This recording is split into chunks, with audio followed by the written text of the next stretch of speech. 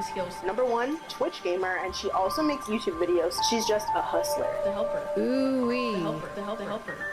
The helper. The helper. The helper. Red flag. Number 1, The helper. Ooh-wee. Number 1, Twitch game. Number 1, red flag. She's a Twitch gamer, and she also makes Access to queer women for healthcare? No, of course not. It's not just that. No, I think it's a good idea. I'm feeling like a hater today. This man is frustrating me. He's frustrating me. All men frustrate me, but this is really irritating me. There are a lot of white people now. I'm not saying it was that. I want to like choke on my own vomit. But I'm not saying it wasn't them. I genuinely hope that this woman is okay. This is downright despicable.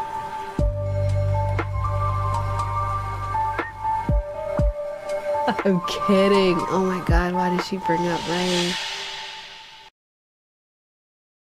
Okay. Hi, y'all. Happy stream. I know, we're starting here. I can't really help myself. I happen to think the Remix Bros go super duper ultima omega hard. And if I don't start the stream off with them, I'm gonna be like a decrepit degenerate that deserves to be tossed into a lake. And we're all gonna have to like Ouija board up my mother and ask her why she didn't toss her loser daughter in a lake when she had the chance. Joined tonight by one of the people who is going to help us build this incredible future. His name is Elon Musk. He saved free speech. Take over, Elon. Just take over. Hi, everyone. Fight, fight, fight. Vote, vote, vote. Fight, fight, fight. Bump, little Jim. Fight, fight, fight. Vote, vote, vote. Fight, fight, fight. Bump. We're gonna crack, crack, crack. Bump, bump, bump. Fight, fight, fight. Bump, little Jim. And we will make America great again. Nobody's smarter than Elon. I clicked the wrong one. Sorry. The Elon featuring Mr. Trump vote, vote, vote one is pretty dope, but we're skipping to Paula White. And we're gonna go via React stream and play some Stellar Blade.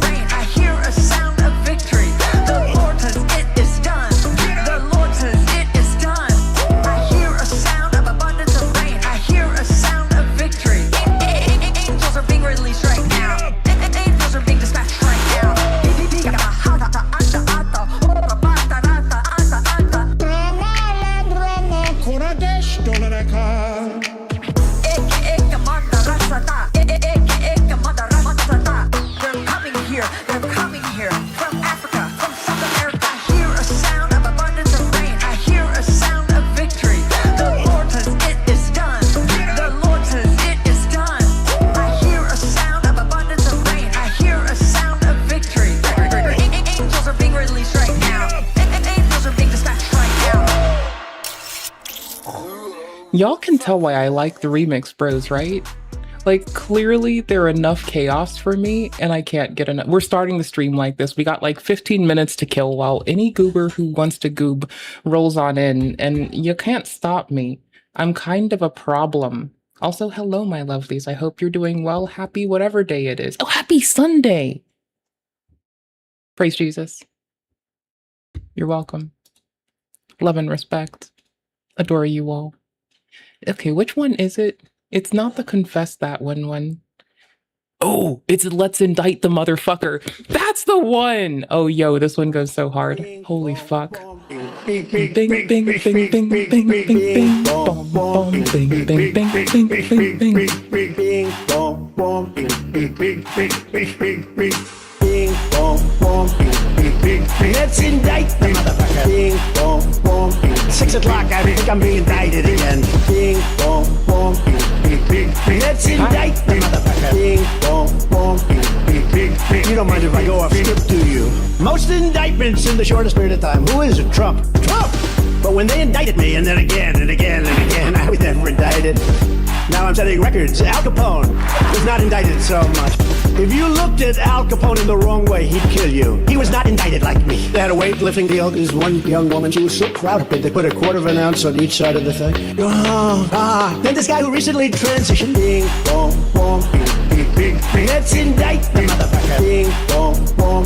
6 o'clock, I think I'm being indicted again. Ding, bong, bong, bing, bing, bing. Let's indict the motherfucker. Ding, bong, bong, bing, bing, bing. You don't mind if I go off script, do you? We will immediately stop all of the pillaging there. Very simply, if you rob a store, you can fully expect to be shot as you are leaving that store. Shot, shot, shot, shot, shot, shot, shot, shot, shot, shot.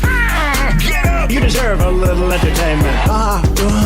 They have a problem. Everybody wants it. They're screaming, dance, dance. Bing. My wife, the first lady, hates when I do this. She said, it's not presidential. I said, yeah, but people like it. Bing, bong, bong, bing, bing, bing. Let's indict the motherfucker. Bing, bong, bong. 6 o'clock, I think I'm being indicted again. I brought my gaslight gatekeep girl boss shot shirt.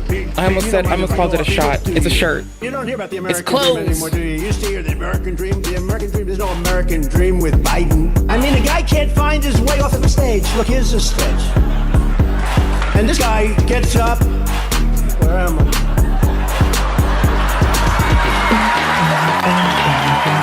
What a loser. They said, sir, please don't say that. It sounds too obnoxious. I said, I don't mind being obnoxious. Bing, bong, bong, bing, bing, bing. Let's indict the motherfucker. Bing, bong, bong. 6 o'clock, I think I'm being indicted again. Bing, bong, bong, bing, bing, bing. Let's indict the motherfucker. Bing, bong, bong, bing, bing, bing. You don't mind if I go off script, do you? What a man. That Mr. Trump is good at the musical stylings, I tell you what. If I trust the remix bros, and by Jove I do. If I trust the remix bros, that Mr. Trump is darn good at musical stylings. I can't get enough. That man goes hard as a windmill, going fucking toe for toe, fucking roundhouse kicking a whirling dervish. It is absolutely banarnars. I am like so fucking yes. There, I paused the Mr. Musk one earlier. I have become meme. Yes, we all have, brother. Meme with me. I'm gonna play Stellar Blade soon. We have some, or I might hop on that and some other things too. There's like a lot of gaming I want to do today. Hi y'all, hope y'all are well. Appreciate y'all, adore y'all just because you exist.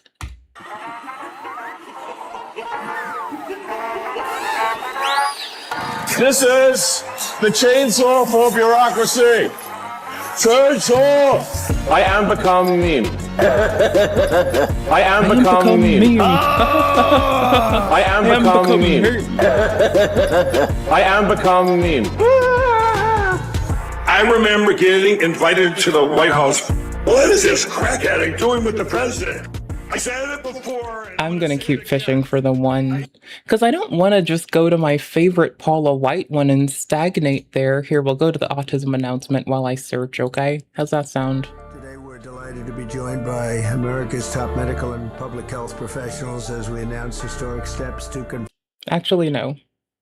I feel like the remix bros do some really good cuts, just like the manual and slow way. Kind of like what I like doing, where we just rottenly chop people into meme. Intention is nothing because the outcome is the same. That's on me as an adult, a husband, and a father. You know how we run things. Don't be a pussy. Intention is nothing because the outcome is the same. That's on me as an adult, a husband, and a father. You know how we run things. Don't be a pussy. Intention is nothing because the outcome Those sound like some brutal wins. I don't know, it's been rough out here too weather-wise. You know how we run things. I'm just glad the house didn't come down. The worst thing that could possibly happen. But I feel like remix bros just like rotten clip people sometimes, and I respect that because I also clip people rotten sometimes. To music becomes a viral hit for something. The thing that could possibly happen is the worst thing that could possibly happen is the worst thing that could possibly happen. That gets See, this is an example. This is an example. See, this is an example. That gets clipped. See, this is an example kind of structure that I'm referring to. Clip to music becomes a viral hit for something. The worst thing that could possibly happen is that gets clipped, becomes a viral hit for something. You know the I 11th clip people commandment. dirty. Thou shalt be ashamed of thy natural anatomy. Just destroyed me, and I didn't have any. Anyway, so I feel like remix bros clip people dirty. That's for later. That's for later. That's for later. I need to click at the top. Anyways, I feel like they clip people dirty. As to where Don P Bongwater just uploads generated content. Thanks for coming with me on this one.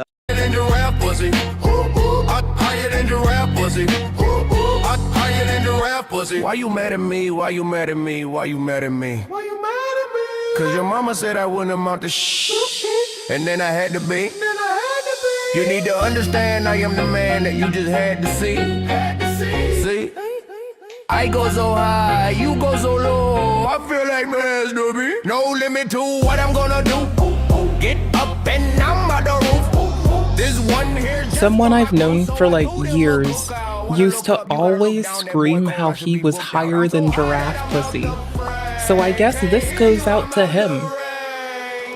Higher than giraffe pussy. Higher than giraffe pussy. Higher than giraffe pussy. Higher than giraffe pussy. I got a purple bag of Crown and a bottle of Goose. Now I'm higher than a fucking giraffe's coochie. I'm lifted off the grass and I'm feeling.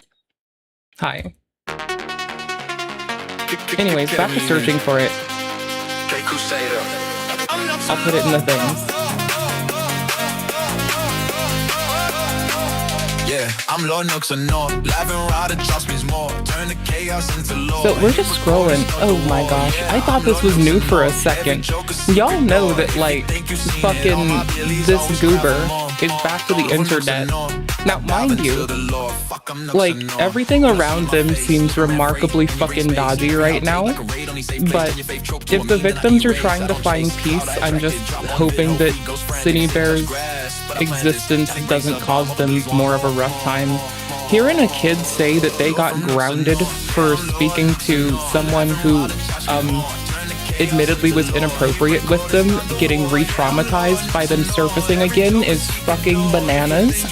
However, that's on them, y'all, that's on them. That's their shit. I'm just fucking playing video games, talking shit. Bro, I'm not even. Like, oh, see, 3 months ago, it's cropping back up. 8 months ago, 3 months ago, we had retrospectives. And then, what, early this month, the person, like, posts a public statement hoping that the children that they misused the time of were able to see it, but they didn't want to reach out directly. And the fallout still impacts them. So I'm just sitting here like, y'all have got to be high off jankum. Somebody needs to stop puffing glue. Whatever.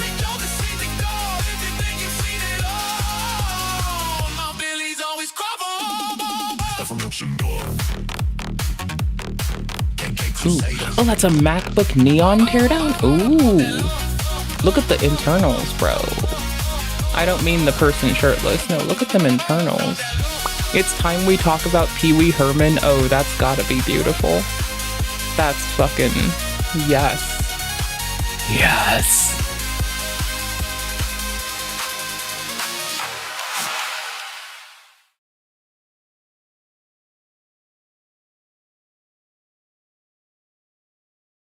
What if Jesus, Muhammad, and Buddha were judged by AI by John Oleksiuk? No, I can't words. Oleksiuk? John Oleksiuk? I'm bad at words. Oleksiuk? Yeah, I'm bad at words. Anyways, if you're gonna do phonics, you at least need to know what language you're speaking, so I get a pass. I timestamped them, right? That would be like the bare minimum. No, I did. I had to check. I had to check in on my own sanity check. Holy ten, Bill Gates doesn't want you to know. I keep getting recommended videos by that person. They keep playing what they call degenerate games.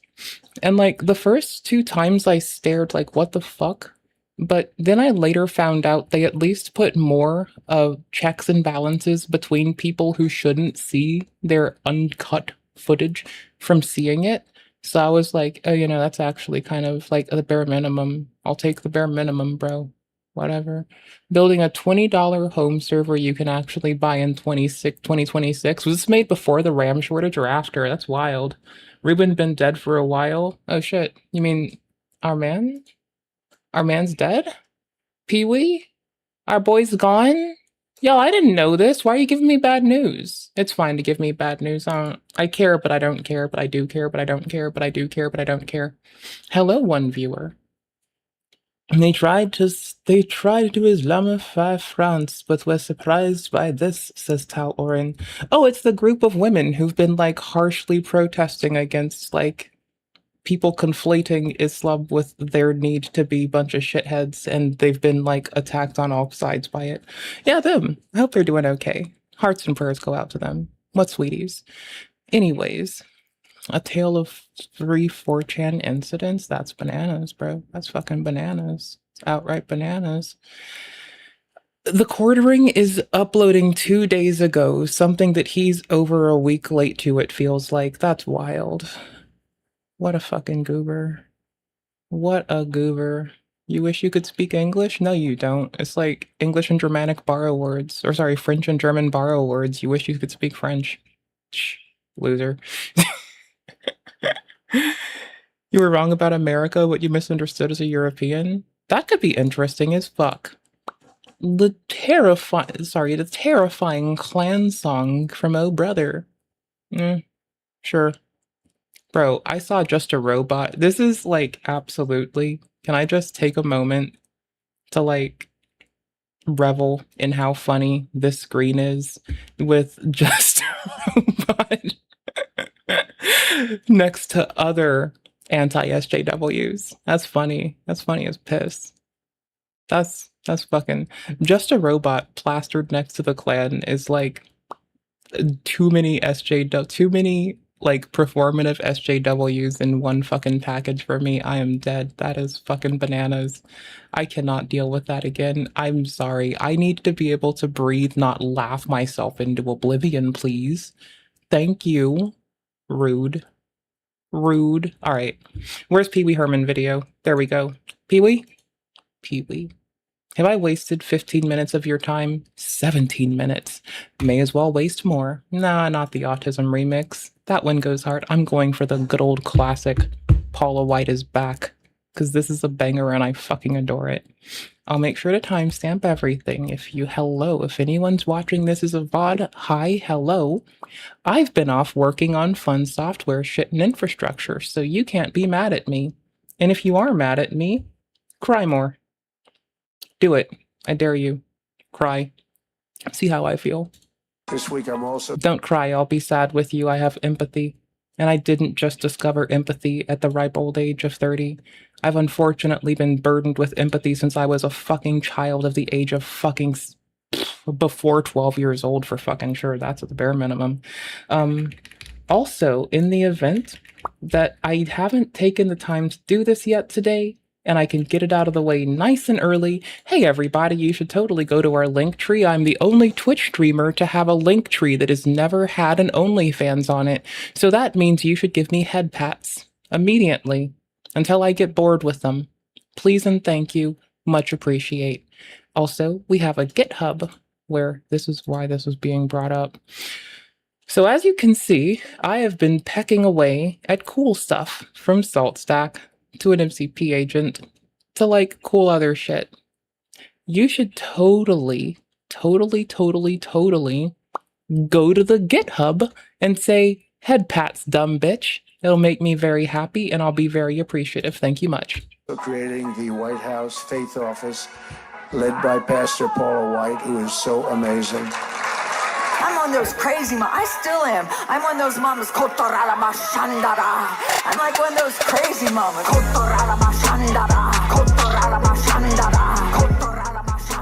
Also, you should probably stay off of X. I've been kind of a hellbrand for days on end.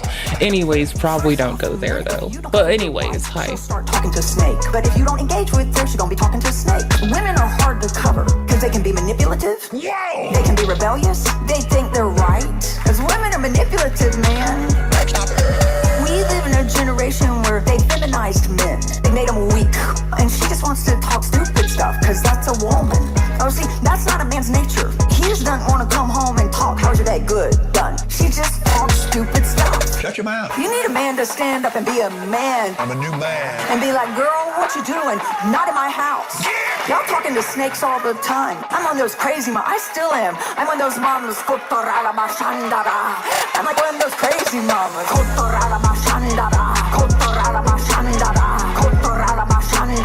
Y'all are looking at me funny.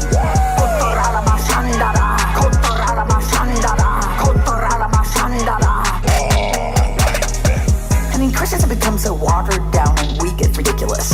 Roll up your sleeves, go, come on with your little flappy muscles and go, honey, look at this. And we've made this really crazy, weird thing out of the American church. Like all that matters is the head. I'm in the lineage of crushing head. I'm in the bloodline of crushing head. My seed comes. I'm gonna come. This has always been the battle of the seeds. I intend to inflict damage. I'm a menace. Y'all are looking at me funny like I'm teaching something crazy. Absolutely. Eventually the enemy's gonna go, wow, this one's just crazy. I'm one of those crazy I still am. I'm one of those mamas. I'm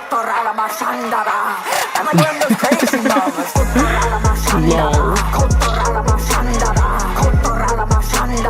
Y'all are looking at me funny.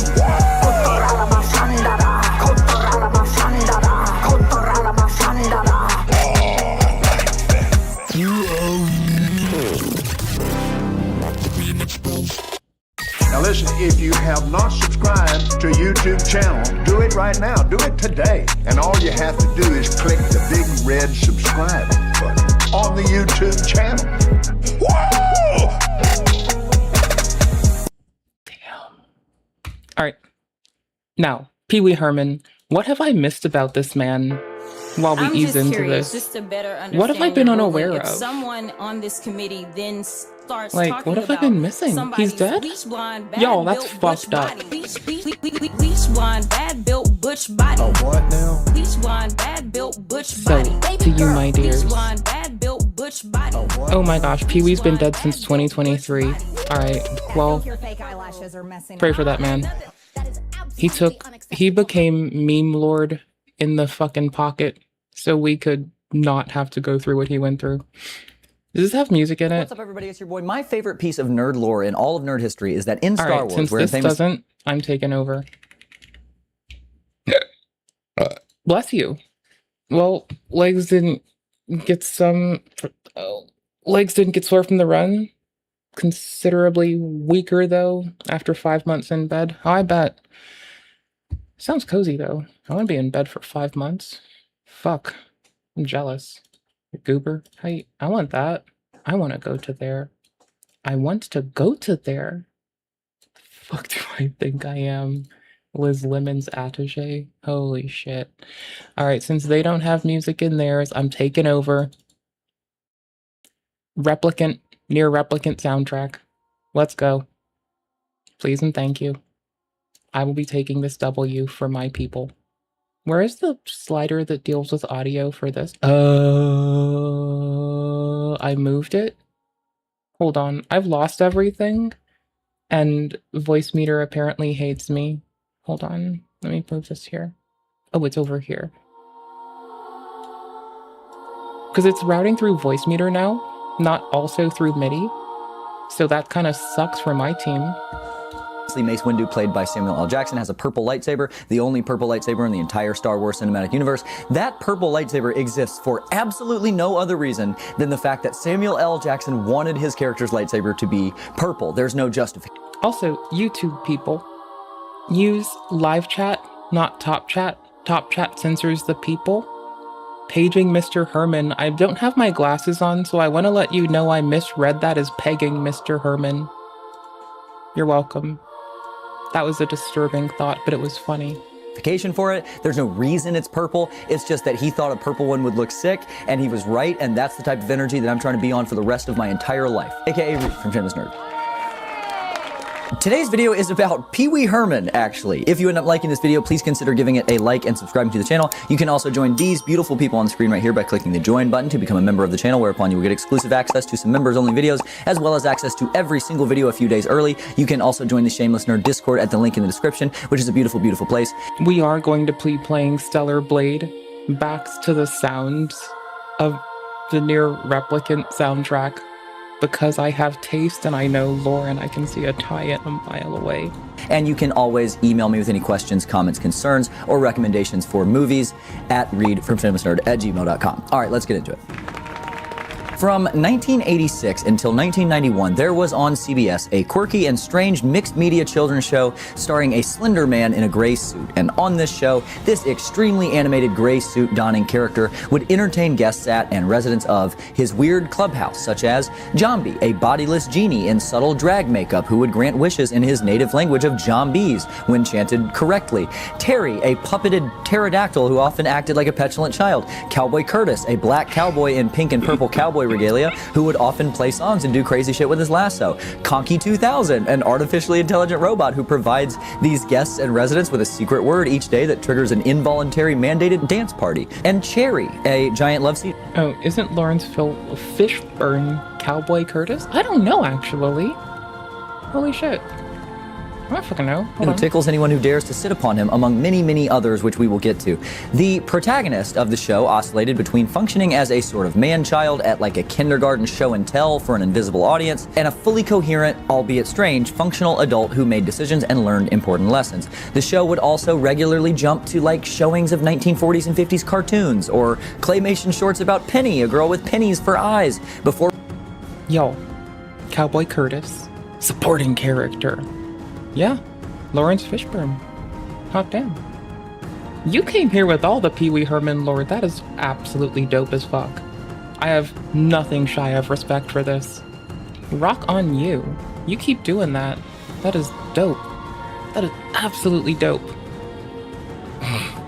His cowboy attire consists of a white hat, a light brown and blue velvet vest, and a pink long-sleeve western shirt. Yeah, that's what I see here. That is indeed what Neo, you are the one! I'm fucking dead. Or returning to wacky hijinks like the titular character winning tickets to a Hawaiian luau and having to decide which of his friends to take with him, or being... If you didn't watch Pee-wee's Playhouse, what, did you, like, I don't know, watch fucking...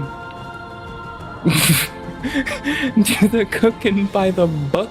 So then you can be Lazy Town? Abducted by an alien named Zizzy Baluba, an episode that scarred me for life as a kid and set me back at least 3 years or so. This show, of course, was none other than Pee-wee's Playhouse, created, largely written, and directed by, and of course starring Paul Reubens as Pee Wee Herman, featuring actors who would go on to become all-time greats such as Phil Hartman and Lawrence Fishburne, and in the late 80s, early 90s, there was almost nothing bigger than Pee-wee's Playhouse. This was also during the peak of VHS syndication, and so for much of the 90s, even post-cable reruns of the show, Pee-wee's Playhouse was a phenomenon. In fact, during its 5-year run on network television, Pee-wee's Playhouse averaged over 11 million weekly viewers. That is the average viewership. For context, given that we live in the streaming era and measure ratings on minutes watched, this is, for comparison, the list of the highest viewership for Nickelodeon shows of all time. You might notice that there are only 2 episodes of any show in the history of Nickelodeon which hit the 11 million mark. Here is the most viewed episode premieres in all of TV history ever, the highest of all time being only 3 times the average viewership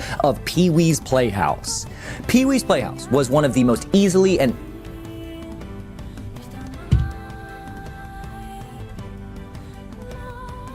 Twin Peaks is on the list. Yo, honestly, I expected Dollhouse to be on this. I'm pretty sure it was just a niche show that like my dad and I got along about, though. You know, the show Dollhouse, where like everyone is like their memory is erased constantly. Yeah, that one. Anyways, viewership of Pee-wee's Playhouse. Pee-wee's Playhouse was one of the most easily and instantly recognizable shows of its time, and Pee Wee Herman, the character, one of the most easily and instantly recognizable characters of all time. The show was nominated for 22 Emmys during its run and won 15. Paul Reubens won 2 Primetime Emmys, went on to win a Grammy for Best Audiobook, and Pee Wee Herman also received the ultimate honor, of course, of being impersonated by Eminem in one of the greatest rap songs of all time, Without Me. But as many of you probably know, there was, of course, some controversy regarding Paul Rubens in the 90s and early 2000s, and all kinds of stories were told about what this was and what this entailed, what it meant. And so, was Paul Rubens a bad guy? Was he misunderstood? And what made him and the Wacky Kids show so important and special in the first place? What is the truth about Pee Wee Herman? So first of all, let's talk about the character Pee Wee Herman. Many people don't even know that Pee Wee Herman was a character at all, and this was deliberately so. Paul Rubens lived in the character for much of his career, inside and outside of the show. He publicly appeared on talk shows as Pee Wee Herman. He appeared in public as Pee Wee Herman. He introduced himself and played along as Pee Wee Herman to fans that met him for at least all throughout the 80s and 90s, and he essentially committed to the bit for most of his public life. He was Pee Wee Herman, and Pee Wee Herman was awesome. Paul Rubens believed in the validity of programming made for children audiences. We're so close to done with all of our shit in Stellar Blade. Like, I know this might look lame as fuck pulling up a spreadsheet, but like, y'all, I am like such a struggle bus survivor for good story. Y'all know me. As important and real and valuable, and he took pride in that, and he took it seriously. In 2007, he said, "I was Pee Wee Herman for so many years that it wasn't really a question that I didn't want to do other things." And as regular viewers of the channel probably already know, I might be a little sentimental, but I think that this is a really cool and valiant thing to do as an actor creating a character, especially when that actor is for children. The wonder and amazement in TV and movies as a kid is believing in the illusion, not having to suspend your disbelief to enjoy Superman, but believing that Superman is literally real. And I think it's really cool that Paul Rubens believed in the sanctity of protecting that illusion for kids. I believe in long-term performance art. I believe in committing to the bit. And I don't know, I just think that that's cool, like on a foundational level. But what was really cool and special about Pee Wee Herman, and especially Pee Wee's Playhouse, wasn't just committing to the bit or being tongue-in-cheek or earnest. Pee Wee Herman, the character, developed for the stage and comedy shows which Rubens toured for years. Oh, by the way, I didn't make the spreadsheet. Someone did on Reddit. I don't like spreadsheets. I like my data served in JSON and barely even YAML. I'm all for JSON. So honestly, I think that the progress bars and spreadsheets both make folks cucks. But that's okay. I don't have to have an opinion. I don't even have to have the right to speak. All I know for sure, fuck it. I'm pretty grateful right now. I don't know how they did it, but I mean, I know how. I have functions turned on. But it's like, y'all, that's pretty cool. Years for adult audiences before developing the character for a more specific and younger demographic was captivating and unique and weird and creative and honestly kind of a masterclass in silliness, which I think is a brand of humor that is so incredibly sorely missed these days that I think is so important. Conan O'Brien is a good example of the ways in which humor can be stupid and smart. And yet you still spell JSON. Immediately, no hiccups, yet you say you don't know where it is. Okay, sure, bud. I trust you. Okay, bro. Okay, bud. Alright, buddy.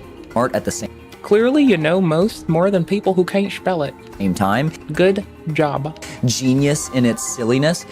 Genius in your silliness. Not every single funny movie and show we watch has to be a dramedy to be taken seriously. That not every joke has to have a punchline with political implications or that makes you reconsider held beliefs. That there is genius and value in play and silliness. This is something that I believe so adamantly that part of this like misery epidemic in modern society is that we've insisted for years that adults should never be silly. If you want to laugh, you have to earn it. If you want to play, you've got to use cards and drink whiskey while you do it. And I just reject that. And I love silly humor. Andy Kaufman and Stephen Wright and Jonathan Winters, like those are my like comedy goats. And the adult version of Pee Wee Herman is to me just as intriguing and genius. And honestly, absurdism and silliness isn't actually dead anyway. We still long for it and support it and love it. We've just forced it out of Hollywood and onto social media in the form of memes. We love silliness. Adults love silliness. We just pretend that we don't.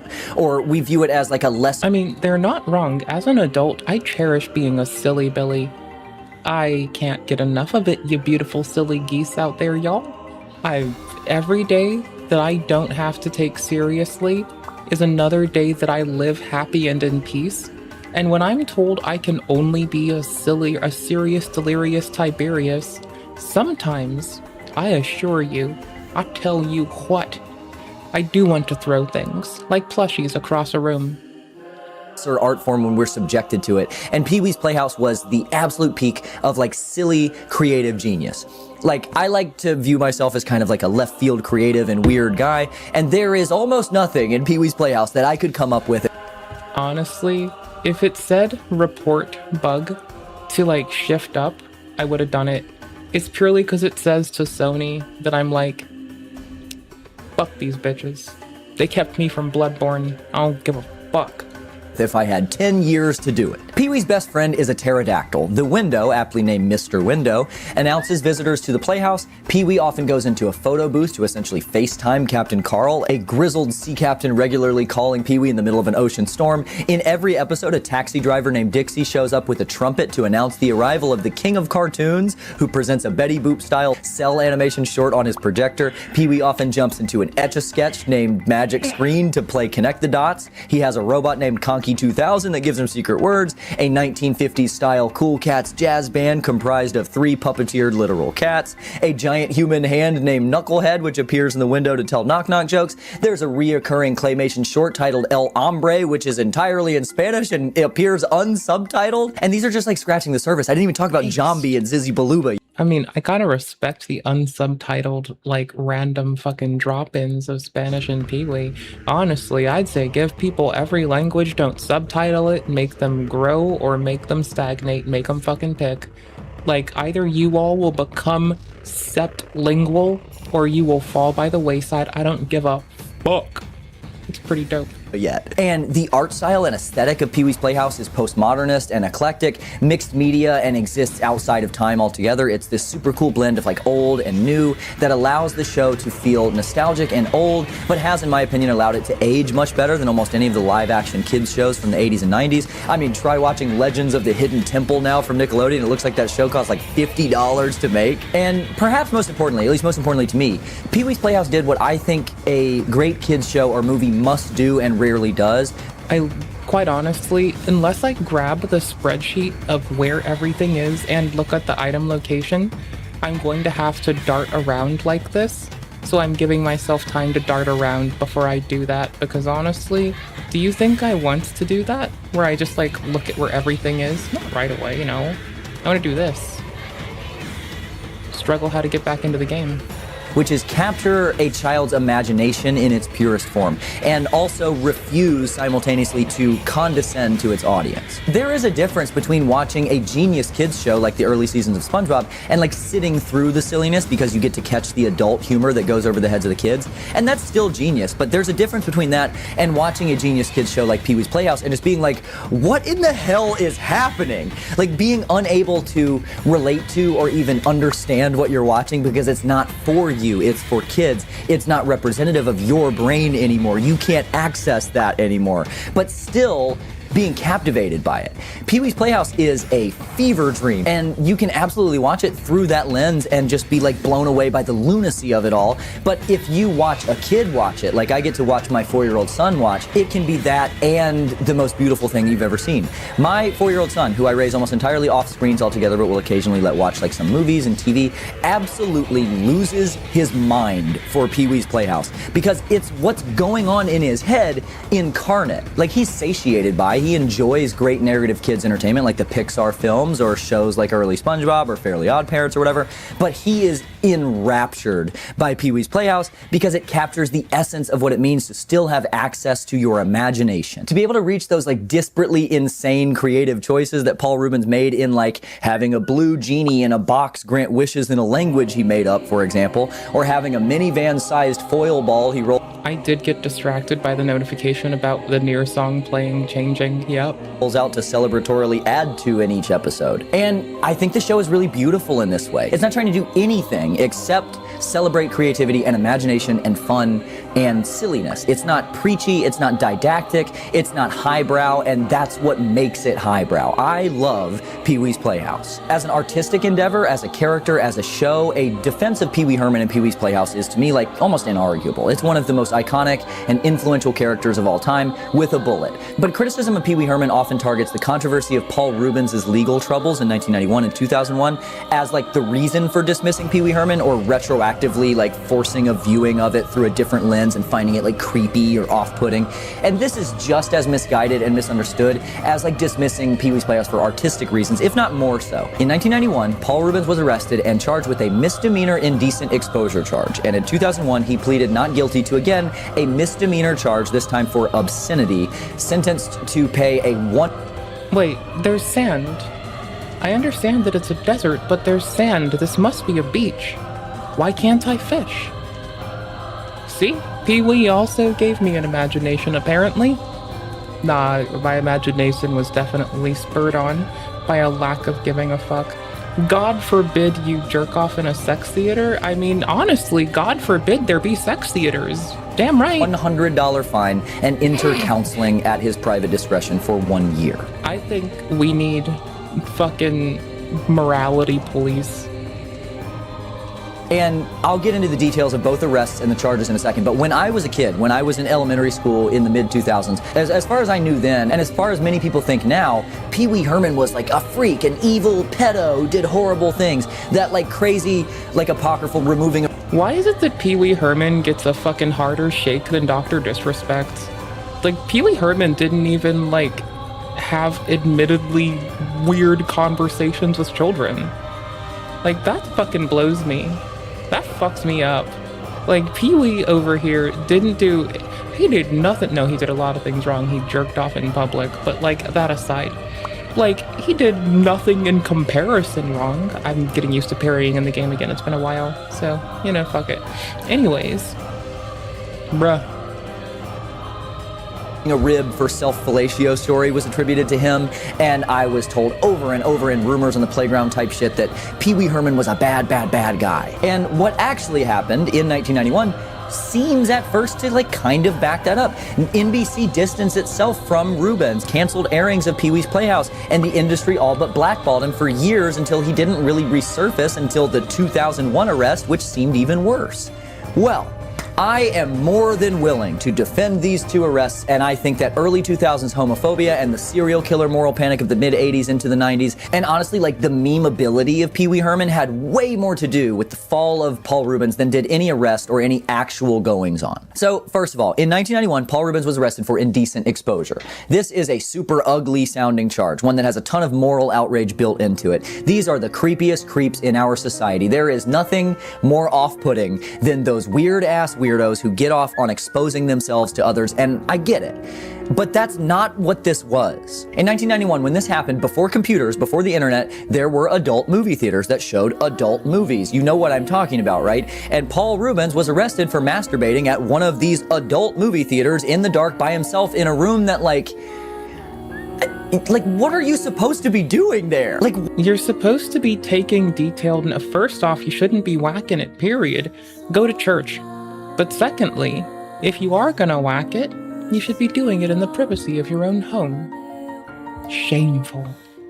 How dare he go outside. But anyway, why does Dr. Disrespect get off easier than Pee-wee Herman? That's weird.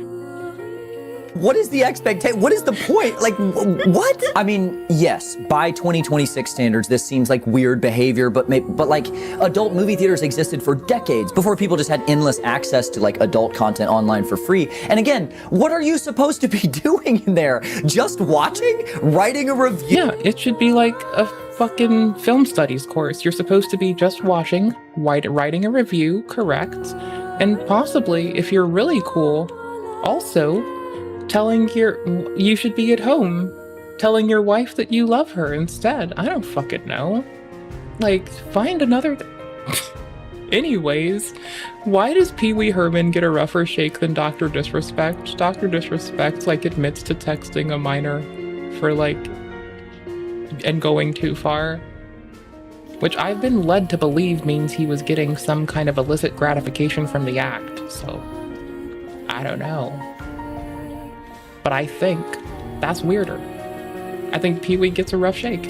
But after this, because of the insane peak of popularity that Paul Rubens was experiencing, like right before this time, and then to me, because of the cultural panic of the time about protecting children due to like the satanic panic of the 80s,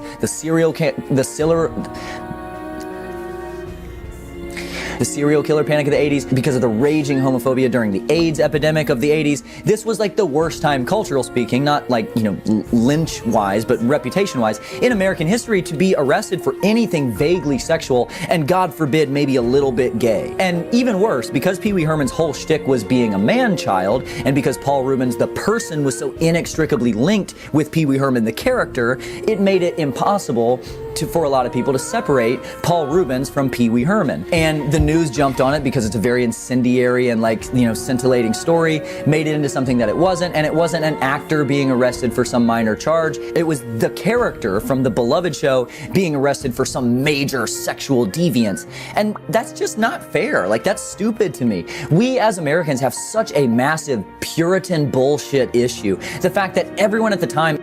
Okay, it's not a massive Puritan issue. It's a life cycle. It's a lifestyle choice. We're pulling up the fucking guide. I'm tired of wandering the wasteland. I'm such a fucking wuss. Wait, was this in the wrong area? Am I in the wrong area? Oh, this is... Wait. Hold on.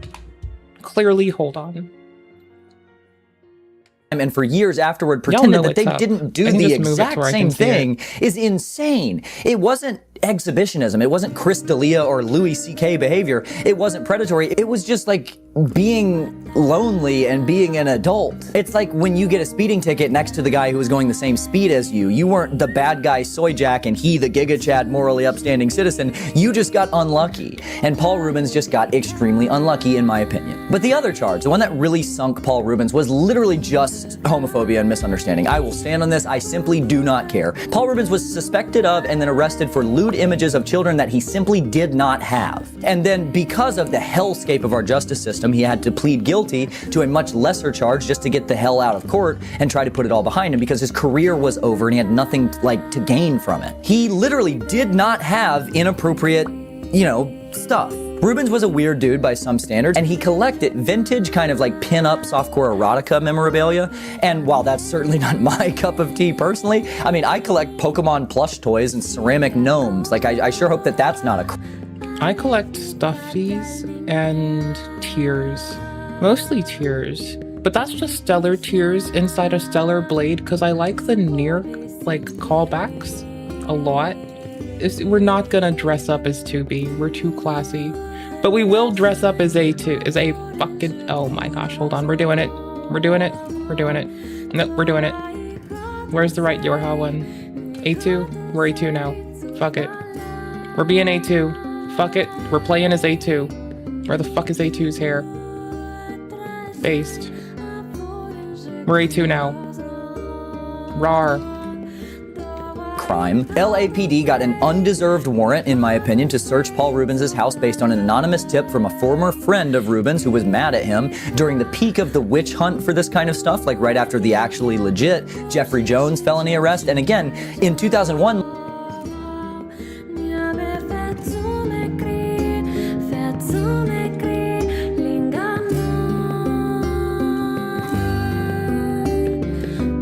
Did you think I was playing near Automata?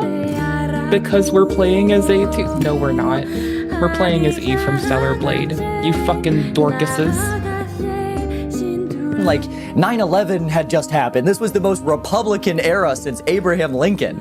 We needed God, boy. We need to find those gays and snuff them out. There was no more public, unabashed, anti-gay. So speaking of people snuffing out those gays and snuffing them out, I was about to play this bed we made again because it is such a good game. I was just about to dive into it like no tomorrow. I ended up putting it off. Oops, misclick.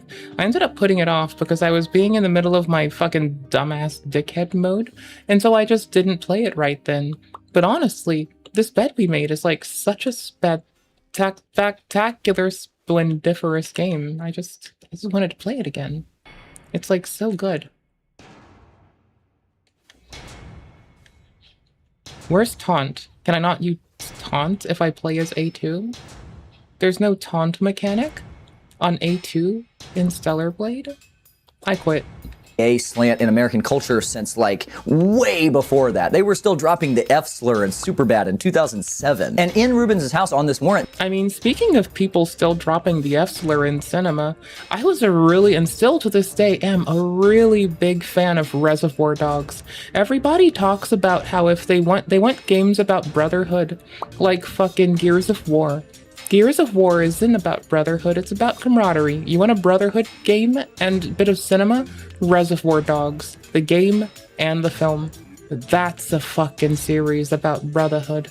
Unfucking cut. It's beautiful. Y'all should definitely watch Reservoir Dogs if you have any semblance of taste.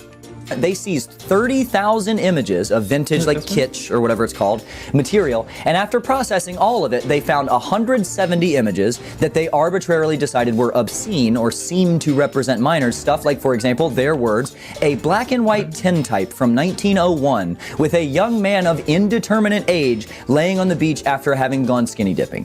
1901. You're telling me that at the dawn of the internet in 2001, the best that some creep in pursuit of inappropriate content featuring minors could do would be a black and white tintype image from 1901? And again, the charge officially given to Rubens after the initial arrest was dropped to a misdemeanor charge of obscenity, for which he paid $100 in fines and went to counseling for 1 year. And then it was expunged from his record altogether. It was like when you get arrested as like a 15-year-old and they leave it on your thing for a year and then they get rid of it. It was just a witch hunt. It was just a result of momentum, and unfortunately a result of what I think to be a defensible position by Rubens, which was a great tragedy, and him being like, well, my life is over anyway. The arrest was public, the story's public, it doesn't matter, I just want it to be over, and begrudgingly pleading guilty to the ultimately insignificant charge after the fact, paying his $100 to avoid paying thousands in a long drawn-out court case to avoid, again, a misdemeanor charge in the first place. This happens a lot,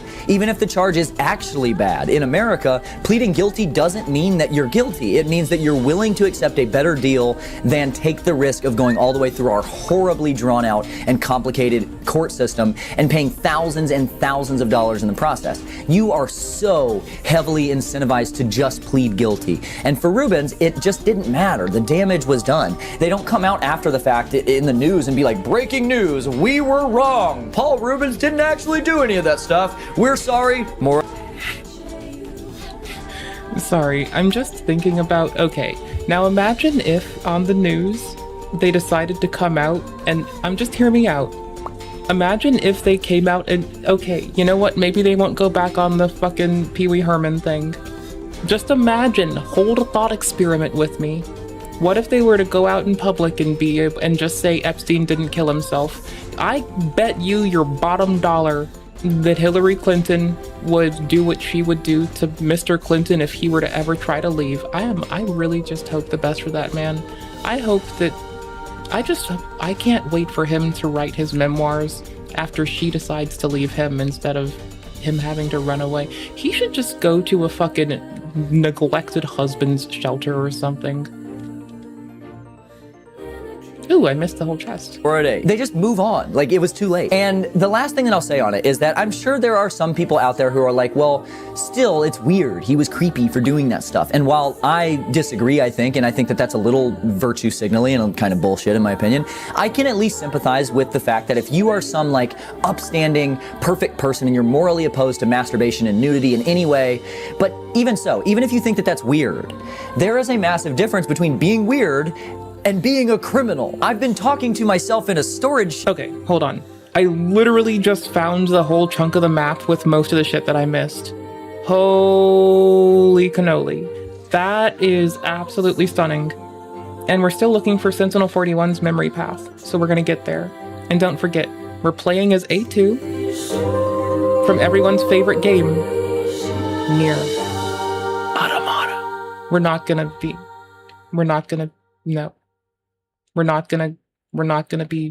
2B. We're not doing it. We're not putting on the 2B outfit. I don't care. Fuck all y'all. I'll do it for like 2 seconds later. And then I'm switching back to... I finally changed armor for the first time after wearing the fucking potentially Kill Bill inspired one for like 2 years. So, I don't know. They were the first jeans that I actually liked in this game. I was like, oh, I'd have those in my closet, hands down. First time I saw some like that in the game. The other genes just, you know, I'd mutter whore and then just go on with my day. This person would probably call me too puritanical. I'd agree. They're fine too. Whatever. I don't care. I was raised Catholic, and if you don't feel shame for breathing, you're a fucking pervert. Shed in my backyard for 30 minutes now. I'm not normal either. Being weird isn't a crime. And importantly, most importantly, people are complicated. People are dissonant. People have incongruent interests and aspects of their personality that don't overlap. Paul Reubens was irrevocably punished for being too Pee Wee Herman for his own good. Him being an adult who had interests that don't align with being a fictional character that he made up didn't mean that there's anything insidious or malicious about him or the character. People should be allowed the freedom to do whatever they want as long as it's not harming someone else when they're not at work, and that has nothing to do with what they do at work. Like, I get frustrated by this all the time as a teacher. If a teacher were to post like a picture of herself like drinking and dancing on a boat somewhere over the summer on vacation or something, things that are perfectly legal and fun, that teacher could lose her job over it. I've seen stuff like that happen. What does what you do on the weekend have to do with what you do at your job? Just because Paul Reubens liked like old nude magazines or whatever doesn't mean that he shouldn't have been allowed to be Pee Wee Herman anymore. Like, what are we talking about? And when you take into account that Paul Reubens died a closeted gay man who only came out posthumously in a documentary he had made toward the end of his life, as he struggled very privately with cancer, dying in a surprise to almost anyone, it makes it all a little bit sadder.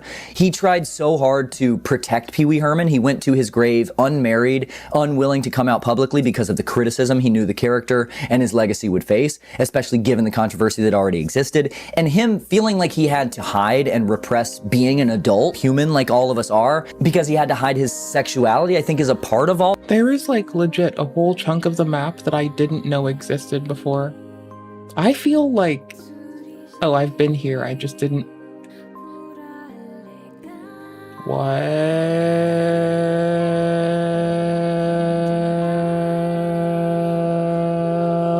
that's wild. Damn, I like that. Good job. All this, and I think that that should be factored into the conversation. But all in all, Paul Reubens was one of the most creative and unique minds in American TV history, with an eye for the future, helping to launch the careers of like Lawrence Fishburne and Phil Hartman, who platformed real artists in an era of like conglomerate corporate slop, who got NBC to greenlight the at the time most expensive kids program in TV history, one of the most innovative and interesting writers and performers of our time. I don't even know why I made this video. I just like Pee-wee's Playhouse a lot. It means a lot to me. Like, that was the soundtrack of my childhood, like the foundation of so much of the creativity that is so important to me now as an adult. And then I spent so much of my life under the impression that he was a villain, and he just wasn't. And I don't hear enough people talking about that, I guess, although I don't know why people would be talking about Pee Wee Herman. I don't know why I created a straw man argument just to get very passionately angry about making a video about Pee-wee's Playhouse, but you know, that's kind of what you sign up for when you watch a Shameless Nerd video. Thanks for watching. See y'all next time. Okay, while we change videos, and I timestamp the next one, hoping I didn't forget the timestamp on the one prior, we'll... Wait, what? Bruh. Is my keyboard dead? No? Bruh. Oh, Explorer died. That's nice. Microsoft Exploder! Actually earning its name. What a goofer. Okay, I didn't forget to timestamp the What About Pee Wee Herman video. That is remarkably based, and the bare minimum I could do. Also, so we don't ever forget, Neo, you're the one. You're shocked by America? Nah, I'm here for Sensitive Society on Anissa first. I definitely think I need to. There is one person I will disparagingly call a whore, and it's her, for telling people on X that if you do adult content, it'll never come back to bite you in the ass when you look for employment, when she's actually incorrect. There are entire swaths of industry that will not hire you to certain roles because of that.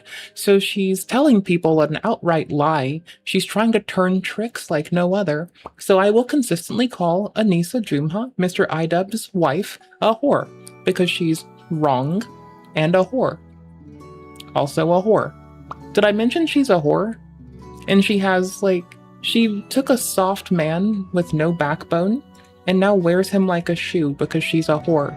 I'm sorry, did I mention that she's a whore? Okay, cool. Did I mention why I call her a whore? Because she lies to people about it? Oh yeah. And because she perpetuates her adult content in middle spaces and has her husband do it in middle spaces, like YouTube and X posts. So yeah, she's a whore because she's lying about how doing adult work, adult content can have an implication on your job prospects in the future, and because they try to shill it in places where people as young as 13 and as old as 333 could be. I'm a big fan of Nicholas Diorio. What can I say? You do your research. There it is. I know. I said I had one. That's my Ela impression.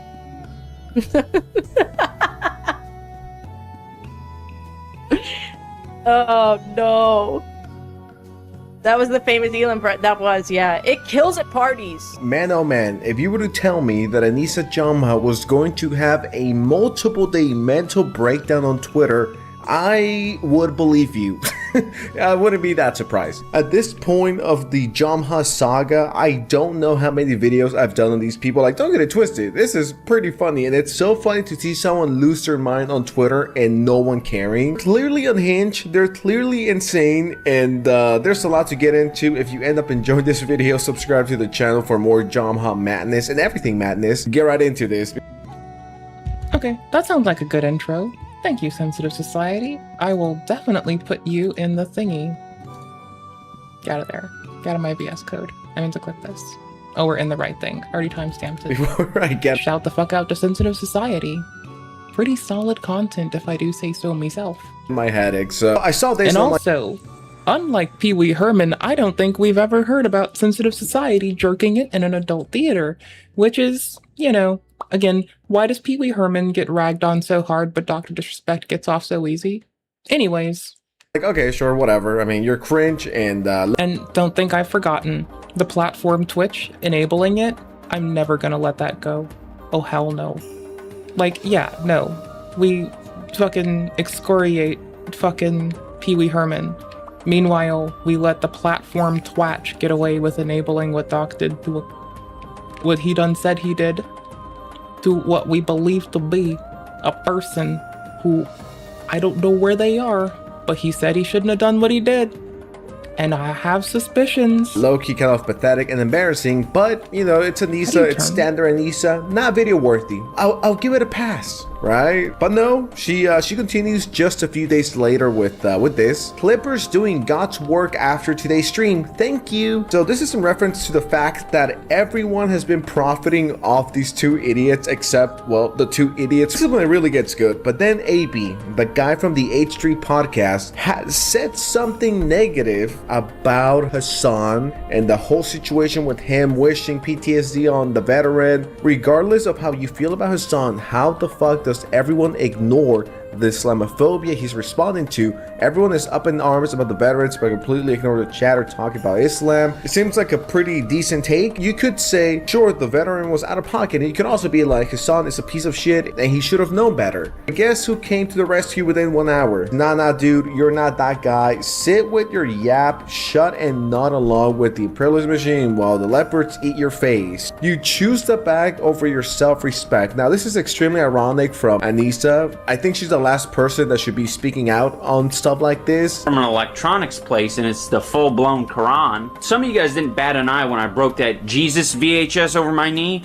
but I know there's gonna be a lot of people in the audience just cringing. And the meltdown continues. I have way too much faith in this guy, way too long. 30-plus-year-old and sitting there making the choices he did. I'm not going to clap when he finally says something half decent on the timeline when he's away from his handler. You guys are really gonna love this one. Someone responded with, your husband ripped the Quran in half. You left Islam. Shut the fuck up, you performative grifter. I do 1000% agree that EDSA Jamha is a grifter. And that very same day, she decided to, this is so cringe and pathetic. She decided, well, I think for a myriad of reasons, not even including those reasons, I think they're right.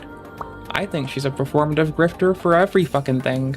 Did I also call her a whore earlier? Because that was my goal, is to convey that not just that I call her a whore, but why I call her a whore. She's a whore because she lies about the long-term ramifications of doing adult work on someone's job prospects, and she's a whore because she also tries to turn tricks by telling people and encouraging people in middle spaces to do the fucked up shit she does. So I'm calling her a whore. Have I been reasonably clear and concise in why I'm calling this absolute atrocity and dumb bitch a whore? Because if I have, I will try to move the fuck on, but I'm probably gonna linger on it some more. Did I also mention she's a whore? I'll just read. EDSA and iDubbbz are the definition of performative grifters. What more evidence do you need? For obvious reasons, I will now be slowly switching my OF content to Fansly, but I don't want it to be a shock to pre-existing fans who have been paying for multiple months stave as subs. If you are a new sub, please sub to Fansly. Thank you. So the reason why she's doing this is because the creator of OF donated a lot of money, like millions of dollars, to Israel. This isn't new. We've known about this for multiple years now. As a matter of fact, I remember that I talked about this a few months ago, if not a few years ago. It's like, how are you, I'm talking about EDSA and others, how are you guys going to be boycotting stuff, yet you keep giving them money and you keep giving that platform money that sends money to the party that you guys hate? People like EDSA love to pick and choose what they could be mad at. I have no idea why it took EDSA a year or two to finally know, even though people have been telling her that, yeah, the CEO of didn't she reply to people saying this before with she needs the money or some shit? Like, didn't she take full... I'm pretty sure people told her that the CEO of Fansly, like, is this gonna be kind of like how some people try to say that, like, Squishmallows supports, like... Okay, so because the company for Squishmallows sends money to veterans, they get, like, conflated with, like, supporting any military, period, like, in active deployments or doing any active operation, but it's, like, Squishmallows protecting veterans, so people are just dumb. Is it gonna be like that, where people can't fucking read again? Because I'm kind of used to people not being able to read. It's quite depressing. I don't like it. It's very dumb. Is there like a box around here that Ooh. That's a red blinky I haven't touched. Are any of these dudes alive? This one. Am I dumb? Shit. Red blinky. I wanna touch it. I haven't touched it yet. Clearly there's like just little chunks of the map that I just had no idea existed. And because of this, I'm dumb. Okay, got the blinky. So now with the blinky touched, I need to find the thingy. I need to enter the thing. I need to take the mountain. Well, I've been, like, casing the area, and I don't see another path of ingress, unless I'm supposed to, like, mount this, and then do more traversal. But yeah, there's an Invisawall, like, right there. So, how? What? Rude. Wait, did I just? No, this just shortcutted me lightly. Maybe it's this? No, it couldn't be that because it stops to... I had to double check for fucking quicksand. Wait a minute. It's not that, is it? This little broken down bridgety bridge? No, not that one. It's the other one, but that one's unmountable. Okay, we'll go B2B. So I can get this done with. Okay, wait, do I have it? We have the other Yorha shit. I unlocked new shit. I meant to tell you all I unlocked new shit first thing, but apparently it wasn't a priority. I think I favorited all the newly unlocked shit. Well, there's the other DLC shit, but I don't really care. I'm just looking at the preview to see if we get to it, so I don't have to read. I just look at the pictures, kind of like most Americans when they're told to read books. Likely like EDSA does. Where the fuck is this? Hold on, I just need to read it. Can I? Can I even read today? No, there's planet leaving. Unfavy, leave that favorited. We replaced this one with the Daily Sailor. We'll keep that one. No. I showed you it exists, you're happy. I showed you it exists, you're happy. Dope. Where the fuck is... It was before that... Nope. Okay, now I have to actually pay attention, I think, for 2 seconds and actually read it instead of just scrolling blindly like some kind of loser. Where the fuck did the 2B dress go? Oh, wait, it's not... Can I sort these? No? Shit. Someone tried to tell me that the armor conveyed some benefit in-game, and oh, it's literally at the bottom. I am so dumb. DLC shit at bottom. Nice. Okay, cool. There. We'll 2B for like... We'll 2B or not 2B for like 7 seconds before I yell about it, and then switch back to my now second favorite armor set. You're welcome. For anyone who gave 2 shits of a fuck. There you go. Now let's go explore. And confuse at least one person to think that I'm playing a different game.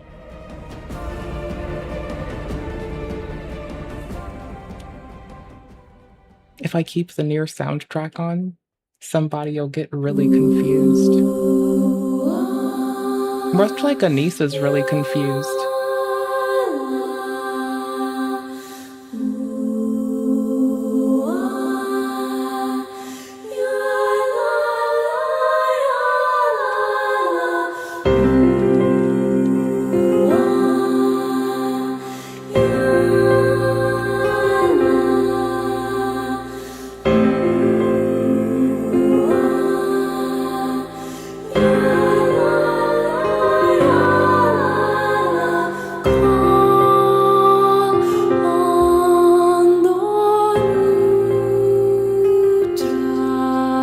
This is me being a fucking deliverer of chaos.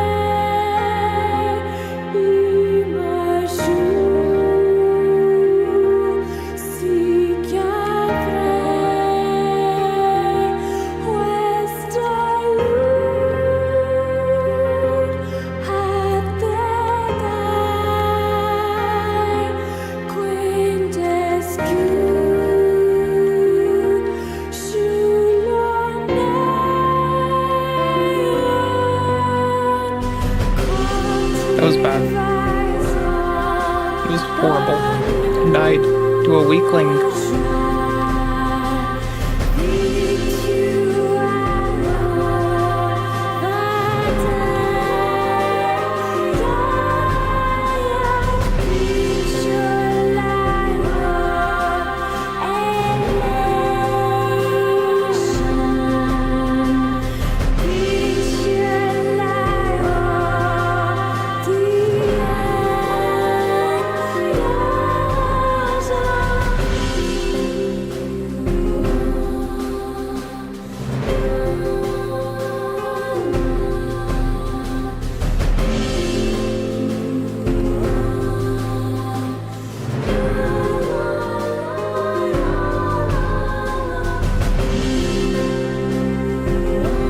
OF has been given... Wrong thing. Y'all, I'm gonna be honest here. I'm really confused. I have no idea. Wait a minute. No, it's not this. This can't be the hole. No. Is it next door? Is it underground? It's obvious. When you look at it, it's obvious. Damn, bro. Damn. I feel pretty dumb. Oh well. I found the door, I had to blow up something. Nice. Like when we play good old fucking Star Wars Republic Commando. Time to get to some radical reconstruction. Money to Israel for multiple years now, so the timing of this... So anyway, Squishmallows, they get ragged on. People say, Squishmallows give money to Israel. Like, but they never take time to say, Squishmallows is giving money to veterans. absolute fucking goofballs. Ooh, we changed back into our other set from earlier? Hell yeah. Oh shit, is it because like the effective wardrobe module for 2B got like blown it up? Is that how that works? Because I suspected it was like very like harkens back to actually playing if you self-destruct 2Bs just in a like tattered leotard, and the moment that you fucking like, you know, need to like heal yourself, I guess. I thought there was there is an achievement for that. Yeah. I don't know. I went about collecting everything. Well, that was pretty dope. I think my favorite shitty joke on Reddit is when your wife comes in and you're in 2B and leotard mode, you just die real quick. And she never knows. I think that's how it was. I don't remember. Fuck people, bro. I don't give a shit. Oh well. It's weird and wild and pretty cool they swap you back to your other armor set. Hold on, let me click give up really fast and see if it actually has the current one stored. Or if it just did something funny. Wait, what? Whatever. I don't care. Fuck it. This is very interesting. It's like, why didn't you do this sooner? I love this response. Will you and Denims and your OF friends stop supporting OF? They seem kind of sinus coded. People send you this info for a year and you ignored it / deleted it. If this is for Palestine, close your accounts now. You're such a fucking moron. Everyone has been calling you out for this for months, but now you finally take a stance, idiot. This comment is brutal. When you were younger, is this how you thought your life would be? Holy. So once again, this is peak performative grifting. Anissa is always free Palestine. Fuck Israel. And you do nothing about it with your wallet. You continue to support these So, easily put, if you're just kind to people, if you just treat people kindly, if you're just a kind person, and you don't wish harm on people, I think this really beautiful thing happens where you never have to be called out for being a performative slob.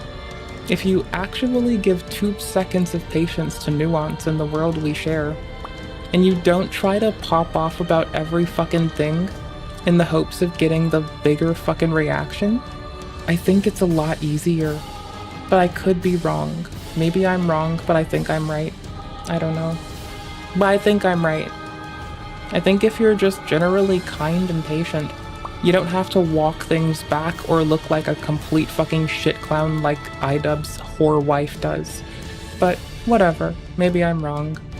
Again, she's a whore because she lies to people and tells them that sex work won't have negative repercussions, and she also tells people in middle spaces and further advocates for people leaving their actual appropriate jobs to do sex work, which again can have long-term ramifications.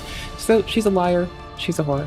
You're welcome. Platforms that you are so against, why didn't you boycott OF sooner? Because it wasn't trendy. I guarantee you if it was a massive trend to boycott OF, she would have done it. When you think about it, Anissa has been funding Israel for about 3 to 5 years by now. And just a few hours ago, the meltdown continued. Why do people keep questioning my cultural background? Do you think my parents named me Anissa Jamha, more commonly spelled Jamha, in English for fun? Look up what Jamha means before you comment on me attacking a Muslim man. I should hit pro with a shoe for his behavior. Holy shit. You cannot be this fucking sad and pathetic. This is a DM after Anissa took one of those 23andMe tests. I'm 25% Italian and only 8% Arab. So it's like, what the fuck are you talking about? You just want to hop on the trend. This is a reference to AB. You're literally telling a Muslim man to shut the fuck up about...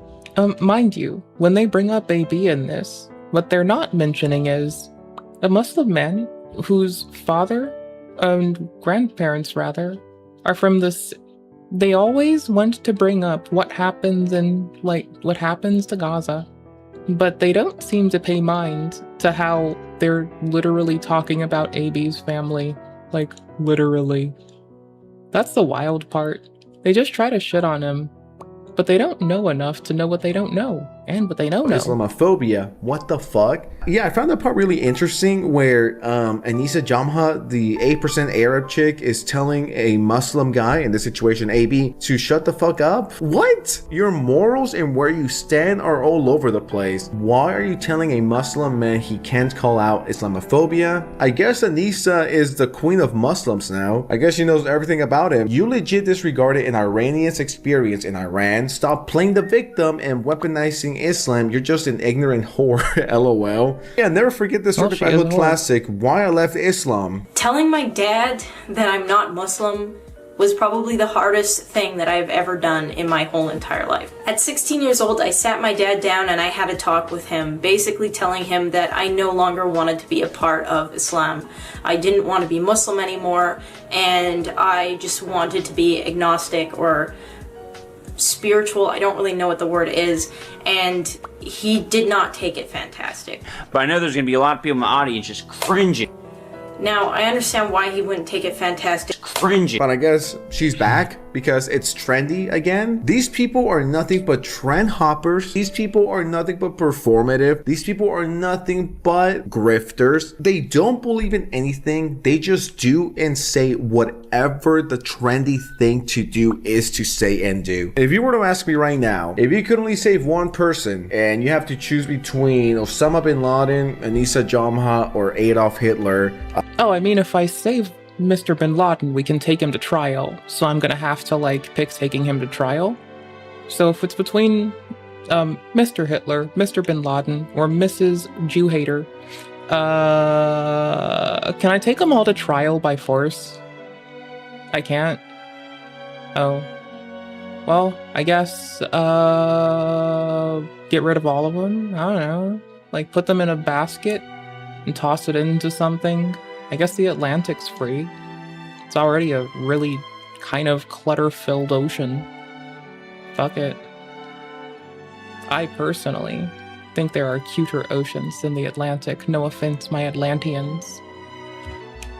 I either gotta go with Adolf Hitler or Osama bin Laden. I gotta keep it real with y'all. I think those people have done less damage than Anissa Jamha has done with her microphone. So over the last few months, Anissa Jamha has made fun and bullied the Persian guy, describing his experience in Iran. Also told a Muslim man in this situation, AB, to shut the fuck up, and he shouldn't be speaking for his people. Okay, fair enough. She has mocked Ela Klein's accent. I don't really feel a lot of empathy with that one. In what world is Anissa Jamha a good person? In what world is she a decent human being? And it's so funny to see this person lose her mind on Twitter while everyone else is profiting off this. Must suck to suck. I think only in these past couple of years have I gained the ability empathy. And I'm very ashamed to admit that. It sounds really pathetic to say at the age of 32 I've acquired empathy, but I think the funniest part about IDubbbz acquiring empathy at 32 is that most Homo sapiens acquire empathy by 4.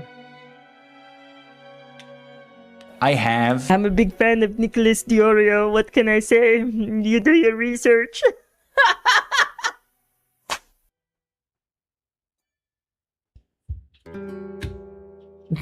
I'm also a big fan of Nicholas Diorio. He structures his show, and I can barely abide by what structure came out of my ass 10 seconds ago. Which, you know, whatever. That's fine. Worse things have happened. I mean, imagine if I could retain structure for more than 2 seconds. I might actually evaporate into a sea of nothing and possibly lose my sense of self. I don't know if I could do it. I mean, I try really hard to do a lot of things, but I don't think I have the fucking absolute ability to do that. I'm gonna kill like 1 minute of bullshit time. I'll be right back in a second. I need to like top off my water before I go hard into some bullshit. So if you wouldn't mind, give me but a moment. I adore you all. I appreciate you all.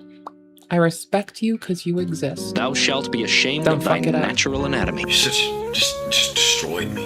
And I didn't have any formal education. I had a real chance to be successful in any discipline related to robotics. Well, I had a chance to be a winner. You can be killed. You think it's because dead people make good fertilizer? He was honest, so that's why he wrote nursery rhymes into robotics.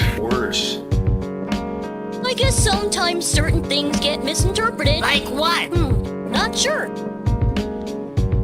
He was honest. Just like your father. You're just like your father. I was a software guy. I built full stack application in many different languages. I just have to feel better. I just have to be a winner. Be a winner. What do the words mean? Be a winner. These words rule your life. Front end, back end, rule, database, your life. Architecture, your life, database. Because with the meaning of these words, you can be locked up until you die. Server communications. And then I branched into software testing. I branched into mobile. I branched into mobile development. You can be happily bumbling along, doing what you think you're supposed to do. I wanted my dad to help me build a fighting robot back in 2017. Doing the things that help you to get along with everybody around you, and you can feed yourself and house yourself, and mobile, happily bumbling along, doing... Why don't you cry to your mommy about all this? Because my mom's dead and dumb. I love my mother. I hate my mother. I love my mother. I hate my mother. I love my mother. I hate my mother. I love my mother. I do. She was a good, honorable... I love my mother. I hate my mother. She was a good, honest, honorable, loyal, responsible. Don't look at me like that. I'm very responsible. I love my mother. I hate my mother. I hate fun, decent, intelligent, creative, hardworking woman. I hate my mother, but I never had any professional training or experience, but I did build my own.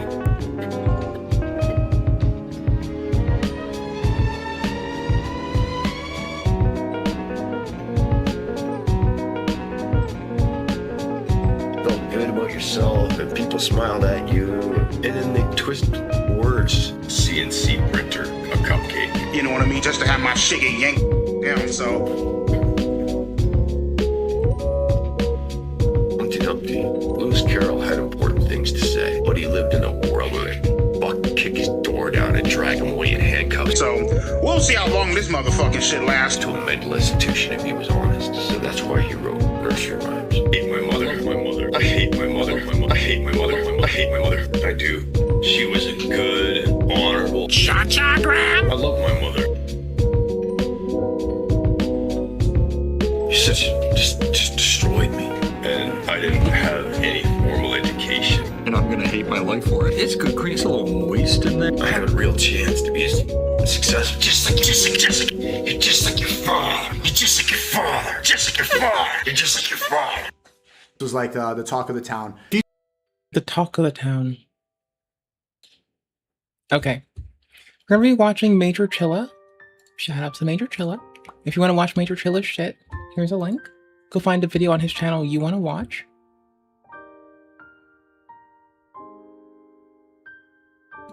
And if he's earned your like from it, give him a like for it. If he doesn't, then it's better than a streamer saying, hey, go do this. Oops, wrong one. Because if a streamer says, hey, go do this, and you go to the channel and you like it for 2 seconds and you leave, that really fucks people's retention. So what you want to do is if you go there and you find something that you yourself like, then you yourself will watch it, and that helps. Even if you have an ad blocker on, it's better than actually just going there for 2 seconds, you know? Because if you just click it, how's it go going there, today? You like it, and you leave, that shows up to YouTube. It doesn't help the person who actually makes the content. Anyways, adore you all. Appreciate you all. I'm gonna pop it back on the side of the screen. I'm gonna play a video game. Thank you. Everybody, I know each and every one of you did the Herculean task of clicking off of South Park to come see what the Wand of the West, Wait, I could be watching South Park right now? Holy shit, he just told me South Park was on and I just clicked off of it? That's fucking bananas, bro. Bro's attacking himself. I want to watch, I haven't watched South Park in years. I don't watch television. I watch YouTube videos, I play video games, I read and I do infrastructure as code shit, and I make fun to me frameworks. That's what I fucking do. I don't do other shit. I mean, that's me in my free time. The infamous Nova Online, some would call him, is up to right now, because after what came out a few days ago, it's gotta be great. And of course it is. Bloodspeth here a couple of days ago, or maybe it was last week, did an interview with the guy we heard from in my previous video towards the end. At the time, I was thinking, oh, the guy who was trying to like convince Bloodspeth did an interview with the guy who was trying to get Nova to stop being a fucking creep? Yo, shout out to that dude. Bro was like on a limb trying to be fucking kind. Like, I don't know if he's actually kind. I just know it came off like that. But like, honestly, that was some pretty cool shit. Bro was just like, why are you trying to talk to all these strange people when you could be doing the right thing and chilling on my Discord with adults who aren't children? And then Nova goes and gets catfished by like a presumed child again, doing his same disgusting dance of like trying to isolate children and normalize inappropriate behavior to them, and hanging out with people that do weird shit, inclusive of ganging up with weird people to like mass fuck with people and post weird shit on their ex account with burner accounts. That's weird. Anyways, I don't think that'll go well for long. Like, every time that y'all, if anybody did that to us, I swear to fuck, I'd just tag Mitt Romney and be like, please stop this. Sir, please go scorched earth. Please stop these people. Like, I'd report it like you're supposed to. And I'd tag Mitt Romney and be like, please, sir, please make this stop. Please clean the internet. It's a disgusting cesspool some days. Please bleach it. I'll be very grateful. I'll make you food. I'll make you plant-based jambalaya, sir. Please? Please, Mr. Romney. I'll make plant-based jambalaya for you. Easy. Please, sir, please. Will he listen? I don't fucking know. Would I try? Yeah? I mean, I also like cooking for people more than I like eating, so I mean, why not? thinking that's just another online friend who's scolding Nova, but no, it's far worse. This was an actual in real life friend. This was a guy who would go to Nova's house and like help him clean his yard, take Nova out to Dave and Buster so he could try to have a good time. Like, this dude actually knew who Nova Online was and has some great insight on him. Like, he reveals so much about Nova. Like, we all really expected this stuff anyhow. It's not like anything groundbreaking, but it really confirms a lot of suspicions about what he's been up to on a day-to-day basis. And like, it's literally what you would expect, but 10 times worse. Not only would this friend reveal about the infamous event, the one Nova Online is constantly trying to get sympathy for to this day, he would confirm that Nova made some kind of mousetrap-esque contraption for himself, which it's as ridiculous as it sounds. I mean, you would literally think this is made up if you wasn't talking about Nova Online. And then he would go on to reveal that Nova like literally couldn't get in his car. Like, he forced Nova to take a shower before he would even allow him to step foot in his vehicle. And that happened so frequently that it just basically became common to hit Nova up and be like, hey dude, did you shower yet? Something I don't think I've ever asked one of my friends, unless they've been like, hey, I'm about to hop out of the shower, come around after that. Then that's reasonable. But to be like, hey, did you take a shower yet or not, Nova? I had to do that to somebody I knew. I'd have to make sure he showered before I did anything. Like, oh, I got it. Oh, that was just a jumping. That was hardcore parkour. Oh, what? Oh no! The drone hates me. Hardcore parkour. This is a hard little jumpy puzzle. So we want to stay at the edge, right? Do our first jump, second jump, double back maybe? How did we do this? Can someone rewind the stream and tell me what I did? Don't actually. I got this. Because you just want to visit him is insane work. All that and more in today's video. I'm not going to hold you guys too long. Let's go ahead and get right into this. So I guess, the comments I was reading, there's like a lot of valid concerns, because, you know, Sam Hyde shirt, hanging out with the lolcow, not a great look. Definitely some assumptions are going to be made there.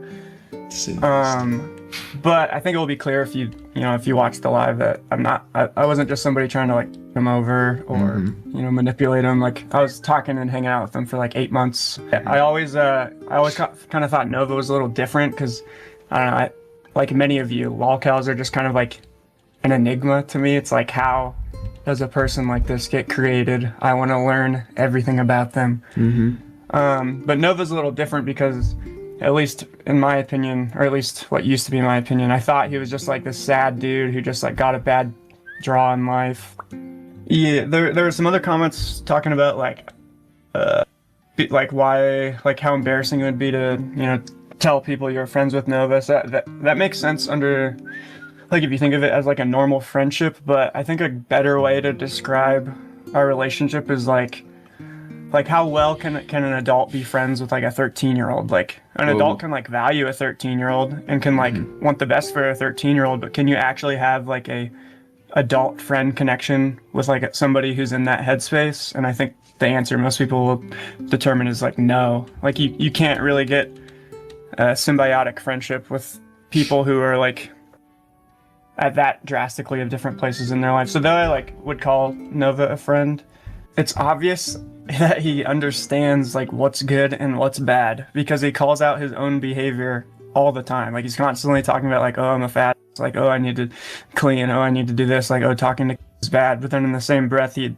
you know, does all of those things. So it's like, I think it's either, you know, maybe he is just like in this unfortunate headspace where like, I don't know, he has this like polarization to his behavior versus his thoughts, or maybe he just is like a manipulative person who intentionally is lying to, you know, creates this false identity that he wants to project. You know, I can see a lot of people criticizing this man's actions, but, you know, I think it's actually a good thing. We had somebody come along who believed that they could change the chome, who thought, you know what, this guy looks like he's getting the short end of the stick. And no, I'm not talking about the video he just released. He's like, you know, Nova, he might be able to change. I'm gonna be the man who attempts to try and do it. And it just completely backfired on him, because you listen, Nova will never change. Nova will always be the same. You could give Nova $1 million right now, and the only thing that would be different in his life would be the mountain king size of trash that he would build up. He would basically be the largest landowner of garbage dumps in America, maybe in the world,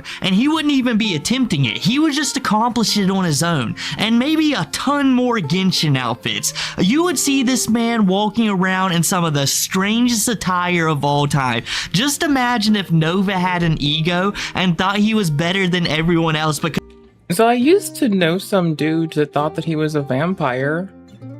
Well, I guess that sounds similar, right? I don't know. Sounds similar. Did you ever play any Assassin's Creed? Fuck yes! As Ezio Auditore and Altair. I haven't played a single Assassin's Creed outside of those two. And when I was like babysitting for my one friend, I played Black Flag at her house. Like, not while I was babysitting, but like, you know, when she got back, she thought that I should totally play that game. And I was like, holy shit, gal. Holy fuck, sis. You got some good taste over here. I'm riding a boat.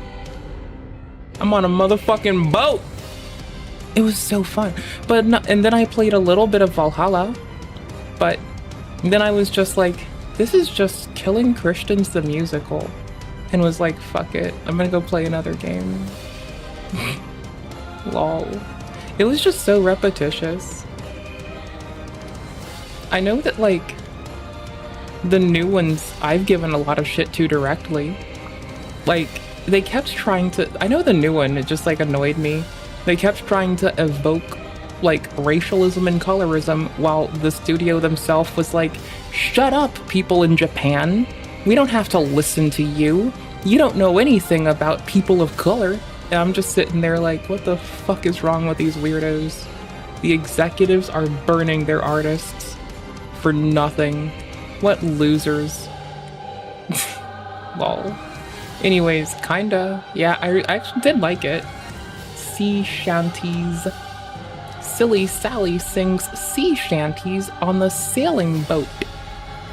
Silly Sally sings sea shanties. Silly Sally sings sea shanties while being, thank fuck, not Shanny for Christ. There's at least that one. I guess the easiest way to get to the next, which is about like here, is to like hop through Abyss Lavoir entrance. I think we got everything we need there. I'll check again. We're doing okay. AC4 is the best. Which one was AC4? Like, is it just numbered? I haven't played.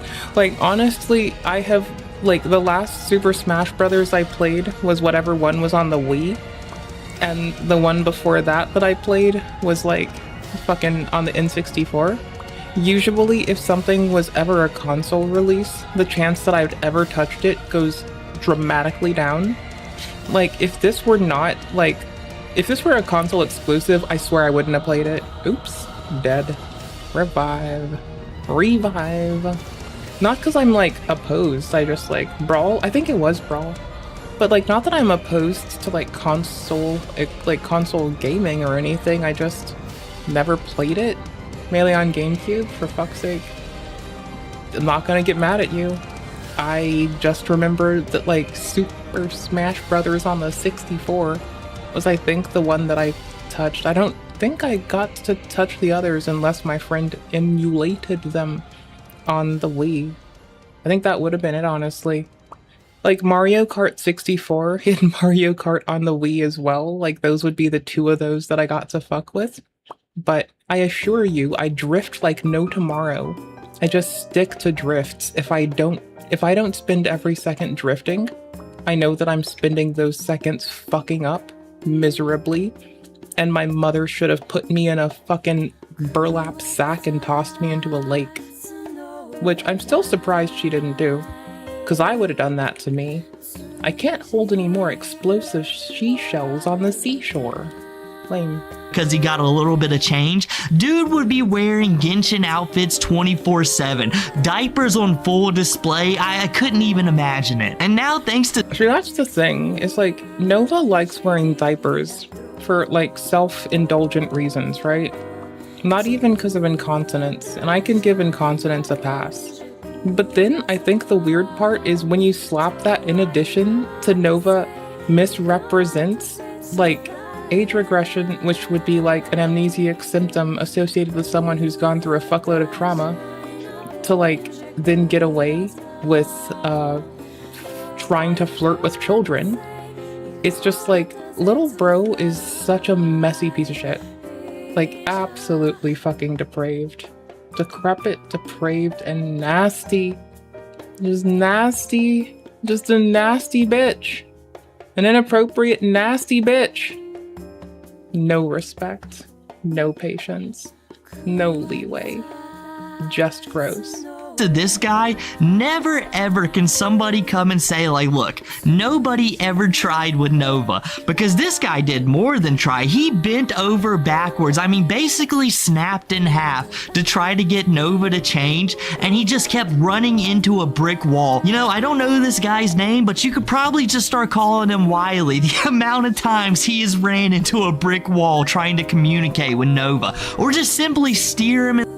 Wily as in Wile E. Coyote? Yeah, nicknaming the person that tried to genuinely help Nova after a coyote from a television show because he's just covered in fucking brick wall.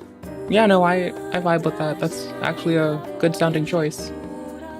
Bro seems like he tried. I don't know anything about him.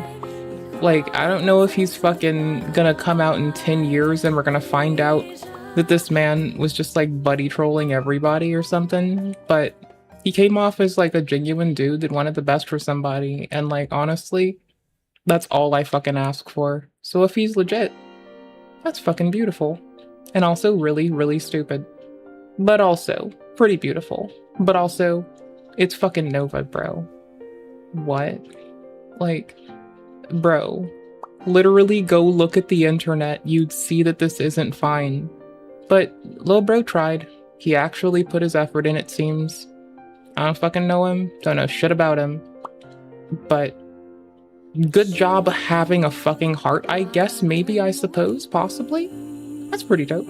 In the right direction. But as he said, Nova Online is a big manipulator. Like, you wouldn't really see that in Nova. If you were just looking at him, you had really no idea about him. On the outside, Nova looks like just a regular goofy guy, to be honest with you. But on the inside, there's some real degeneracy going on in there. And Nova, he'll sit there and tell all of his online friends, the ones that aren't down with the degeneracy, that, hey, you know, I've changed, I'm not like that anymore. But the only thing getting changed is his diaper in the middle of the night after he clicks off the call, because he's instantly rushing to his DGen friends. Who knows how long he was in that one strange Discord server, we really don't know, and soak it all up and I guess have a great time with whatever he's doing. But whenever it comes to the public eye, like, no, none of that is happening, I swear on everything. Until the next Discord leak comes out, then it's just completely ignore it all, it never even happened, I guess, and then just move on. And that's exactly what Nova's doing currently. You haven't heard him mention South Park at all. First question I want to ask is, how'd you meet Nova? So yeah, like I said, I had seen his videos, I think, for like a year and a half, and it like made me legit sad. So I had emailed him a few times because his email was like, or at least it was like stapled to his TikTok. Oh, it still is. And he never responded to any of those. This is a little sad, I don't take any pride in this, but on Cameo you can like send a message for $1. So after like 2 months of waiting to him reply to like the 1 or 2 emails I sent, I was like, you know what, I'll just message him on Cameo. Never got back to me, never gave me back that $1 either, so I'm just gonna go drop off like a letter. If he responds, he responds, if not, whatever. And his response to that was to immediately make a video on the letter, and I don't necessarily agree with that video. I think it was a poor decision. I don't want to give too many details about it because of the poor decisions in it, but. And then after that, we just started talking.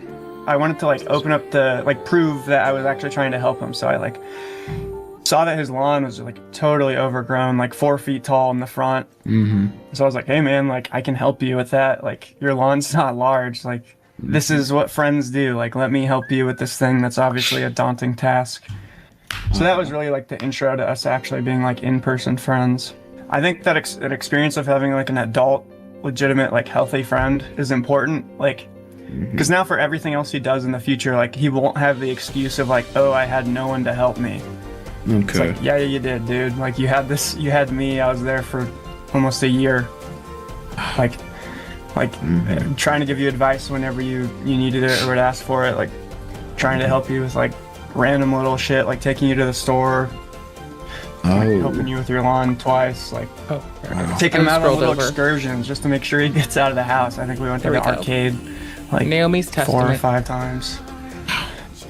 So yeah, I'd do it all again just because I don't like, otherwise he would just be able to say like, oh, I've never had someone to like help me or guide me, which is just a lie. When I would take him to the arcade a few times, it was like, it's very interesting how his mind operates. Like I met him the first time, he wouldn't even look at me. Like he wouldn't even look me in the eyes, and I was like helping him with his lawn. And I'm not like a passive person. I address stuff like that. So within like the first 5 minutes, I was like, why aren't you making eye contact with me? Like, why are you looking at the ground? And he told me like, oh, I'm really nervous. I don't like hang out with people that much. And I was like, oh, okay. But then like, later, we go to like the arcade like a couple weeks later, and I'm having to tell him to like stop screaming because he got like the bonus on the coin machine or something. Where it's like this weird dichotomy of like super nervous, but also like totally unaware of how he's projecting his presence. I mean, and that extends to his hygiene, obviously. Like I'm saying, hey dude, you're inconveniencing like yourself, everyone around you in public, and you're doing literally nothing about it, even though like me and like my other few friends who hung out with him a few times are all saying like, dude, this is not good. Like this isn't healthy. It's disgusting. Let me see. And So that was my first impression, just like interested how like he can be so loud and maybe obnoxious is a unkind word to use, but I think it's also correct. Yeah. While also being like super shy with real humans. This guy over here played the entire game of Jumanji just to get a hold of Nova online, and Nova just ducked him 100% every single time. Could you imagine sympathy baiting to the level that Nova Online does on the internet? Always talking about how you wish someone would befriend you, how you wish you could just have someone to talk to about your problems, and then when someone is making so much effort to contact you, you just completely ignore them. Now let's not get this mistaken at all. I mean, of course there's like a degree of you if you're Nova Online, like trust nobody. There is nobody in the world that you trust. No one. Everyone is suspect. Honestly though, like they're not even wrong. But it's good that Nova's gullible enough to out every foul activity to fucking every Tom, Dick, and Harry. Like, that is absolutely an operational W for the, I guess, not weirdos. I was about to say the normal amidst us, but I have questions about if that applies to anyone. But anyways, no, it's a W. It's like Nova being absolutely fucking moronic enough to consistently out his horrible and disgusting depraved behaviors. That's a societal W. If that weren't the case, there might be people that are impacted that we won't know about more so than there might be already. So, already not great. Could be worse. Nova's gonna fucking yap constantly. Nova's gonna get yapped about and yapped on constantly. Is it great? No. Is it slightly better than Nova having unfettered yapping ability? It's a little bit. I don't know. Could be worse. Like, Nova outing himself constantly is still proportionally better than Nova getting away with it in the shadows. Like, what? I don't know why Pee Wee Herman takes so much shit when Dr. Disrespect and Nova Online are out here being online still. You should trust over anything, but especially when this guy starts giving you like dollar messages like, hey dude, I'm really trying to improve your life. Like, I sent you some emails, some letters. I'm not saying to get into contact with me necessarily, but you know, maybe I can help you out a little bit. Wouldn't you, if you was in the dire situation that Nova is, like, possibly consider, like, what does he have going for me, or what does he have going that can help me at the very least? Because think about it, if you go into it with like a genuine approach to change and better your life, like there's nothing he can really get you with. Like if he starts trying to be weird and catch you up and stuff, and like your approach is to genuinely better yourself, what can he truly get you with? Nothing really. He would look like the weirdo if he turned on you. Oh, and I almost forgot to mention it, like, how are you gonna make somebody pay an entire dollar to you just to send a message and you not respond to them back? That's so rude. Like, I couldn't imagine making somebody pay $1 just to send. I'd never even considered having someone pay me any sum ever of anything for anything. Bro, I try to tell people not to give me money. And if you want to support the stream, don't give me money. Put it into your retirement fund. Put it into your fucking emergency fund. Do something with it that protects you. Anyways, I try really hard to not take anything from anybody. Not even try, I just don't want anything from anybody. I'm a very, I will take care of it myself, bitch. Woo! Loot. I got loot in game. Wait, didn't I already? How is this not already gotten? I thought I've raided this body before. Have I not been saving appropriately? Did I like lose a save before? We should only have 2 soda cans left and those should be like in the next zone. Yeah, we're going there after I collect everything else. Because reasons. Me a message, but I literally couldn't imagine not responding to them. Well, they're on my time right now, buddy. It's like, no, they're just asking you a question and they wanted to know so bad they put $1 behind it. At least take the time out of your day, Nova, to send a message back. I mean, it's the least you could do. But Nova's just not responsible at all. Like, he has no gumption about him whatsoever. He has no motivation to do anything except act like a weirdo on Discord. Like, that's all it seems to be.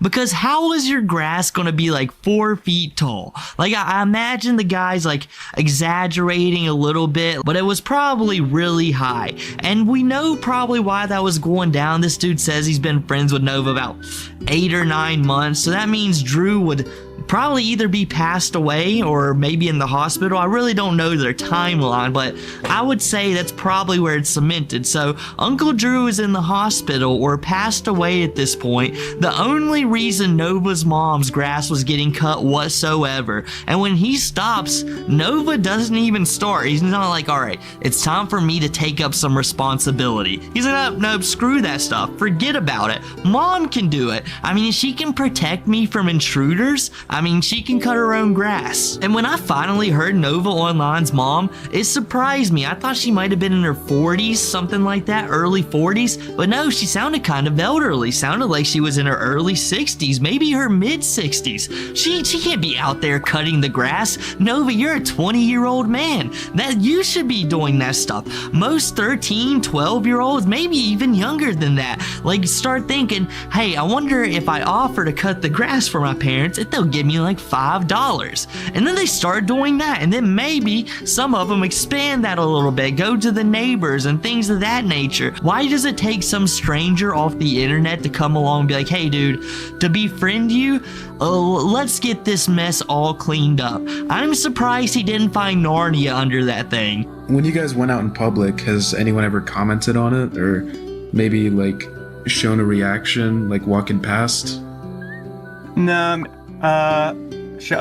yeah, so there was one time, I don't know for sure if that's what they were acting from, but I was certain enough to make a comment to another person we were with, but there was one time we were at an arcade, and we were walking by someone, and someone said, "Do you smell that?" So I'm pretty sure other people had noticed, but I can't be certain that they were talking about him, but I also don't know what else would elicited that response. So I'm like 99% sure. So within like the first couple of weeks, like once it was apparent that like me and, Gabriel were probably gonna have like somewhat of a long-term friendship, I asked him about all the like the binky stuff and the age regression stuff, because it needed to be addressed, and he was very adamant immediately about how he looked down on that behavior, how it was like just something for him to, connect with other people. So that's kind of how he explained that. He said he doesn't think it was healthy. He looks down on that. He understands. This one time I did this if Nova's gonna talk about how his binky stuff's unhealthy, this one time I did this unhealthy thing called forgot to brush my teeth before bed. Understands how it could be harmful to minors and how like he would never do that again. So when you showed me all that stuff, it was just like, what, like, either this guy's like a complete idiot or he's just a liar. Like there's really no other way to look at it. So it was a little jarring. Again, it wasn't super, like, I'm aware that this was always a potential outcome, but it was definitely not good. I did not feel good about that. As I say in the phone call, like at the end, it's like, even if I was somehow could justify that behavior to remain friends with him, like, I can't justify like associating with him. Like, I don't want to be like associated in any form with a person who has like all this legitimate evidence out about them. Like, even if I could or wanted to be friends. So it really was like the decision was made for me to not be a part of his life anymore.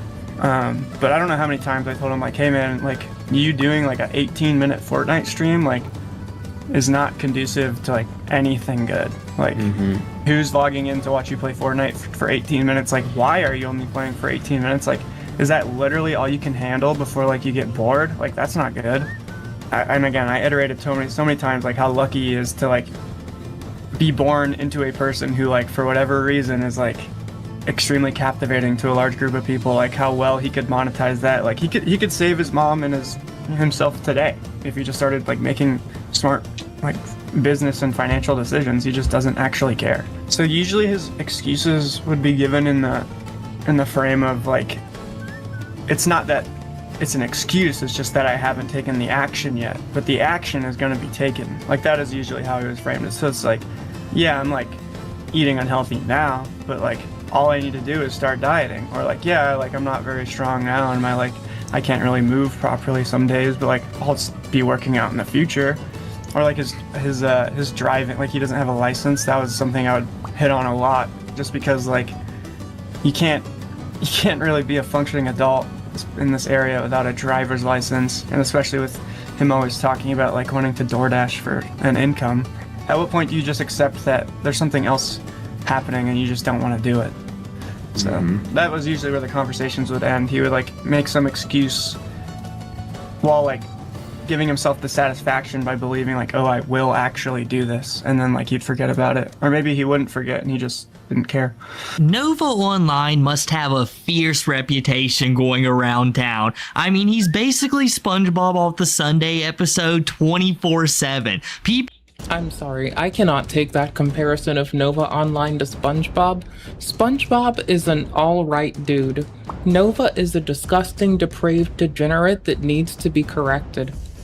People just start lining up, rows upon rows, as Nova walks down the crowd. He must think he's super TikTok famous. Little does he know they're just scurrying for shelter to get away from him. This guy probably had a nose clip fastened to him 24/7. It's probably a little fortunate for everyone else around him that this dude was getting Nova to have a little bit more effort on the hygiene. Who can wake up and not say, huh, I am feeling super grimy today, and not immediately go to the shower and brush your teeth? These are normal things that might not even take you an hour out of your morning routine, and it's already over with. You know, some people, you know, they take like 5-minute showers, brush their teeth over in 15 minutes. Nova, at the very least, that's what you could be doing with your life. 15 minutes and making drastic improvements. But you won't even pick up your arm to throw some garbage away because I guess you're immobile at some points. You're just slowly turning into a rock statue. Like in history, when they're going back down through Idaho and this huge dump pit is just lying there, in the very center is just going to be a solid statue of Nova Online. They might think it's fake at first, might think it's not real. Someone chipped away at it, was like, I wonder why he's so infamous or famous. I mean, people thought Pompeii was fake off and on too. So I wouldn't be surprised if someone, like, in future times, discovers, like, a calcified Nova and thinks it's not actually real, or how could it be? Honestly, that would be sad for them. They might think they have, like, a calcified human, but instead it's just a bioweapon that's been preserved on its own machinations and accord. Famous enough to deserve this statue. No, he just perfectly preserved himself somehow. Through garbage and laziness, he might be one of the very few to ever achieve that. Self-mummification. But who am I kidding? That'll never happen as long as Discord and other weird apps are perfectly available to him. That will be the only drive for him to even muster enough energy to get out of bed. I mean, think about it. This guy is sitting there telling people who are like talking to him like, hey, listen, all that stuff is in the past. I was never really into it. I just got roped into it by some other people. I just wanted to seem cool because, yeah, that definitely makes you seem cool, Nova. 100%. Goodness gracious. But he's like, yeah, I just wanted to fit in with the quote-unquote cool crowd on Discord, so that's why I did it. While in the same breath, probably chatting up someone else, some degenerate stuff, and not even considering that these people who might just want to help you might have not a single clue about your online activities. I mean, I know it could be rare, but it's a possibility. You're just going to potentially ruin their entire reputation by being involved with you. That's some real scumbag behavior. Apparently your motto is everything will get better tomorrow, and then the next day comes and the motto is still in place, it'll get better tomorrow. But other people just don't have time to deal with that. They're gonna better and improve their life no matter what you're up to. So when they discover this about you and they drop you immediately, please don't run to the internet like, oh, I just cannot keep any friends. I cannot do it. This is ridiculous. But still having all this insane degenerate information out about you and not trying at all to change yourself. During the summer when I was like helping him with his lawn, he showed like a small amount of motivation to like do things on his own. Like I remember suggesting like, hey man, these weeds are so long, like I don't even think you can get them with a mower. Like Like I said, like if I were you, I'd probably just buy a scythe, just because it'd probably be less total effort to just like cut it all down first. And he did do that. He did buy a scythe. He bought a scythe. He bought a scythe. Wow. He did do that. If I'm not mistaken, you were kind of the one who encouraged it or gave him that idea. If you want to tell us. Yeah, about that. So I had been hounding him on his hygiene for like, I mean, basically our whole relationship, but I was really hounding on it for like Maybe this person shouldn't describe it as their whole relationship when in any capacity bringing up Nova online. But, you know, whatever. I think it's funny. Couple weeks prior to that, the shower 82? saga starting, and that was due to the fact that we started like, I think it was just we hung out with him like 2 or 3 times within like a month, which was like the most dense like amount of little outings we had. And we had to start telling him like, dude, we're not going to let you in our cars anymore if you like aren't washing your clothes and you aren't bathed. Like we can tell when you don't, like we can tell instantly. So I think that is what kind of made me want to start hounding on him more. Mm-hmm. But I ended up calling him and like right when I woke up, and he picked up and we talked for like an hour, and I was like, I basically just said like, dude, everyone in the comments of this video is saying like, you're gross, like you're greasy, like your house is a mess. And I'm like, can you say any of those comments are even wrong? Like, I understand you read them and you don't like them, but like, you need to actually internalize like, why are they saying these things? Sentinel and then like look at yourself and your memory. surroundings, and you'll probably Like, honestly, I don't know if... Here's my thought. I wasn't paying the most attention to the spreadsheet, but my guess is they misspelled Sentinel. And so when I was copy-pasting it, I wasn't even checking to notice that I didn't catch it. And I just got. I don't know for certain. I didn't really check. I don't really care. We're finishing up collectible shit. Then I get to finish the game. And then that's last playthrough over. All the New Game Plus stuff collected. Most of the DLC done. I'll finish off DLC in New Game Plus as like right before like SB3 comes out or something. Or maybe I'll just stick to it. I don't know. One of the two. We'll figure it out. We're cool like probably that. come to the conclusion like, oh, all these people are right. And so that was like an hour-long phone call. He was crying and stuff. And so towards the end of the phone call, I basically said like, dude, literally just tell me what I need to do. And this is almost verbatim. I said, just tell me what I need to do for you to shower today. And I was like, I'll do like, you tell me what it is, I'll do it. And so I was like, I asked them like, are you not showering because you have like a difficulty standing? Like, do you need like a chair for the shower? Like what is it? What is the hindrance for you to not shower? And he didn't really answer any of those questions, but once he heard Bluetooth speaker, he got a little excited, and he was like, yeah, I'll shower if you get me a Bluetooth speaker. So wow. I said, okay, man, I'm gonna go to the store. I'm gonna buy you a Bluetooth speaker, and by the time I get to your house, you're gonna be showered, right? So when I first met him, I wasn't trying to be a weirdo, so I got him some gifts too, just because it was also his birthday, coincidentally, like a couple days prior. So I didn't want it to like, I got him like candy, and I didn't want it to melt in his mailbox because it was like 95 degrees out. So I ended up just like leaving it on his door and knocking, and he opened the door before I was even down the steps. So I met him then, like basically immediately. Mm-hmm. And I just explained like, oh, this was not my intention. I was just leaving you like a gift and a letter. Like he seemed hesitant, and I can understand why. Like you have a stranger at your door, like giving you things. So, I mean, I think that's how most people would act, but... That's fair, that's fair. You guys know 100% how Nova opened that door. He was going to hit this dude with, "Get off my property! This is Nova Online, Nova Core business only. You gotta have permission to be here." And then he saw some chocolate and he turned into that one guy of the SpongeBob episode, "Chocolate? I love chocolate. Give me the chocolate." And he's like, this guy's gonna be a good friend of mine. Basically pulled a Tofiachu. Like, hey, if you're gonna be giving me candy, we can hang out. I like candy, bubblegum, and taffy. Oh my gosh. Aqua Teen Hunger Force was like absolutely a fucking godsend. That show is so fucking good. we can certainly start chilling. You want to cut my grass too? This is crazy. This guy's basically going to my every whim, and now I'm basically playing a video game with him. Nova Online's doing side quests for gifts. He's like, oh, you want me to take a shower? Well, no, I'm not going to shower. And the guy's like, well, I'll give you a Bluetooth speaker. And negotiation skills bumped up by 1 entire point. Nova was like, wait, this is what I can get by showering? Yes, I will shower.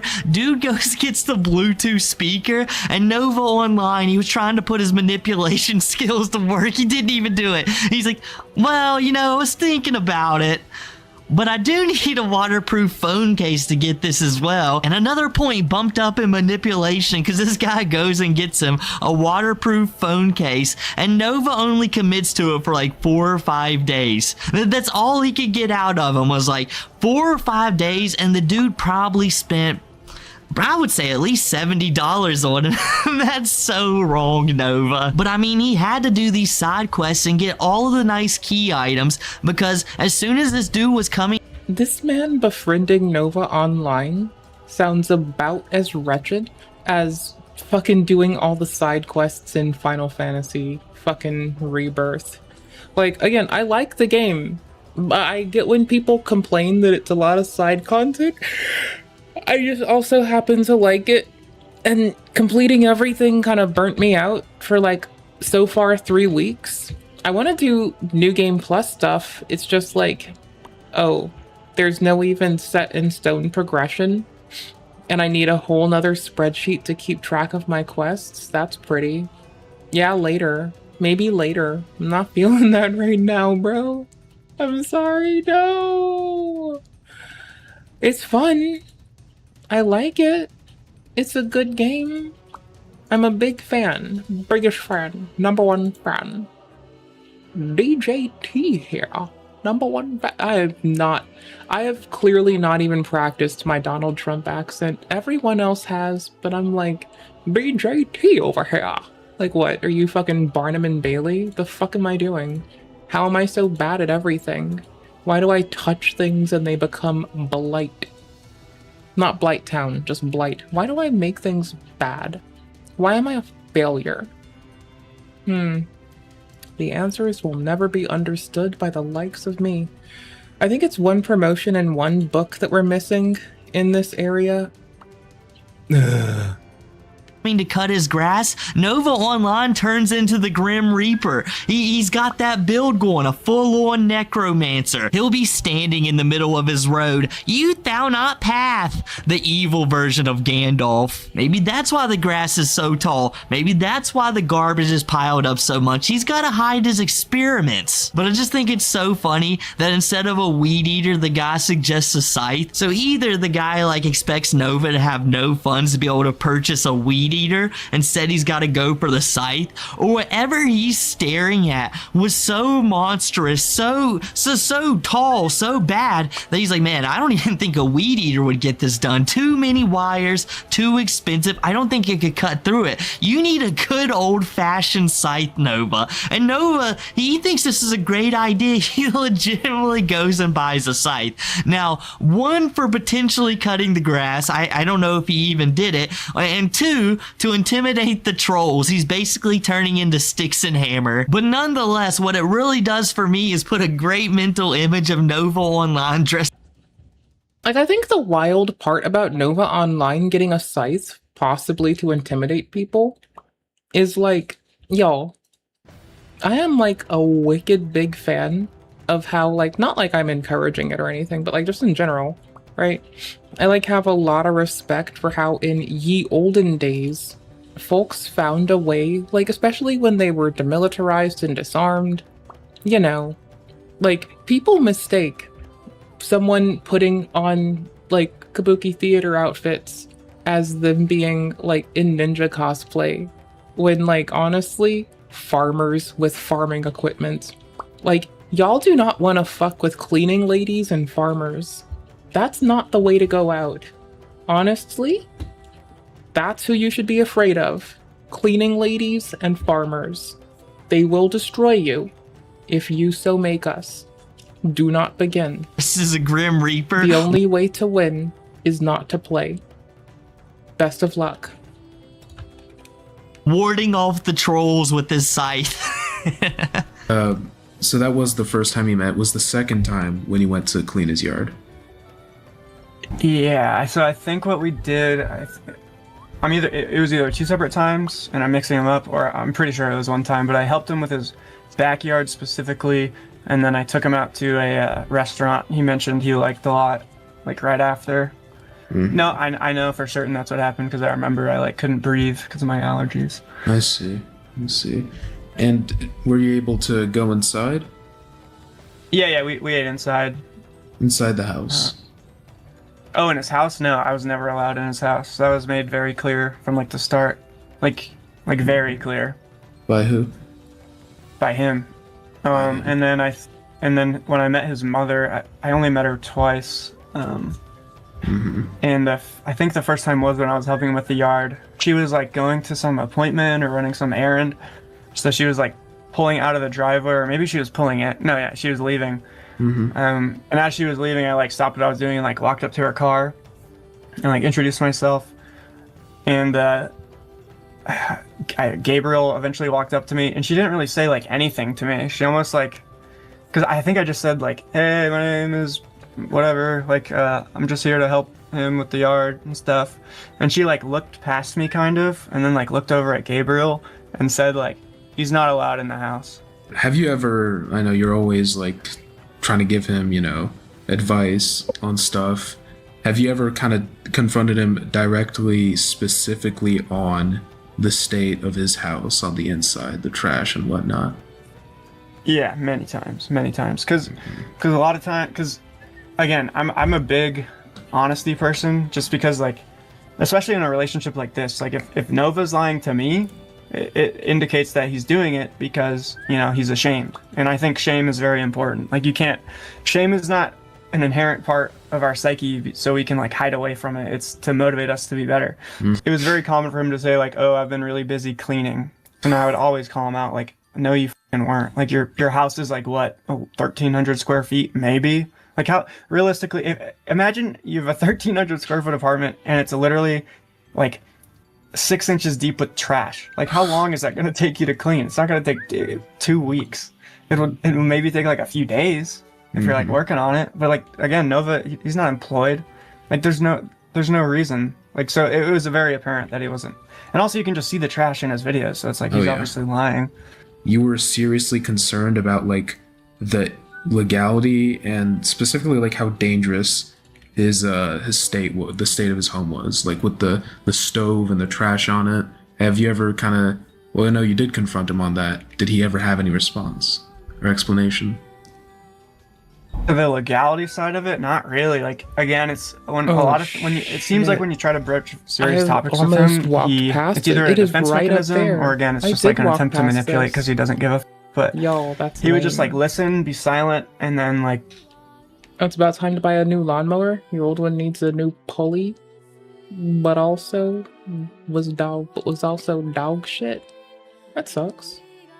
It's always a lot to go through. I mean, it's extra shit to do, but I believe in you. So there's that. I don't know if it means anything, but I believes in you, Miss Katie's.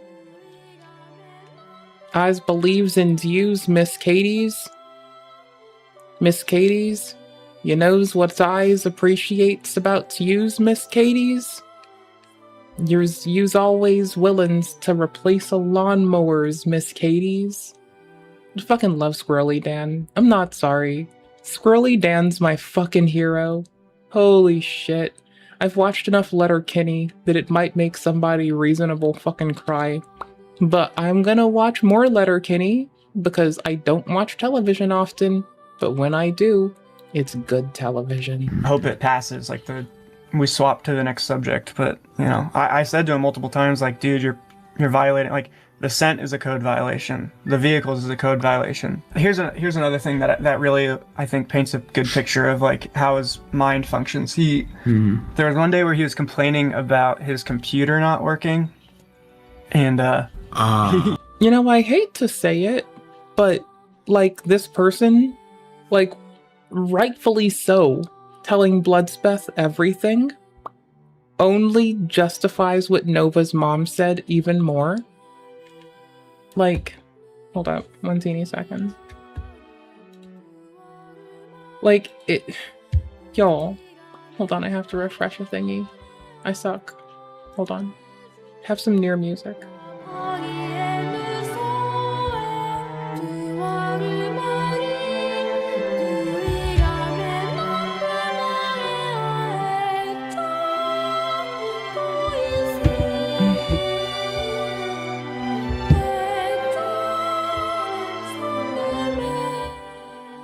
Okay, so if Nova's mom was wrong, Bloodspeth wouldn't be getting told all of this.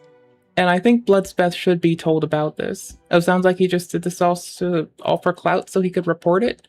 I mean, it sounds like possibly, but also if we take his word at face value, which I hazard to do with anyone, it also kind of gives like maybe this person thought that he was genuinely trying to first help, but also like bring someone up.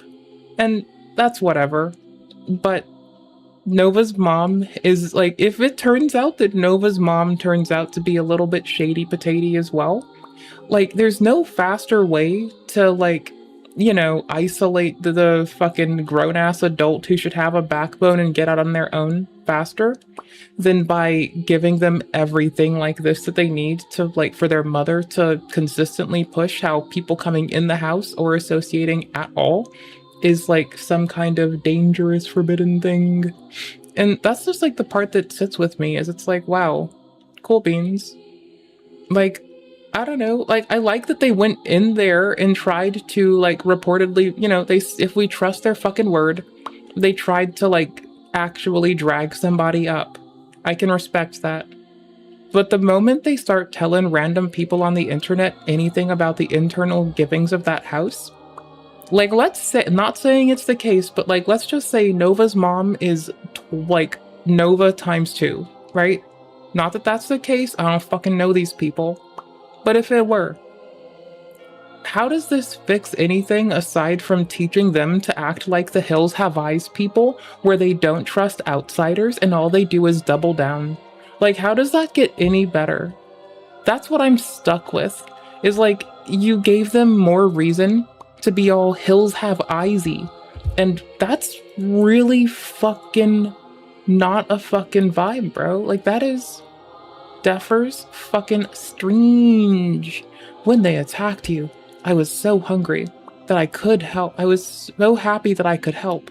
I thought I made a good choice becoming a sentinel. But now, I don't think I can help anymore. I'm sorry. Says Sentinel 82's memory. Yeah, that sounds like the person that tried to befriend Nova. Yep, TLDR.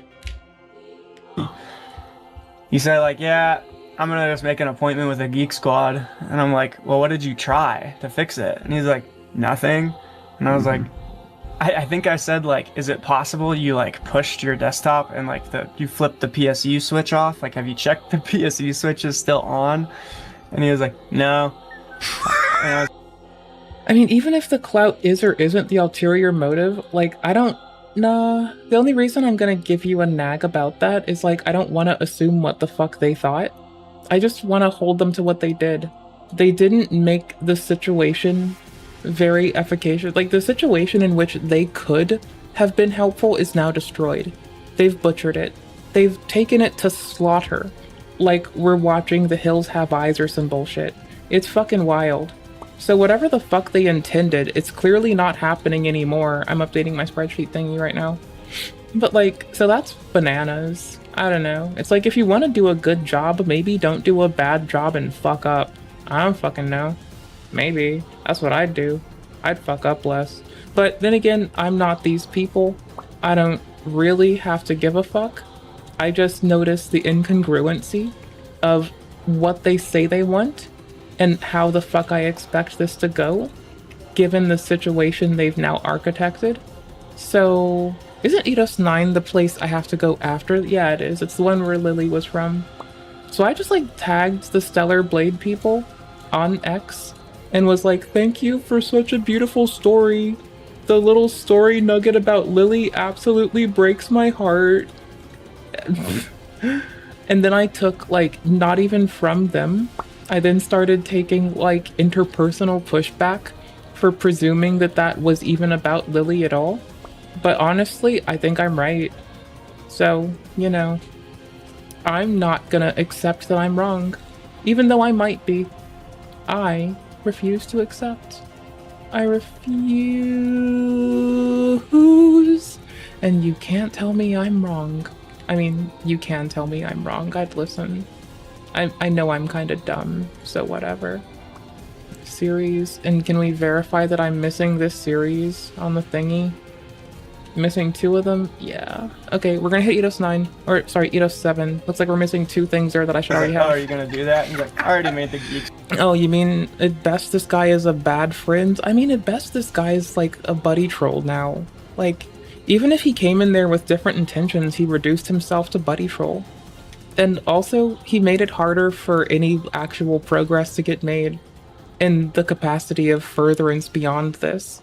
And that's fine. Maybe everyone should just hear what he had to say, choose to never get involved, and leave, and never talk to Nova again. Great. Based. Is that what's gonna happen? Squad appointment, and I was like, dude, what? Like you could fix this issue so easily. Like it's, you know, what's that quote? Like, we've tried nothing and are all out of ideas. The 2 lolcows Nova Online likes the most, and when I say like, I mean the 2 that he inspires to be, is Daniel Larson and Chris Chan. He used to watch a ton of videos about them, and he still does to this day. Tofiachu comes in at number 3, but I just can't tell if he likes her or likes the content about her, so I don't even know if we should mention her. But when it comes to Chris Chan, when he was watching Geno Samuel's entire documentary, instead of all of us just been in shock and awe how it could be this bad, how things could go this bad for one single person, and then you discover there's multiple people like this, but Chris Chan is a prime example because I think a lot of us had the same experience. But Nova Online, he sit there and watched it too, but instead of seeing it as something you should probably just not do on the internet, he used it as like a roadmap and he followed it every single step of the way. I mean, he's so close from getting a Bob Chandler storming into his room as his mom proclaims that he's turned on his family. I can't wait for Nova Online's mother to like come in there and be like, I'm chopping it down, just like fucking Bob. Bobby! Oh, Bobby. Bobby! Fucking absolutely, oh my gosh, y'all.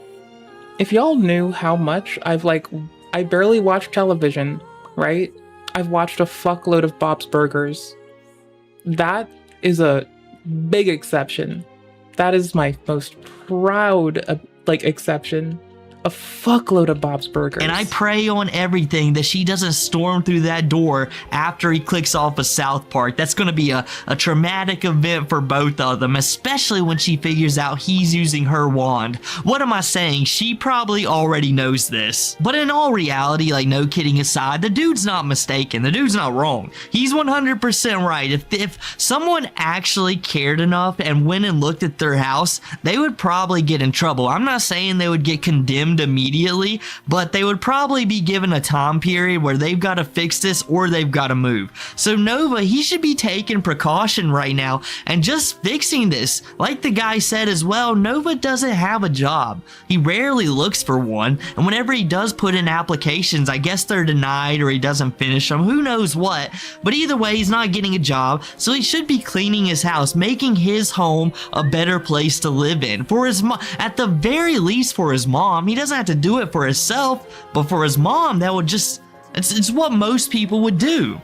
But yeah, so basically Christmas Day, I think like 4 or 5 p.m., like a couple of us were like playing games in our little Discord server, and he comes in and he says something to the effect of, well, this Christmas is ruined. And, you know, obviously we're all like, what do you mean? Well, this Christmas is ruined, says Nova in a SpongeBob voice. And what's going on? And he says, like, my brother's in the hospital, an artery in his heart ruptured. And I'm like, oh my f***ing God, like, Jesus Christ, like... Wait, I bet I don't know. I've never heard this before. But I bet that Nova's gonna say, well, I don't like my brother anyway, so I don't care, guys. Like, I just imagine it, y'all. I'd never say such a thing. Like, I still lament the loss of my prejudice as fuck, don't like how she treated others, but still love the woman grandmother. Like, bro, honestly, like, stop Asian hate for 2 seconds, bro. Like, I needed to tattoo that to her forehead. Like, gal is fucking absolutely up her shit about that. But point fucking being, like, you don't have to lack people to not be a fucking twat. That's terrible. Like, is he gonna live? Like, is he stable? Like, what's going on? Is he in surgery? Mm-hmm. And he says something like, I don't know. I'm trying to text him, and I said, are you gonna go down and see him? Where does he live? And he told me it was like somewhere in California. And then the thing that tripped me up immediately is I was like, so are you like looking at flights? And he was like, no, I don't have a star card. And yeah, I'm not gonna go see him. It got really... Alright, Great Desert. 16 out of 16 cans. 52 out of 52 memory sticks. 2 out of 2 logs. 3 out of 3 journals. 1 out of 2 messages. Missing 1 book. Just 1 book and 1 message from the Great Desert. Wait, what? No, it says 9 out of 10 books. Am I like that dumb? Okay. Was it memo? Am I like stupid? Don't answer that. The answer is yes. It's definitely yes, I am stupid. Well, okay. Wait, didn't Ticket to Heaven? Didn't it say?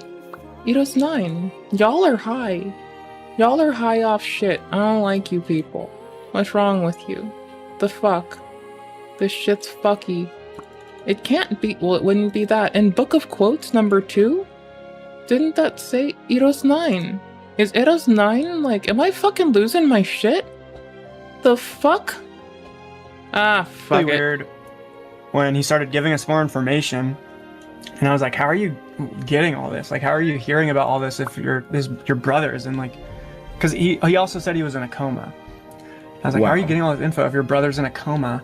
And he told me the doctor has his phone and has been texting me. Ooh, Resi's streaming. Shout out to Reservoir. And I was like, my goodness. Dude, what? And I remember, I was like, wait a minute. And I remember scrolling back up in the Discord to like see when he first started talking about like specific info. And it was like 2.5 hours. Mm-hmm. And so I'm like, dude, you think the doctor just has your brother's... Shout out to Resi, who called out food shops for being quite doctor disrespecty. Phone, and has just been like hanging out, texting you on it. Yes, that is a very... that is a stretch. I know. I don't care. I'm busy. For 2.5 hours, like, you have to understand how insane that is. Like, that's not real. Like, there's no, like, in some universe where that's real, like, that doctor is, like, they're not going to be a doctor for very much longer if they're just stealing patients' phones, cracking their password, and texting their friend or brother. So then I started wondering, like, is Nova lying to me? Is this guy lying to Nova? And once I started prying more, he said, I need to tell you something. And I said, what? And he said, he's not actually my brother. He's just a really good friend. And so then I said, well, how long have you known him? And he said, 2 years. Wow.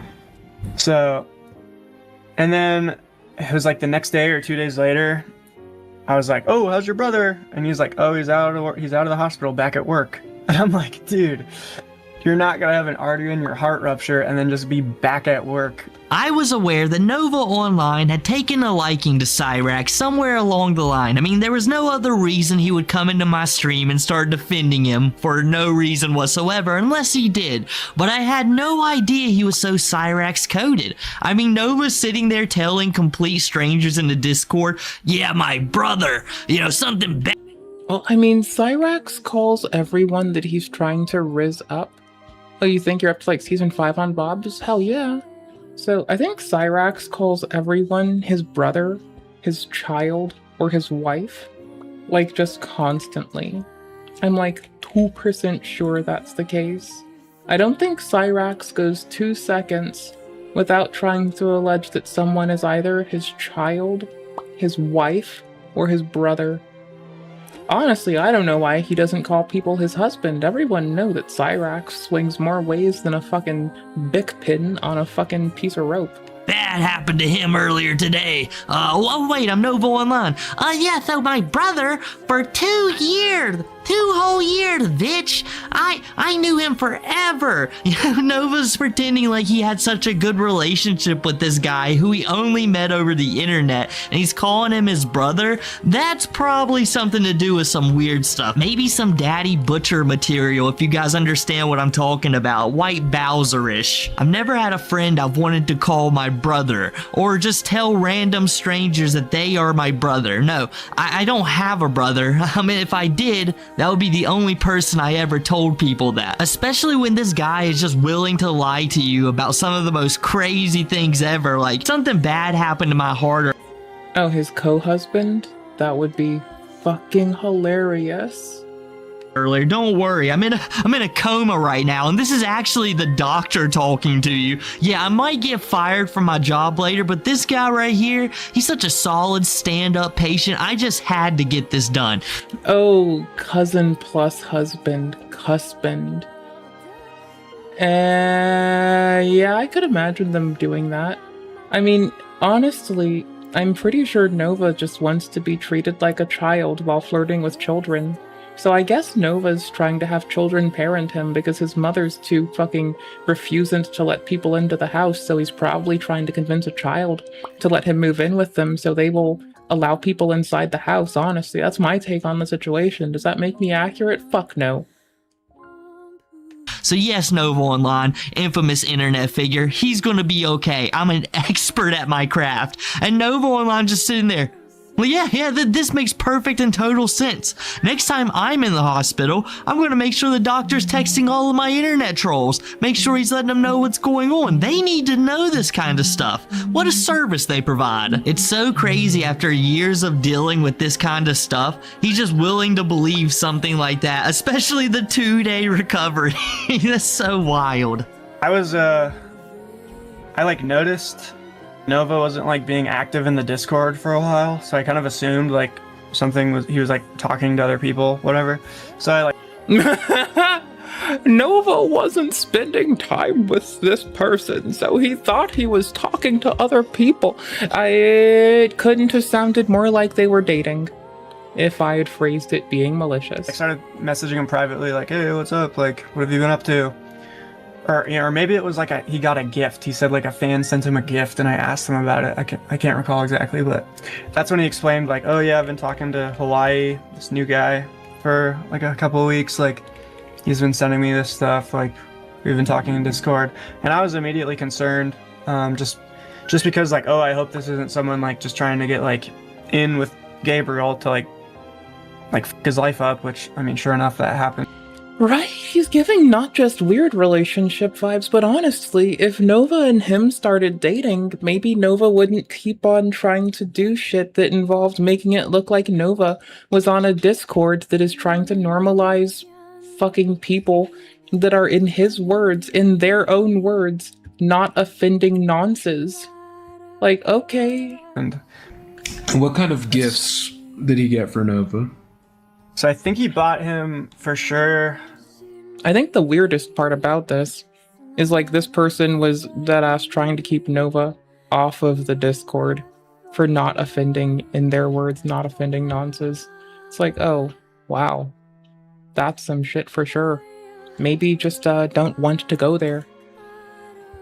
Pokemon cards. I'm like pretty sure they're like Hawaii. I've well dug in that, like, for the folks that say that it's just a sexual orientation, well, maybe some things should get you admonished constantly. And gummies. Even if you couldn't control it, I don't give a fuck. I believe you can control it. I just presume, from what I've read, that you minimize your fucking reinforcement mechanisms around it. I don't know what the fuck your doctor'd actually tell you to do, but I damn sure know a lot of the weird asses online never actually reduced the fucking reward mechanism or response from it that they seem to have. So it seems like they're at least not doing what I at least read was the thing they should be doing. So personally, I think they're just dumbasses. That he got. And maybe some choices should just be admonished so heavily. A while ago were from him. I'm pretty sure the like carbonated circle bottle is from him, but that one I'm not sure about. But I think it's fair to assume that a lot of the little gifts he was saying were being sent by fans in that period were from him. The Dave & Buster's like just opened near us. And he was like really excited, like he wanted the rope drop opening day effectively. And so we go eventually, and we get there and we like eat first, and he's like really excited, like looking over at the games, and he orders like trout or salmon or something. It was like some fish dish from Dave & Buster's, which is already... It sounds expensive, him getting trout at Dave & Buster's. I'm gonna make a melt today after stream, little plant-based melt. Go in my tummy as I begin doing egregious shit, like mashing away in VS Code and possibly scaling out a test suite for something that I've had a lot of fun working on, and do dishes. Also do dishes. Can't forget the dishes. Like strange, in my opinion. At least myself and maybe a lot of other people kind of assumed that, oh, this guy is like down on his luck. He's like this goofy little dude. He's probably kind. It's probably just, he's just got a bad shake, but you know, he's pretty, I think it's unintentional, but he's pretty rude to like other people out in public, and I usually try to correct it, but that was when like he tried to wave over a busser because he was like concerned about like playing games, like what we were gonna do with his food or something, or he wanted the check like right now so we could immediately go play games, but he'd only eaten like a third of his salmon or whatever. Okay, Xeon might honestly, or Xeon may have most of what I need still. I think we've legit gotta just march our happy asses there. I don't know. Maybe. Book of quotes? Wait, what? Why is this not loading when I scroll like a goober? And so he like starts waving over a busser, and I'm like, don't do that, please don't do that, like just wait for our waiter, like she's gonna come by like any minute. Of course the busser's like already coming. The second she gets to the table, instead of being like, oh, never mind, he goes like, can we get the check, and also like where can we put our food? And I'm like putting my hands to my head, and the busser's like, oh, I'll get your waiter, you can ask them. And then I'm like, dude, like, one, that's not her job, like two, they're not gonna store your leftovers here. Three, like they're Dave & Buster's like trout leftovers. Like you shouldn't want that, really. Waiter comes over. Sure enough, he asks the waiter anyway, like, hey, can we keep can I keep my leftovers in your fridge? And they're like, I'll ask if that's like a thing we do. And they're like, no, we can't do that. So he's like, oh, I'll just put it in your car. But this was like, it was like 95 degrees. Like it was really hot that day.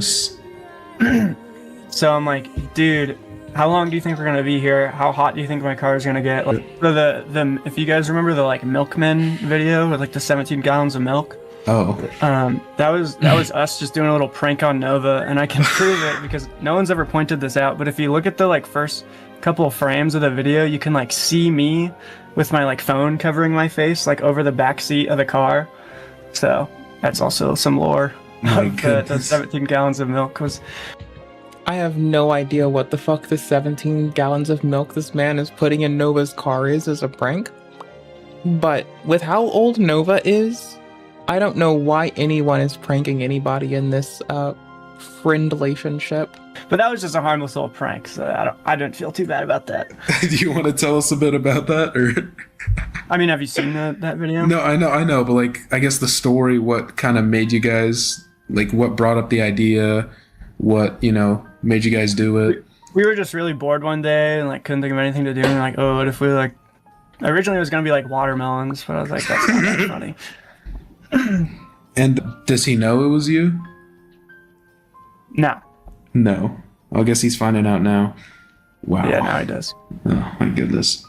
I mean, out of all the things, that's probably I hope the bottom of the list of things he's upset with me about, but... Little did this guy know, Nova Online is very inspired by South Park. In fact, it inspired his... Yeah, I'd imagine since Nova's so obsessed with South Park, Nova's gonna turn this man's mother into chili and make him eat him. Make him eat his own mother. Most recent degenerate event, but you know, he mainly took some influence from when Cartman was a Yelp reviewer. He's like, that's basically me. I have so much power as a TikTok food reviewer. I can basically set a place down. So this guy didn't even know that when he's out at a restaurant with Nova, that it's serious business. This just isn't a casual trip where you might get some good food, play some video games at Dave & Buster's. No, this is a serious time in Nova's life where he must critically review this place. There's a reason he wanted to scope it out. This is his job, buddy. You're sitting there telling him that he needs to improve upon himself. Well, this is how he does it. He's got to order 5 meals from Dave & Buster's, and then when they bring out the bill, he's going to pull a bubble bath, you know, the pickles under the tongue, whatever he's hiding anywhere on his body, and then he's going to get some free food. You just don't know the game that he plays. So of course those waiters better rush to his aid. Of course the bus boy better do it as well. And all jokes aside, it makes perfect and total sense that Nova is this kind of person when he's out and about. He is demanding, he's rude. You can see it written all over him once you get the idea. He's already got the Karen look. He may as well live the lifestyle. But I guess that's enough for me today, everybody. Thank you so much for clicking over from South Park to watch this video. And if you ended up enjoying it, make sure to drop a like, subscribe, follow all the socials down below, leave a comment, use the new hype feature, and I'll catch you guys next time. Well, that's fucking Major Chilla being an absolute motherfucker. I did not know that Bloodspeth did that interview. Did he link the old fucking video in it? Oh yeah, he did. That's what's up. Respect. Shut the fuck out. Oh, and the other persons? Alright, let me give you all those. Let me funnel that to you. Alright, anyways. Here's Bloodspeth's channel. I'll have it inside our Obsidian thingy too, in case y'all are fucking curious. Because that's honestly pretty dope. As well as good old solid Nova. Let's drop that shit in there. Alright, I need to give y'all that in the chat though, so hold up. I'll give you Bloodspeth directly. There y'all go. I guess shout the fuck out to Bloodspeth. Rock the fuck on. That is definitely a candid interview, if I will to say so myself. Who the fuck is Lucifer Valentine? Most demented predator? I have no stomach for this. 128 gigabyte DDR2? That sounds pretty. What's on the front page of YouTube? It's like the talk of the town. I want to see what's on the front page. I want to see if it's depraved. You'll never believe what happens to Israeli Prime Minister Mr. Netanyahu. Tal Oren 30-minute video. Word on the street. Oh. Yeah, I'm imagining that he's gonna remark on how it's bullshit, but I don't know. We're gonna click. We're gonna click Tal. We're gonna click on the traveling class. I want his hat. I want the hat that he tries to vend out. I want his little, like, y'all. I need to get the Sweet Zionist Prince hat. I need it desperately. I have to get it. And I have to get the, in his words, white colonizer hat. I need to get the hat. I need his hats. Word on the street is Benjamin Netanyahu has been killed by an Iranian ballistic missile. Okay, so I'm and here's my guess, and I could be wrong because I'm honestly just a dumb bitch. I'm wagering that Tal is about to drop how, like, people who have been, like, championing the downfall of Israel in the West just got gaslit by generative content. But I don't know. I could be wrong. I don't know shit. Let's click. Strike on his house.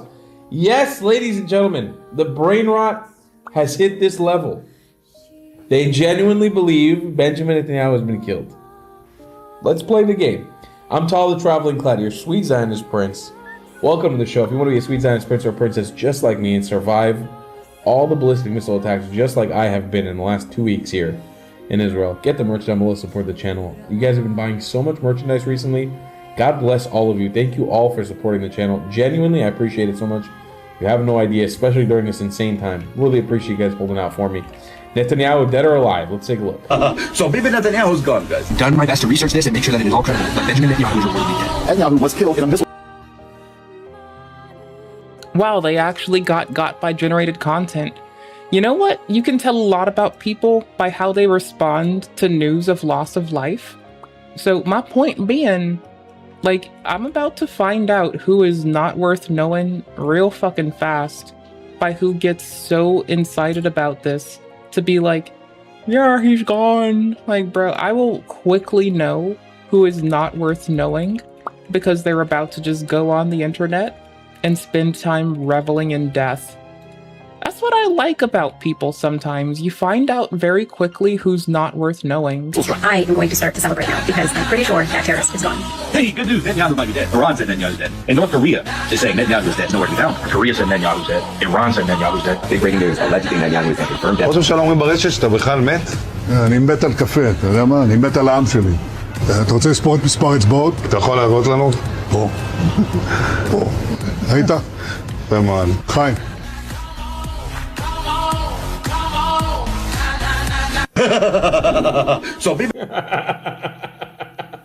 That's a great fucking video. That is a great fucking video. Yeah, he's alive, drinking coffee, he's chilling, and here we get a follow-up from Benny Johnson. Israeli Prime Minister Benjamin Netanyahu posts a video of himself getting coffee as a proof of life after a hoax circulated. מה שאלת אותי? ראש הממשלה אומרים ברשת שאתה בכלל מת? אני מת על קפה, אתה יודע מה? אני מת על העם שלי.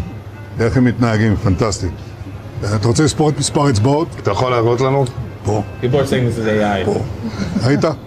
יפה מאוד. לחיים. ראש הממשלה מסר לאנשים שיוצאים ומתאווררים? לצאת להתאוורר, אבל ליד מרחב מוגן. והעמידה שלכם היא מדהימה. I'm not trying to be insensitive, but like, honestly, if you have to like pick my favorite languages to just listen to someone speak, even if I don't follow, like, his command of Hebrew's putting it pretty close to Japanese and French, honestly.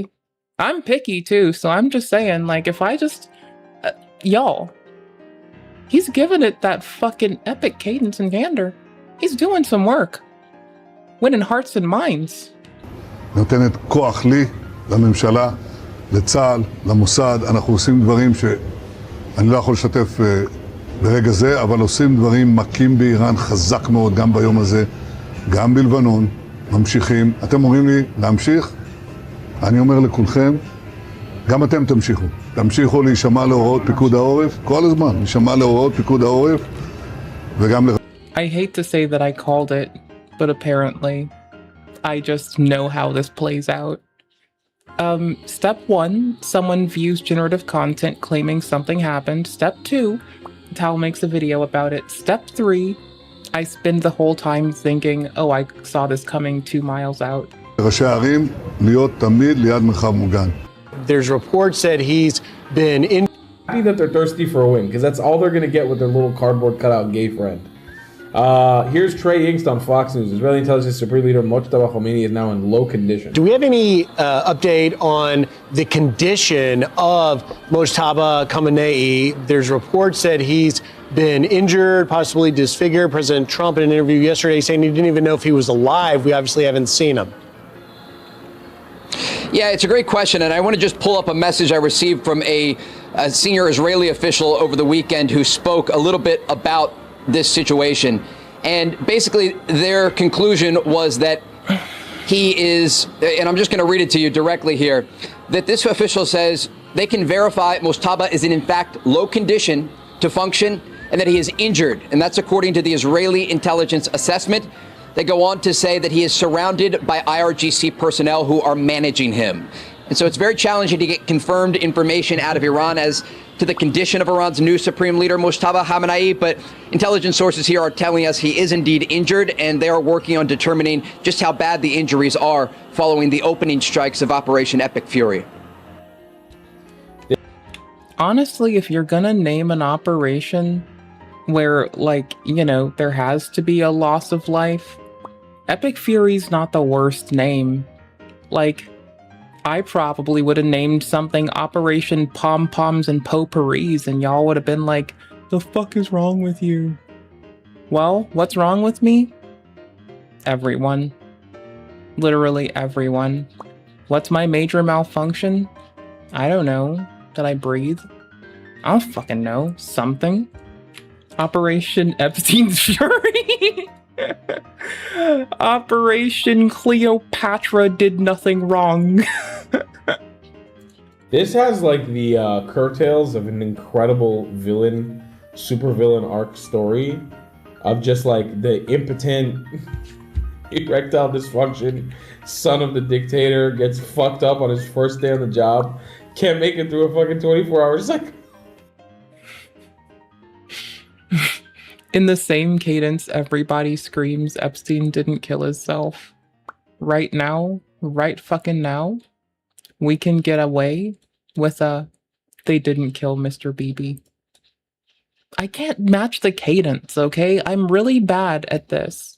I keep trying to do my Mr. Trump impression for fuck's sake, and I'm like so fuck awful bad at it that it's like watching the most loserly bitch try to struggle through a voice shit she could never match. It's like so fucking lame, bro. I am like absolutely bad at this. I am not good at this. Let's try again to be double sure, because I'm pretty sure I saw it. I'm actually 100% sure I saw it, but let's just double it. Okay. If I really, really, really, really need to restore it. Now it's just like sitting in a hospital surrounded by these fucking sweaty Iranian, they're not even really Iranian, but these sweaty Islamic fucking, they just smell like gourmet sabzi. You know, they're barely. We hit all the criteria to do Eidos 9 the first game. I just was being triple, quadruple, centuple sure. Because, you know, there's some stuff I wanted to do. Like, make sure we get canonical ending this time, not have to go back. Also, I want y'all to take in for a moment. Damn. It's swarming with aerial interception nativas. Getting close is gonna be tough.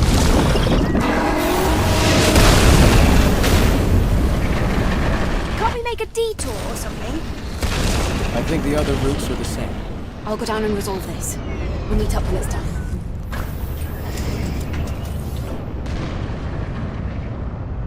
So Natiba are like native earthlings, right? In the words of both Mother Three Sphere detected in this sector. and Father, Take care of them, Eve. right? So, it's incorporative of both Homo sapiens and robots, just dismissive of androids, and like that's definitely something. Anyways, we're just gonna be marching around here very slowly, like scanning damn near constantly, because I don't want to miss these last two soda cans, and I do not want to have to go through this game a third time. Like, to this extent, I kind of want to park my next play at a place where I can finish fishing, really. You know, I may have to reload some shit, but I don't know, we'll see. Like, there isn't much left, we're just doing the do. Ooh. Really holding it together, they're fucking freaking out, and they're all surrounding him all the time. And he's just like, guys, let me die, I don't want to do this job, let me die. Moshtaba Khomeini, you do not control the armed forces, you will be exterminated. مشتبه تو رهبر و فرمانده ارتش نیستی. تو یک مدرسه پوشالی و تو خالی هستی که فقط بهت لقب آیت الله جلی دادن تا سپاه بتونه تو رو بذاره روی کار و نظام دستش بگیره. سربازان ارتش همگی یک پیام تو دارن. موشلی رفت. مشتبه هم به زودی زود و همه موشهای. If anybody ever starts a conspiracy that I'm gone and uses generative content to do it, could you please put me inside one of those cute little mustaches and sombreros that everyone in representation's getting put on them these days? Thank you very much. I'd be very appreciative. Thank you. همگی با هم میرن. I like it when he Iranians.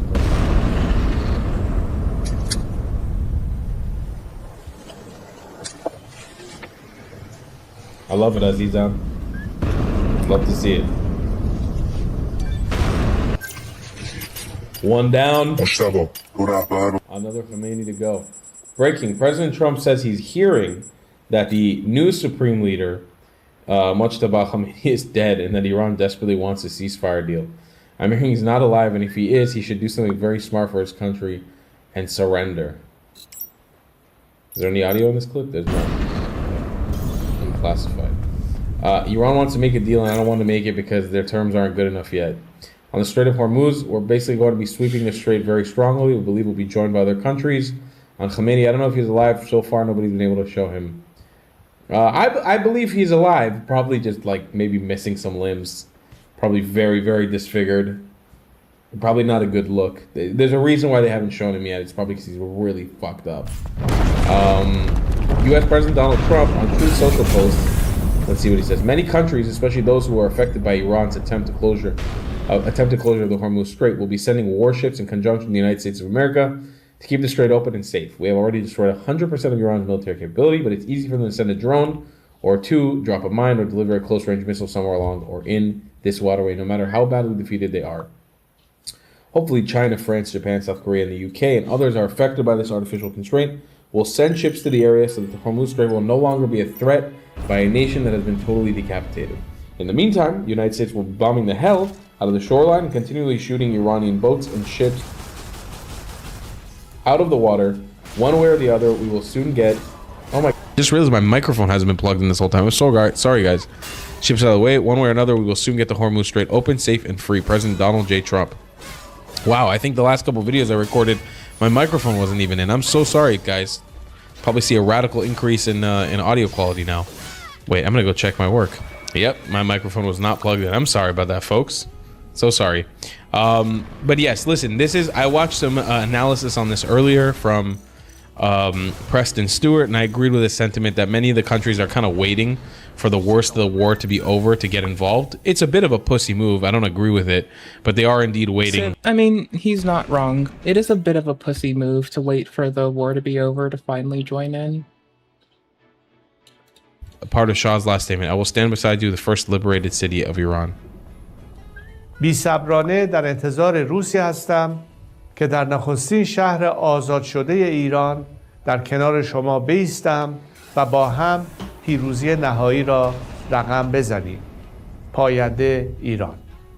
You gotta get in when it's dirty and rough and tumble, and shit couldn't go your way if you tried. You gotta get your hands dirty. So Reza Pahlavi, the crown prince, son of the Shah, is officially making a statement saying that now he will, once the first liberated city in Iran is liberated, he will join them on the ground, which I think is much needed at this point. The question is, we haven't gotten the get-go yet to let the people of Iran know, and this is what we kind of all in the pro-Iran, pro-Reza Pahlavi camp, which I consider myself part of the Javid Shah camp, as controversial as that's been. I do consider myself a part of that camp. This is the hardest part of this whole process, has been waiting for that order to get involved, telling the people of Iran to actually stand up to do what they need to do on the ground. Hasn't come yet. I think we're waiting for Bibi, Trump, and Reza to get involved and make this happen. And breaking, President Trump says, I'm hearing that Mojtaba Khomeini is dead. Do we know? Nobody knows. We have them on tape. We know who they are. The U.S. President, Trump says on Fox News, Brian Kilmeade's show on Friday, referring to individuals. Okay, so I learned something. His name isn't Brian Kilme, it's Brian Kilmeade. And I have been spending this whole time thinking, Brian Kilme, that's like my favorite surname. That's not his fucking surname, though. I'm just stupid. Oh well. It's still, Kilmeade kind of goes hard, too. It's like, what? Are you fucking dealing out skooma? Are we playing the Elder Scrolls and you're just the world's biggest skooma dealer? Because that's also kind of funny. He said are killing protesters in the streets. And we're trying to be nice about it. We're not doing it. Now, they'll go around and shoot civilians all over the place, but we don't do that. But we could take out elements of what they have in terms of infrastructure. They would virtually never be able, time wouldn't matter, never be able to reproduce it. And so far, I thought he was gonna say they'd never be able to reproduce, and I'm like, what? Like, are we trying to like replicate the whole like Gulf War syndrome thing on them?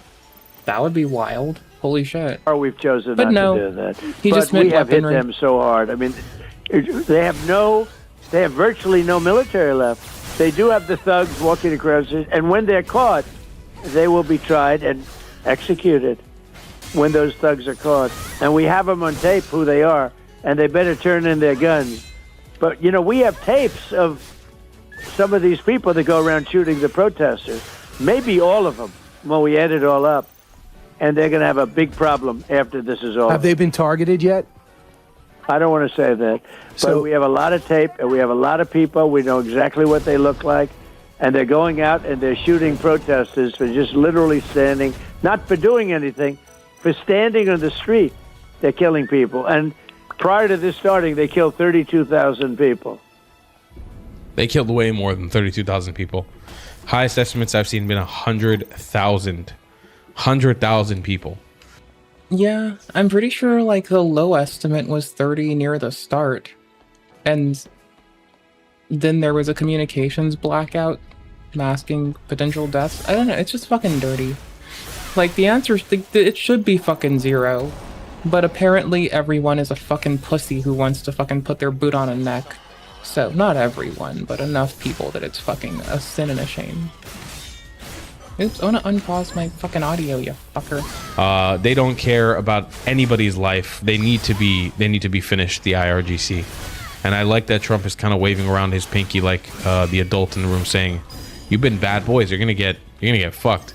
This is from Drama Alert, which is crazy. I didn't even know that they still post. Keemstar is making fucking political content now. What the hell? Yeah. Caleb Hammer speaks out on Iran after a guest and him got into a debate. Women could go to school, women could work, women could go outside without wearing the outfit. You're talking about Iran? Iran, yeah, Iran. So women don't work or go to school there? Check your facts, Caleb. Work You and go to think school. they have Yeah. the same freedoms they had before it became a theocratic regime? Well, by freedom, what is your definite? That women can go out naked or what? Naked? How? No one can go out naked in the States. Okay, so I saw itty bitty clippies of the whole like people going on to like Caleb Hammer and trying to like be like, Iran's so good. Meanwhile, Iranian women are still being told they're not leftist enough and threatened on the fucking streets by a bunch of fucking immature baby acting sissies. Anyways, I also am very well abreast that every time no one stands in the way of the bullshit, the folks that actually fled the bullshit are being fucking hounded in the places they live and never get a moment of peace. So, I'm quite well furious at society for letting them down. And no one will ever hear the end of it from me. How about just not wearing the outfit? They leave oppression to come to the States, and then oppression follows them. And when they speak out, they aren't listened to. They moved so their children could have choices they didn't, and no one fucking gives a shit enough. There's never going to be enough shit given to offset what's happened. So, anyways, I was scanning the area in Stellar Blade, without getting looking for what to do next and how to collect everything without opening the thingy, and hoping that I find a save here, because honestly, ooh, what's that? Is that the opened up chest? That looks like the opened up chest. Yeah, that is. Okay, next fight. Let's go. Beaten and locked up. Sorry, 1 trillion people. There's 8.5 billion humans present on the like Homo sapiens with their bullshit present on Terra at this moment. I just took it real technical real quick. Anyways, that just turned the whole world into a mirrored world. And purge it in Stellar Blade, yeah, that's how I'm dealing with like 1 trillion right now. And locked up if they don't the wear it? morality police, yes. Oh, okay. What? Yes. Again, this is not an anti-Muslim thing I'm talking about, but when you are going to come here, I'm sorry, this conversation is derailed out of the gate. Usually it derails a little further, and say it's the most feminist, that goes against everything that everyone can see with their eyes right now in all countries. In Saudi Arabia, they just got the right to drive a couple years ago. A literal couple of years ago. You would be beat in Iran if you took the scarf off. No, I mean... What, you get beat in San Diego? Is that what you were about to say? I don't think that's the case. I don't think the American government has officers around beating you for not wearing certain things. Not necessarily in that regard. Well, I mean, they will beat you if you go outside naked. I mean, so... You know, in some capacity, we do have more morality police. If you try to do something that could make someone scream, think of the children, you know, like in addition having them wear a face covering, like for a purpose outside of health, then you're gonna happen to bump into the same wall where, you know, ooh, what's this? Ooh, I want that. How do I get this without dying? I want this item. What the fuck is this? Do I just jump at it? Clearly no. What the fuck? What the hell? What the hell is going on? How do I get this safely? Not like this. This is clearly not the way. Oh shit, really? Oh fuck, drone upgrade module, bro, let's go. Fuck yes. Not at all in that regard, actually. I think what she's saying is the media had a certain portrayal. No. The media had a certain portrayal. What was that portrayal? And then she met me, what you're saying right now. And then she met me. Well, but what I am saying is true in those cultures, in the theocratic regimes. Yeah, those cultures, but not Muslims. Here's the thing. I know you're Muslims, not. No, she's saying that culture is the most feminist, but those states that are led from Islamic principles are the least feminist states in the entire world. Well, it depends on what you say about Islamic principles as well. They say they're theocratic. They can say all they want. That doesn't mean they actually are practicing do it. The principle. Okay, well, are we going to do the whole thing that Christians do with shellfish and a bunch of shit like that? Or we pick and choose? That's my favorite whinge. Is like, yeah, honestly, if you want the most easy way to abide by Levitical, halal, and kosher food standards, be a vegan. I'm dead ass. Like, I just accidentally wander into it, honestly. I don't even try to... I'm not telling you how to live your life. I'm not telling you what the fuck to do. And honestly, I'd rather tell you, go to your doctor before you fucking change what you fucking eat. But, like, I'm just saying. I'm just, like, taking a moment to flex, okay? You want the easiest way to live by, like, everything, Levitical included? Just eat plants. It's what I do. I'm not saying you should do it. I'd rather tell you to go talk to your doctor first. I'm just saying it's funny, and I do it. You're welcome. This is what we like, depending on our world values. No, because you guys are more Western. No, but here's the thing. This is what I'm going to say, okay? Because I think what she's trying to say is this. When we started... Are you guys in debt? We're in so much debt. Okay, then you're not following Islamic principles. That's true. Then what the fuck are you going to tell me? What am I going to tell you? What? You're not following it then? We do our best. It's not about just being perfect. There it is. Well, it is. You do the best you can. But that's why you go further into debt. That's doing the best you can. Yes. I mean, we're failing on that front. I mean, I don't care that you reverted to. I do pretty okay by the Abrahamic people's distributed lines of principles. Pretty okay, not great. But it's good enough that I think it's funny. And effortlessly enough that I think it's funny. Did I mention effortlessly and funny enough yet? Because it's both of those. Okay, cool beans. Islam. I surround myself with people who have Islam. Like, we've had people that work here that are Muslim. I don't give a f about that. I don't really care. As long as you don't shove, just like Christian, as long as you're not shoving it down someone's throat, I don't give a f. But what you said about women is dangerous because women are being oppressed and killed. No, and as someone that actually wants freedom, I'm not for saying women, that those aren't, those aren't happening real across things. the entire Muslim world. It's not just Muslim world. It's happening throughout the entire world. No, but that is by the Muslim-led countries where the religion is the state. Objectively. I mean, I'm sorry. Objectively. And Western values are a good thing. I know there's this big, crazy anti-West happening right now in our culture. It makes no sense. It's where women can be free and do what they want. That's not a bad thing. And you get to do that here as a Muslim. That's not anti-Muslim. Again, I want to be very clear. So you converted for him? No. Oh, well, when did you convert? 3 years ago. Okay. So it was before you met him? No. It was 2 years ago. So you didn't convert for him? No, not at all. Of course not. I chose this faith because I believe in the values of it. Okay. And well, that's good. I mean, he introduced the values just like any religion. I don't know who this Caleb guy is, but fuck yeah, bro. Who's Caleb Hammer? I've never heard about this guy before. Kind of sounds a little Jewy. Might be a Zionist propagandist. Caleb is an American YouTuber best known for his host Financial Audit. for a show analyzing guest. I'm sorry, did Tal just say financialing? Sure. And that's how you can tell this man is more than likely in a rush reading. I really want that melt for dinner soon. Y'all, I am like broken for it. I desperately demand it in my tummy. Personal finance. Oh, okay, cool. All right, nice, bro. Big ups to Caleb. 2.69 million followers. That's great. Good job, brother. Good job, Caleb. Powerful clip. That's very, very cool. She blew their marriage post-show. Islam is the most feminist religion. We're here because of him, okay? Are you sure you're allowed to speak out against your husband? Islam is probably the most like feminist religion there is. The Middle East.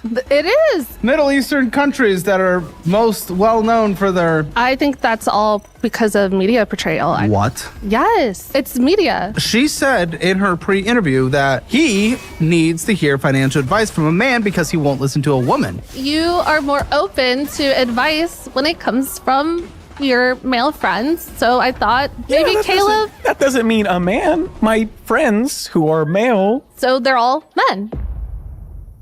Otherwise, it's... Well, go watch the full video. It actually sounds like an interesting concept. But I like that his videos also cover personal accountability and responsibility for one's actions. That's what I like about Mr. Hammer. Oh shit, really? Holy fuck, hold up. So the other day I found out that the CIA is preparing some kind of criminal referral against me. Most religions generally put artificial restrictions on women.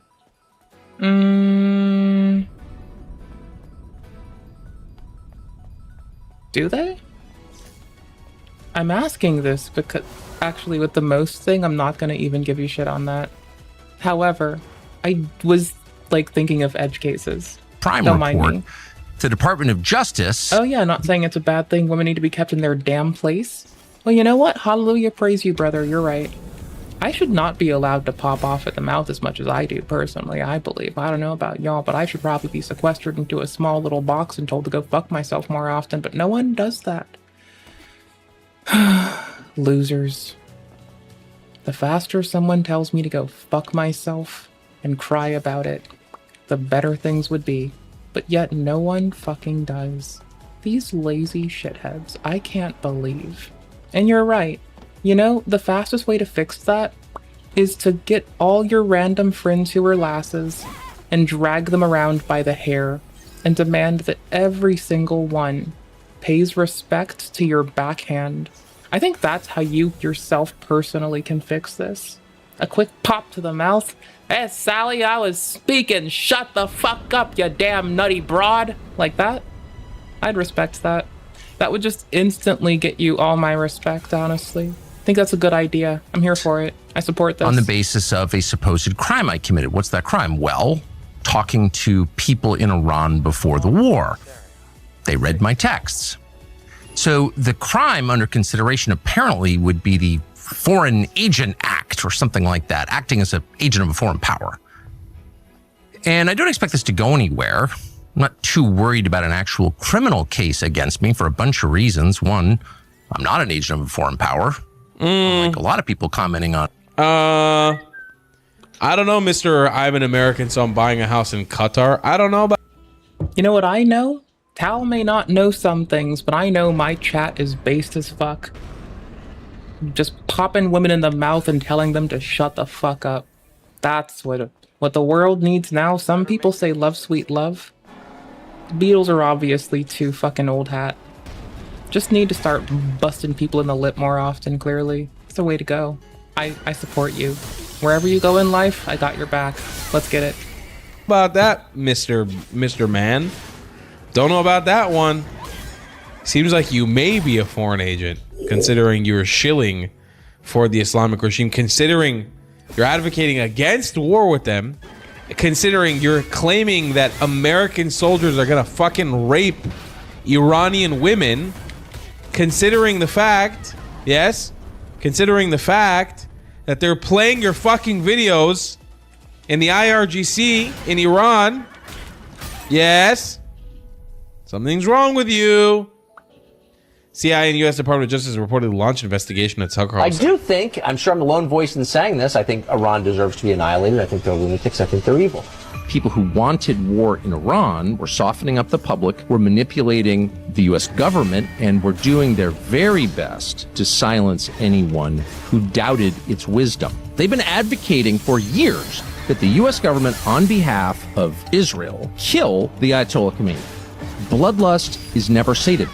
I do think, I'm sure I'm the lone... What is your... What do you stand for, Tucker? What does Tucker Carlson? Oh, Tucker Carlson? Well, when we stand for nothing, we fall for everything.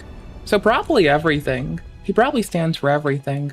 Honestly, if you're gonna fucking backhand women in the mouth and tell them to mind their place, based decision, by the way, you should also backhand Tucker in the mouth and tell him to mind his place. You should marry him first. That way it's not a crime. Then just backhand him and tell him to shut the fuck up and get in the kitchen, rename him Becky, tell him to make you a sandwich. That's the way to a more equitable future. I think. I don't know. I'm just assuming that I'm right because I am. And no one can convince me otherwise. Tucker Carlson, what does he actually stand for? I don't think he stands for anything. I think he sits for a lot, though. He sits on a lot of Islamist cock is what he does. Bill Maher is coming around to the truth of thinking, no matter what he says. This is the way it should be. Let's not have the zombie lie that he's still backing Putin because, first of all, he bombed Iran. That was a Putin ally. He didn't get out of NATO. He mended fences with NATO. And he put sanctions back on Russia. You're really coming around, Bill. I'm not coming around. There's no coming around. There's just to what's true. This is true shit. Right. I don't come around. I'm not on anybody's team. I'm on what's right, what's true, what happened. This is what happened. Yeah, you're starting to sound a little MAGA, Bill. They say that about me too, though, but I align with Bill in that regard. I'm not on anyone's team. Fuck them all, one by one. I hate every single side. I hate them all. But what's true is true. Trump's actually taking fucking action. He's changing the fucking world for the better. I mean, you know, Mr. Trump does, like, absolutely win for being one of the actual people to keep his campaign promises. That is so fucking rare that I'm just over here like, at least he's keeping his promises. A lot of fucking dudes acts like their words mean shit. Like nothing. This man over here is like, you know, love him or not, he keeps his fucking word so far. That's kind of impressive. As fuck. I'm not used to that.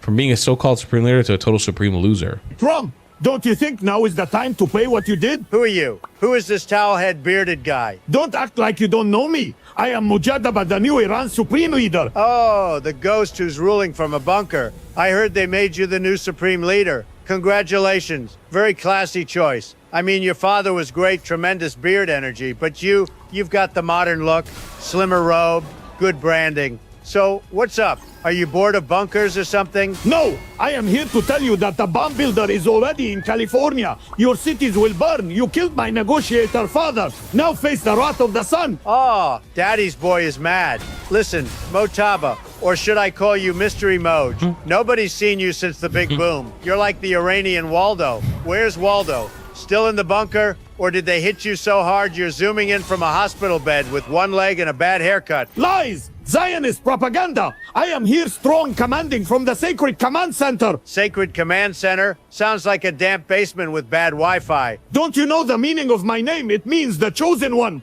So they have chose the chosen one, so that I will deliver their interest. So I will not stop fighting the people of Iran. Stand with me. The people of Iran are probably wondering why their new boss sounds like he's calling from a 7-Eleven payphone in Calm. You will pay. Our missiles are ready. The bomb is probably still in the garage next to your dad's old Toyota. Come on, Moj, you're the new Supreme Leader. More like Supreme Hide and Seeker. Don't worry, though. I'll change you from Supreme Leader to Supreme Loser soon. Look, kid, go back to your bunker or maybe get some sunlight. Oh, wait. You can't. The missiles. This is not over.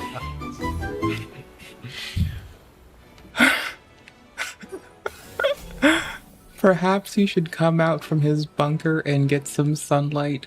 But wait. Oh no. The missiles, bro. I mean, the whole, like, Star-Spangled Banner kind of is a hint at what would happen. You gotta love a little political cartoons here and there, huh? Grew up with a lot of those with George Bush. So funny how, like a lot's changed, but not a lot has changed, right? It's like a lot has changed since we were kids, but really not that much has changed. We're kind of like same old, same old. Old white guy fighting some old Middle Eastern guy, talking about nukes, talking about bombs. It's kind of all the same. You're speaking to us via Zoom. The Iranian people don't have open internet access, but you do.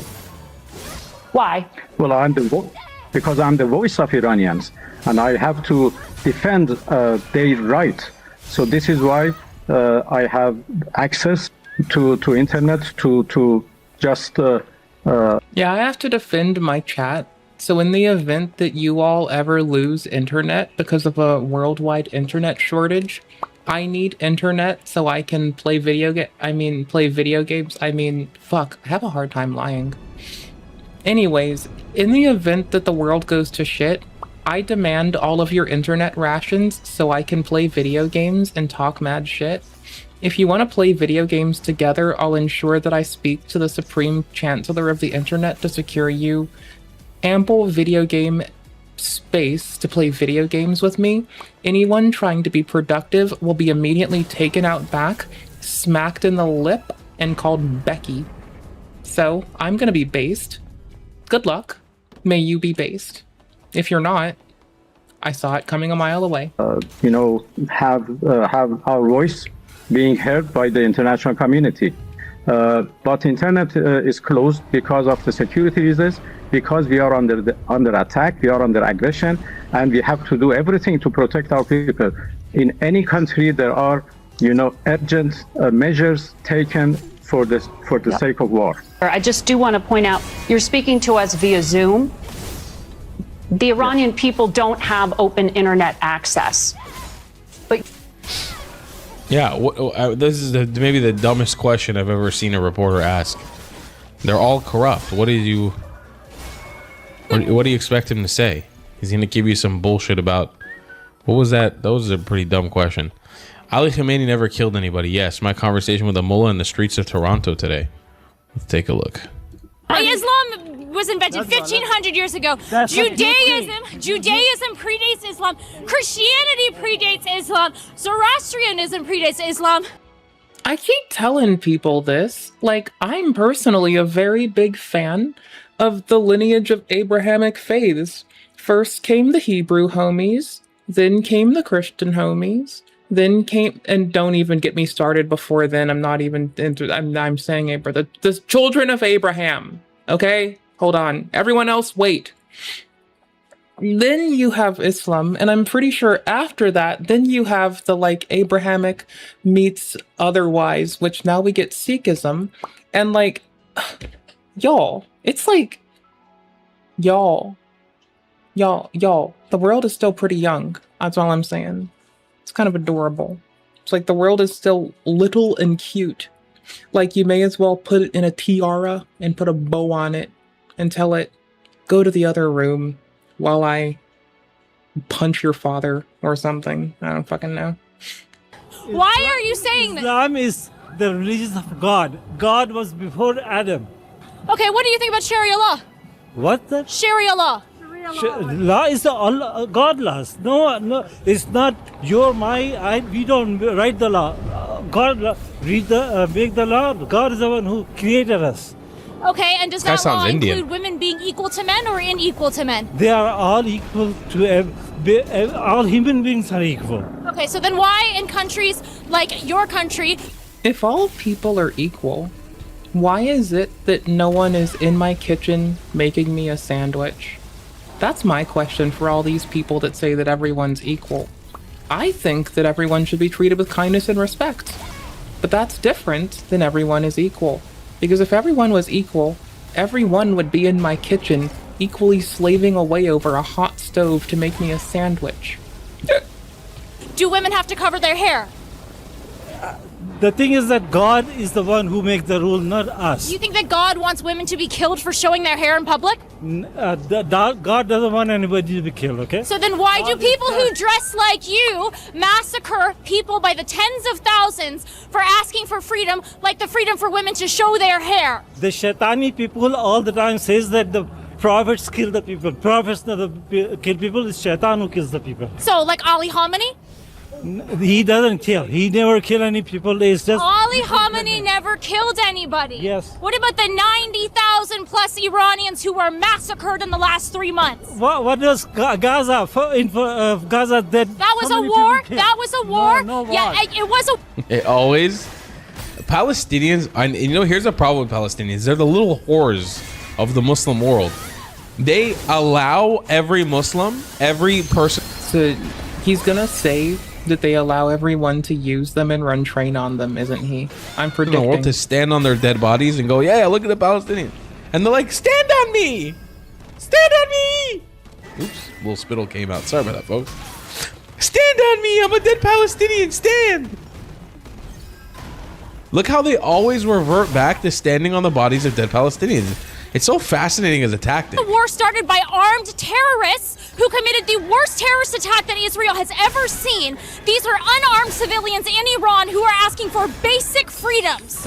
For 70 years, they've been killing Palestinian people, and look, it was only a few. They have never started it. They always protected themselves in retaliation to terrorist attacks. Unarmed civilians in Iran, sir. Unarmed civilians, tens of thousands. Other people came into their place and. Masa Amini, Nika Shak. Oh, he means scapegoat? Oh. I mean, you know who would be nice to have bump in more often? The lovely YouTuber Scapegoat. Nice dude. Came by and said hi a bit ago. Sweetheart. Anyways. I mean, Hunbun McFunrun. Every time you say it, I'm just gonna revert to that. I'm sorry. Karami. What I'm broken. I'm medically broken.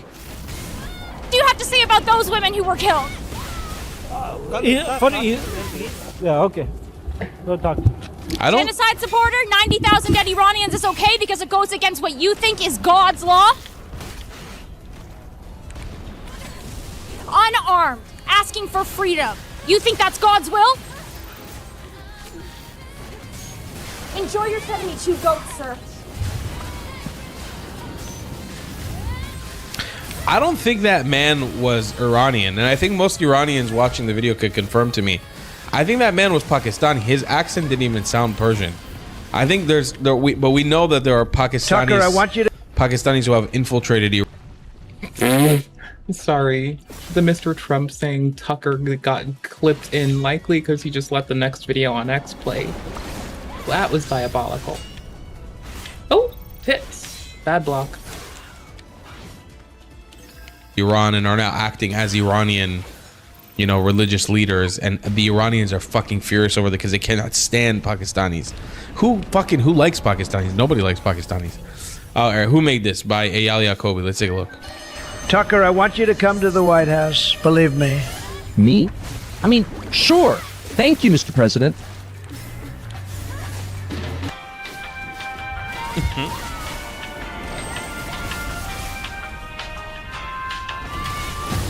I'm just bluffing with Iran, It's the art of the deal, baby. Okay, yeah, President Trump is just bluffing. You guys are totally safe.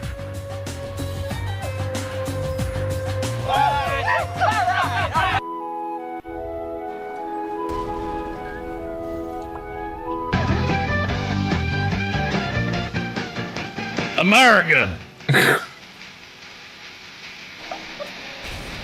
All right with the copyright. It's impossible to not listen to the solo of Freebird, huh? That's an God bless America, God damn it.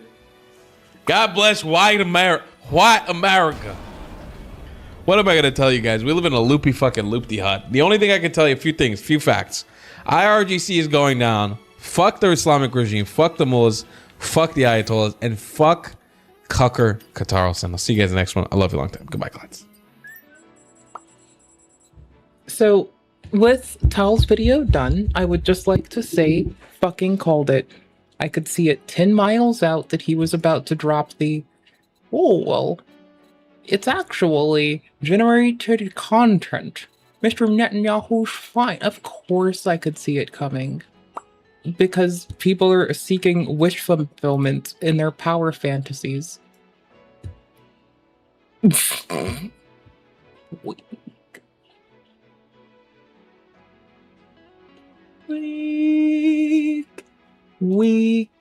Weaklings. I'm calling them all weaklings. Will the real, true weaklings please stand up? Please stand up. Please stand up. Will the real weaklings please stand up? Anyways, I'm gonna get offline soon, so I'm finding something cursed to put on while I get to the next, like, save spot in the game. And then you're just gonna have to stand by my side while I do some unhinged, unreasonable bullshit. Much love and respect. Big hearts and hugs. Heart y'all, thank you for letting me be your shithead streamer today, by the way. I had a very fun time being a shithead streamer. Ooh. Oh my gosh. Why Pearl quietly disappeared? Oh, that sounds like our kind of content for a good time.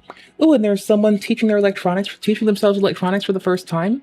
Oh, that's a thing everybody should do. Y'all are not home till you go fuck with a PCB and just do the do. Y'all have never had the real feel-good time until you just wake up one morning and decide that the thing to do is solder for fun, for shits and giggles, for kicks and guffaws. That's like, honestly, that is like everything, bros. Like, everyone wants something, but I'm telling you what the real thing is. And it's that. It's absolutely that. Like, nothing else is as cool. Everything else kind of sucks fucking righteous asshole.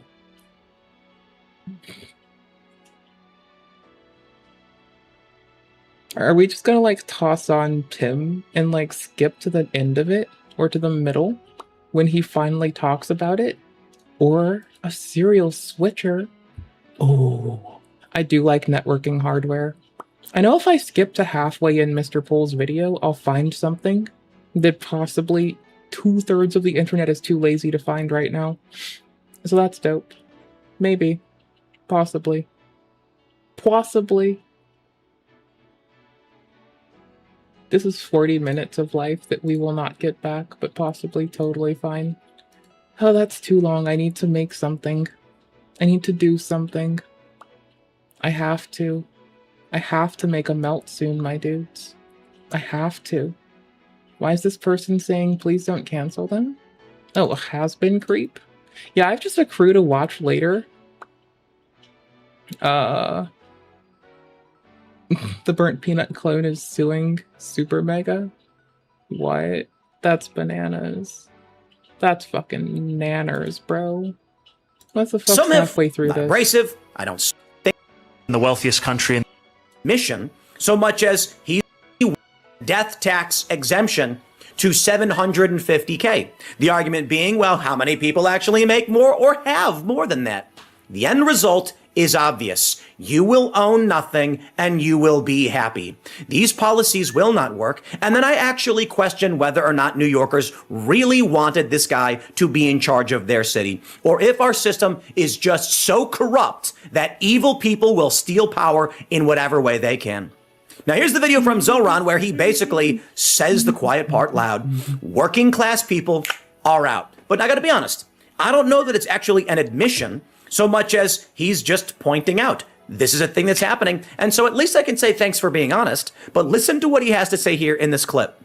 Amidst being in the wealthiest city in the wealthiest country in the history of the world, we already see an exodus of working and middle-class New Yorkers. So I don't have a hesitation in asking those who make the most amount of money in the city or the most profits in the city to pay a little bit more so that everyone can actually stay in this city.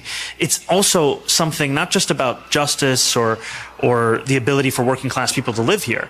It is also actually about ensuring that corporations can continue to attract the top talent to this city. And you're not.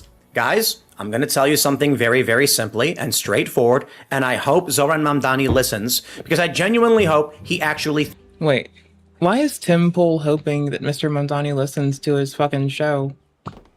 I just don't think he will, and I think wishful thinking usually goes pretty poorly for people. That's all I'm getting at. Like, I'm sure wish for it. Yeah, maybe he should listen, but like, the point being, I don't think wishful thinking is gonna get anybody anywhere. Like, some offense involved. Wishful thinking is how come the world ended up with me. My mom was like, I wish I had a baby. And now we have me here. So, wishful thinking's clearly not all it's chalked up to be. And so, oh, holy fuck, we got rocked the second I went in there. Oh, they blew up the thingy. Oh shit. Clearly wishful thinking has a downside. And you maybe shouldn't engage with such things. Trivially. Just saying. Like, do what you want to do.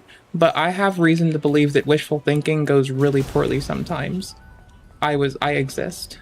You're welcome. Thank my mom. Thinks about what can make the city better. Now, but as much shit as people talk about Final Fantasy Rebirth, 7 Rebirth, like this orange speck on the door is the same line of bullshit. It's like over-telegraphs graphical elements in the game. That is like absolutely the thing. Yet everyone adores Stellar Blade. Everyone cool adores Stellar Blade. I'm sure some losers don't, but they can go fuck themselves. They're not worth my fucking time. I'll just call them losers and keep on berating them for the next 7 hours straight because they're not worth my time, clearly. I'm not investing 7+ hours into them. That's a funny, because I clearly would be if I gave enough of a fuck about people and bad opinions.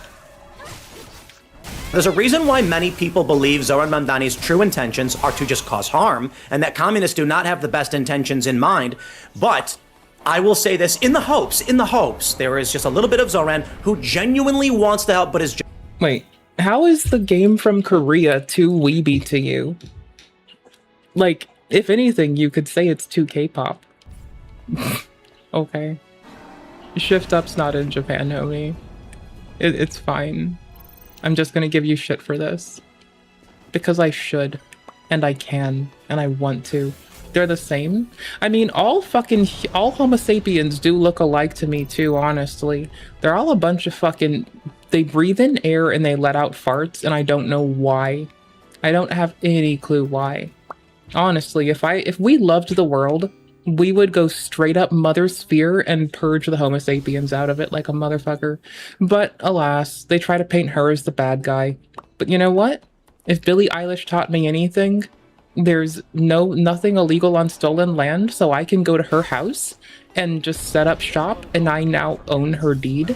And secondly, that I'm the bad guy. Just ignorant. I'm gonna let you guys in on some internal working secrets. We were recently reached out to by a series of companies. Why indeed it is, my friends, that powerful corporations are realizing they've lost the media war and they need to get into this space. They're asking questions like, we have teleprompters, we pay massive $30 million salaries, and these people got no talent. And so there's genuine questions being asked of these media companies, and how is it that these podcast hosts have no teleprompters, turn the camera on, and just run with it? Not everybody. But for me, hey, I'm one of them. They say Tim Pool can literally just run with it. And you know what? I'm not abrasive. I don't swear all that much. But it works for advertisers. It's compelling. People like this content. He's got a big following. Let's give him a call. And so I get a call. I got the call. No, I'm kidding. There's always been business interests. I've talked with many companies throughout the years who have tried to negotiate either partnerships or, yes, indeed, acquisitions. They say, come work for us. And we've always remained independent. And maybe things will change in the future. I'm not, we'll see. But I tell you this. A company says, we're based out of New York. And I said, thank you and have a nice day. Click. We've had companies ask us if we'd be willing to do our show out of New York. And I always tell them the answer is absolutely not. And they say, look, New York's got a great talent pool. There's a lot of resources here. We could get you great advertisers. There are big podcasting networks that do ad sales. And they say, we could do a great deal with you. You'll make millions more. Your show will be a lot bigger. Come to New York City. And I tell them this. The amount of money that I would lose by doing my show in New York City because of their tax insanity means you would have to pay me more than you could probably make on the show. And they go, Yeah. New York City, by living in New York City and state, I think you're estimated to pay around 13 to 14% additionally as opposed to operating anywhere else. That's a lot of extra overhead to operate out of New York. You know, I'm all for patriotism, but is there a relation of that applies to states independently? Because, like, holy shit. If I were a New Yorker, I'd go fucking move to Kentucky or some shit. What the fuck? Holy cannoli. We're in the DC area, and that means we have a lot of access to political talent. Now, obviously, we're currently in Texas because we're doing the show down here, and sometimes we do this because, well, there's a lot of guests that don't want to travel. We can get great people by coming to other locations, and to be honest, it's fun. Look, I work 16-hour days. I never leave. I eat the same restaurant every day, and it's like, let's go out there, have an adventure. It'll be good for the show. We'll do marketing, branding, crossovers, and all that stuff. Now, Texas is great, and it got their problems too, but it's... Yeah, but that's not the tax on, like, you as just a random citizen purchasing goods. That was a tax for a business to operate. So yeah, cost of living adjustment, COLA's gonna be a bitch too. But, like, you have COLA in addition to that. That's why it's fucking bananas. That's why it's Holy Ben & Jerry's Banana Ball Busters. Like, holy shit. Largely great, and so is Florida. We were in Florida in January.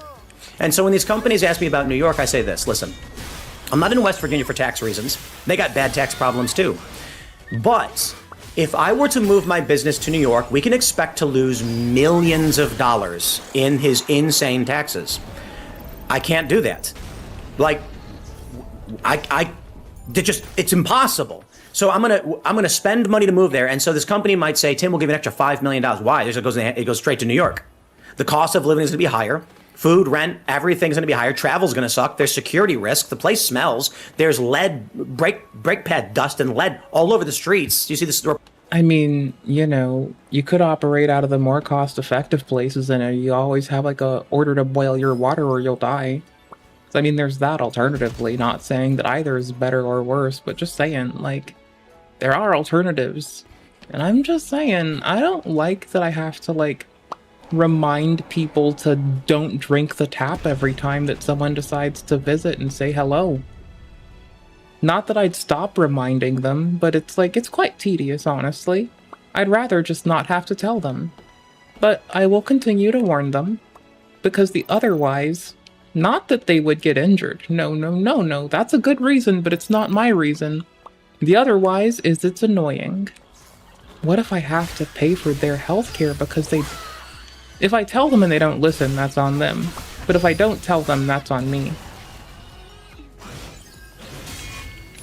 Report on the snow. So it's got its problems, don't get me wrong. There's a lot of reasons why I like New York. There's a lot of great talent there, a lot of great opportunity, all of that stuff. But the taxes are prohibitive. So if I can't go there, what do you think other people are saying? What do you think other businesses are saying? What do you think Amazon is saying? Now you are saying we need the richest to pay a little bit more, so that the middle class people don't have to leave. How is the wealthy paying taxes, and he says it's a small amount, going to cover the cost of rent? How is it going to make the cost of living cheaper? The reality is it will not. Yeah, like the best that Mr. Manzani could push is that it would have like a correlative effect on property tax. But, like, property tax lowering does not ensure that a landlord will reduce the price for rent. It means that they can pocket more. Like, it's not a given. It's just, like, maybe they'll have more money to spend on, like, their wife or something. I don't know. Maybe they'll have more money to spend on, like, a hosting plan. So they can, like, afford to let their nephew fuck around with, like, web development. I don't know. It's wild. It's a logical leap, but there's that. It's definitely a logical fucking leap. I don't know why it has to be, but it definitely is. The truth is, if the taxes were lower, combined with the opportunity, the economic activity would be booming. To put it simply, my friends, if there was no tax in New York City on individuals like me, and you said, come bring your show there, I'd say, well, we're going to bring a decent amount of revenue. I mean, to be honest, New York City makes way more than I make. There's a lot of much bigger businesses based in New York City. We're not that big. But you would attract substantially more small talent, and this will generate economic activity. We have to hire staff, we have to pay for travel, pay for groceries. This money goes in the community, it's spent, taxes are pulled from each and every dollar, and this, my friends, is called the Laffer curve. There's a certain point by which you raise taxes so high you stifle economic activity, and then no money comes in. Over a long enough period of time, a dollar traded amongst people eventually turns to zero. I have a dollar. I give it to you for labor. You take that dollar and then you got to give 10 cents to the government. You have 90 cents. You then trade that 90 cents back to me. I say, excellent. For labor, of course. I got to give 9 cents to the government. I then have 81 cents and I trade it to you. You then have to give 8 cents to the government. You see where this is going? Over a long enough period of time, the money transferred back and forth due to economic activity extracts the taxes to the government. By all means, complain about it. I'm not saying it's a good thing. But the point is, if you say, we are now charging a 50% tax, I'm being extreme in this one, I give you that dollar, now you only have 50 cents left. You then come to me and say, I need labor, I have 50 cents. I go, yeah, no, I cost 90 cents. My labor is 90 cents. You say I have 50, it's too bad. And then there's no trade, stops. The government brings in 50 cents, and then it's over. The Laffer curve is basically this. Stifling economic activity means less money will go. If there's less income being paid out to people or being received, then there's going to be less taxes. Now let's get to the part where he makes it even worse. From Wall Street Mav, New York City Mayor Socialist Zoran Mamdani has proposed lowering the exemption on the death.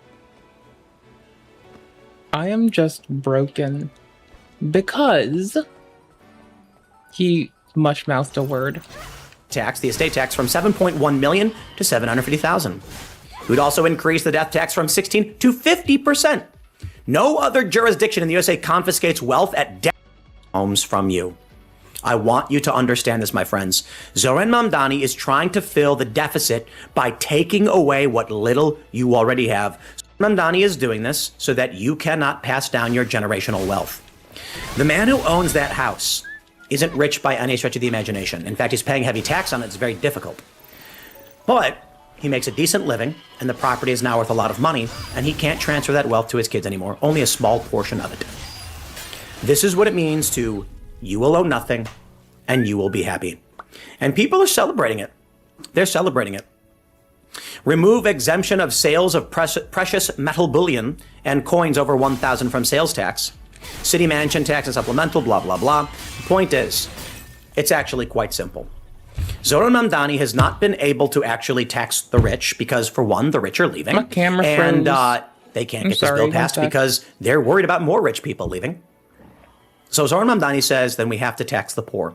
And he actually told people this. He said explicitly, if we can't tax the rich, then we will tax the poor. And this is where we're at. It is unfortunate. And I believe it is wholly detrimental to our greatest cities. But as I say with many things, perhaps this will just be the ebbs and flows. It'll get really, really bad. We'll go through it for a few decades, and then maybe it'll slowly get better. Best of luck to all of you in New York City, but it seems like most of you are leaving anyway. Smash. Okay. Let's give him his little like, because, like, honestly, that did hit what I was mentioning. He was probably going to be whinging about something that other folks aren't whinging about right now. Respect. I mean, not saying he probably doesn't also have a video on Mr. Piker, but meh. I mean, on the other hand, Tall is like uploading a thing and I'm still playing my game, so give me a sec. What is Did I not timestamp the last video like some kind of decrepit piece of shit? Fuck. Wait, did my little thingy break? If my little extension broke just enough, I'll be able to like, fuck. Sometimes it doesn't update the, sometimes it doesn't update the thingy, and I'm able to just kind of skirt by. Give me a second. History. There. Got it. It's floating between the last two timestamps. I'll figure it the fuck out. 0351. Let's call it 00. Let's call it 52. 3 hours and 50 into a stream. Camera froze again. That time I could hit my desk and it works. Okay, and how long was this? Because I know I skipped through it. 12-ish minutes? 13-ish minutes. Let's try to just guesstimate the thing. 025800-ish. Maybe I'm wrong, Dustin. maybe I'm not. I don't know. We'll figure it out tomorrow or some shit. Anyways, we move. We move, my dudes, we move. Well, that's my cable management video. I wanted that. Okay. You're fucking. So, back to Tao, probably covering something weird. While I finish my gaming. Yeesh, my camera keeps freezing and I keep having to punch my desk. شو اسمه? What is? You don't even believe in God? What has God given the Palestinian people exactly? Please. Why is this person, like, speaking to Tal in what seems like an interview while eating crisps? And I'm not opposed to crisps, by the way. I like eating them too. Like, a great deal, honestly. I think they're very cozy, very comfy, and very nice. But, like, if I'm on somebody's, like, if I am being content with one of the homies, like, please believe I am not going to be so depraved as to, like, immediately begin nom-nomming on some, like, scrumptious yummies while I'm talking to the... At the very least, I'll, like, make it... I remember strumming with dear friend, and I just...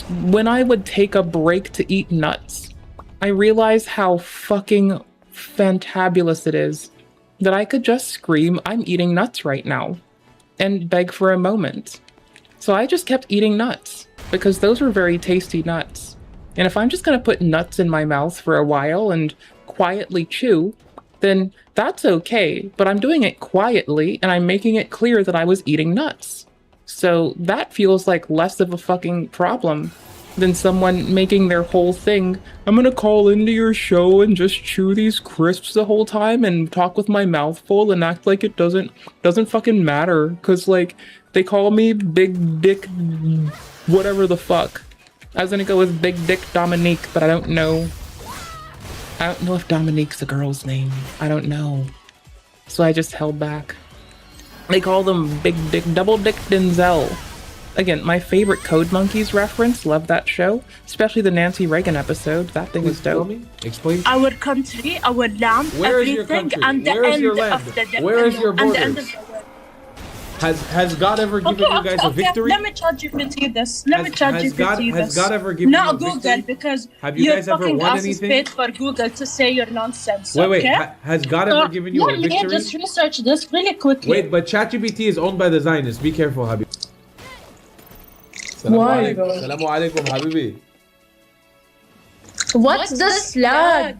حبيبتي السلام عليكم انت من لبنان لا من وين من فلسطين والله واو الحمد لله من وين في فلسطين بشام وين بيت شام بيت شعان بس انت ساكني في قطر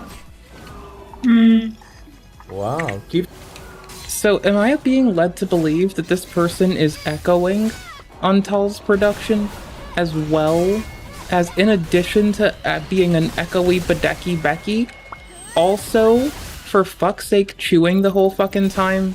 What a disgusting, depraved woman. كيف في قطر boring. Boring, huh? Yeah. You miss the action, you miss the rockets and stuff. We're not supposed to talk about that here. What are you allowed to talk about in Qatar? Anything except Okay, no problem. As a Palestinian, are you treated fairly in Qatar? Yeah. Yeah? Very. Very. Yeah. Do you have rights as a Palestinian in Qatar? Yep. Yeah? Uh-huh. Do you like living there more than Israel? I've never been there, so I can't judge. But obviously, like living in my country is gonna be better. It's gonna be better. And if you wanted to marry like a Qatari prince or something, I don't want to. why? Not my type. But if you wanted to, would you be accepted into their family as a Palestinian? Yeah. So many Palestinians. So many. Wallah. Biggest example, my aunt. But they marry Qataris? Yeah. But I thought the way that they see you guys is not as real Arabs, no? No, but they do. They do? Especially Palestinians, more than any other Arab country. But you guys aren't really Arab, right? We are. You are? Yeah. So you're Haliji or Hijazi? No. So can you I'm explain? Lebanese. I'm having a hard time understanding how that works.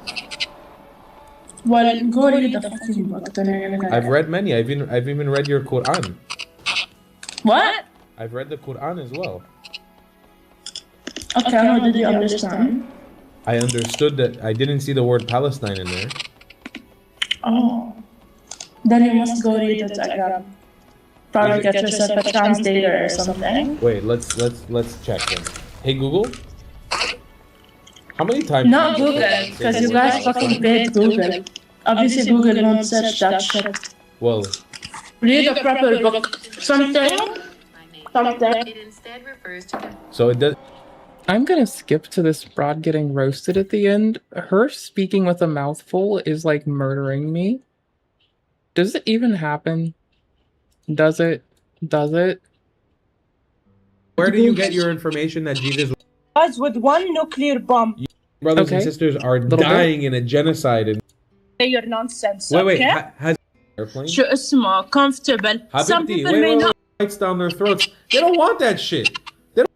Is she still doing They it don't here? want- They're not interested in that What is shit. They this? don't care about 8 it. minutes deep? Give them a royal family. Give them a set of rules and guidelines. Watching. This is the Palestinian delusion right here. Say about Netanyahu. Did you vote? Yeah, and there is the issue. So how do you travel outside of Qatar? Qatar doesn't I'm trying to go to the part where it just stops so I can hear how she gets snapped out of it. Because like it sounds like she's speaking on speaker while eating chips, laying on her stomach. What? But you were born there? You were born. My parents known in the whole Gulf. Wait, isn't that In the whole Gulf area. Israel were to not give you ask you the Which visa before you run away. Really. Usually when I'm getting my fat ass on, I at least fucking don't talk to anybody while I sit there and eat a bag of fucking chips and lurch down a soda. And a really good shelter. And I damn sure don't go streaming. And Okay, everything. can you So we vote? don't give a Can you shit about vote? the rest, honestly. Can you vote? Huh? Can you vote? Can I what? Can you vote? Vote for what? In like an election or in their politics, are you allowed to vote as a Palestinian? Yeah. Yeah. You are? Yeah. Wallahi. Any citizen does. Yes. Would you be allowed? Oh my god, she's smacking. Ew. A piece of shit. Wait. Don't run But away. our Don't run away friends- from the. By the way, for anyone who criticizes me for the idea that I want a one-state solution and to offer Palestinians exactly what they want, Palestinians don't want democracy. Palestinians don't want equal rights. Palestinians want. Look what she said to us right now. You said you have the highest quality of life in Qatar, right? Yeah. You enjoy living the way that you live. Yes. She doesn't have a passport. She definitely. I do have. I have two passports. She doesn't I have told a you. I have the Qatari passport. Palestinian passport She and I doesn't have the have a Qatari Jordanian passport. She That's is a one. second-class citizen. Number two. She's not allowed to Number say two, you anything didn't about get the royal my family. shit. She's not allowed to speak about the politics in the country, and she's happy. Why are we arguing with these people and forcing democracy and liberalism and equal rights down their throats? They don't want that shit. They're not interested in that shit. They don't care about it. Give them a royal family. Give them a set of rules and guidelines. Give them Islam. Alhamdulillah, this is we want wrong. Islam. Give them Islam. Give them the mosque. Give them This Islam. is Let them wrong. practice. But why force equal rights, citizenship, democracy? What's the point? Look how happy she is in Qatar. Right, Habibti? Listen.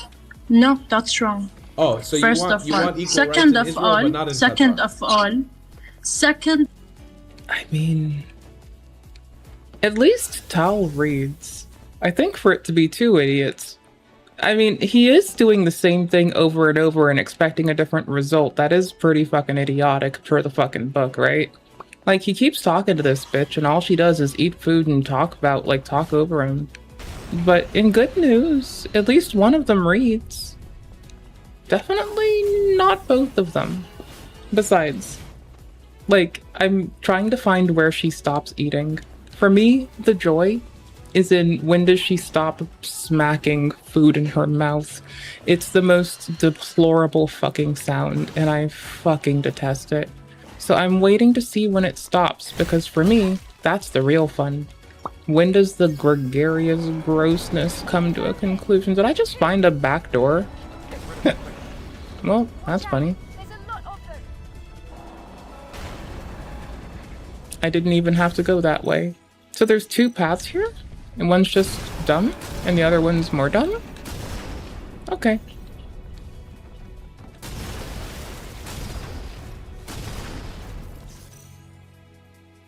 Nice.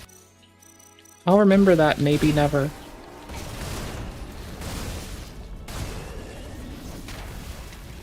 I'm not gonna remember Second this. of all, let me talk, please.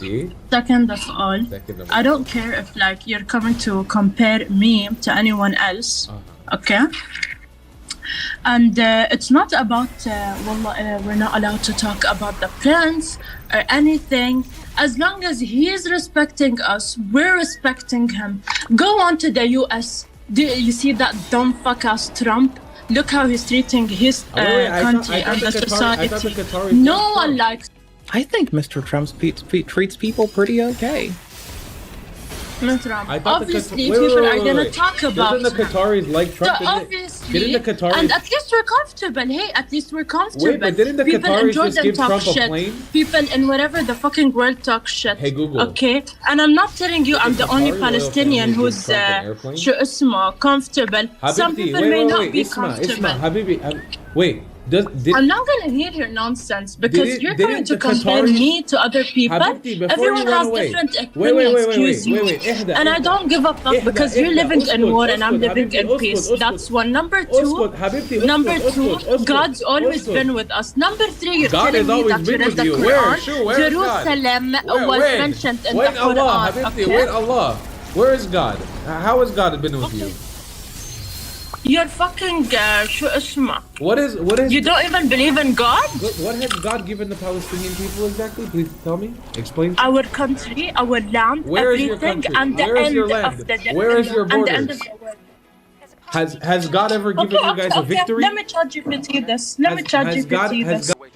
Did she just say, let me charge you 50 this? What? God ever given No, you a Google, victory? because Have you your guys ever fucking won ass is anything? paid for Google to say your nonsense. Wait, okay? has God ever given you a Let me victory? just research this really quickly. Wait, but ChatGPT is owned by the Zionists. Be careful, Habibti. There's a Jew who owns it. I don't give a fuck. But it's I owned don't by a give a Zionist. fuck. I don't give a fuck. My love, do you support Hamas? I don't give a fuck. I support everything that belongs to my country. So you support Hamas? Yeah. You do support Hamas? Yeah. And do you think Hamas has done a good job? Yeah. They have? Even if they did some bad stuff to the Palestinians, Bad at stuff. least they took our rights. And you don't live in Palestine, right? Well, my relatives did, my parents did, my grandparents You did. don't live in Palestine. I can go if I want to. But you don't live in Palestine, right? You don't have... She's chewing again. I can't. Even if they didn't fully succeed, I'm always with them. I'm always by their side, and I always pray for them. And you support all Sabah of that is October. God. You support Sabah of October.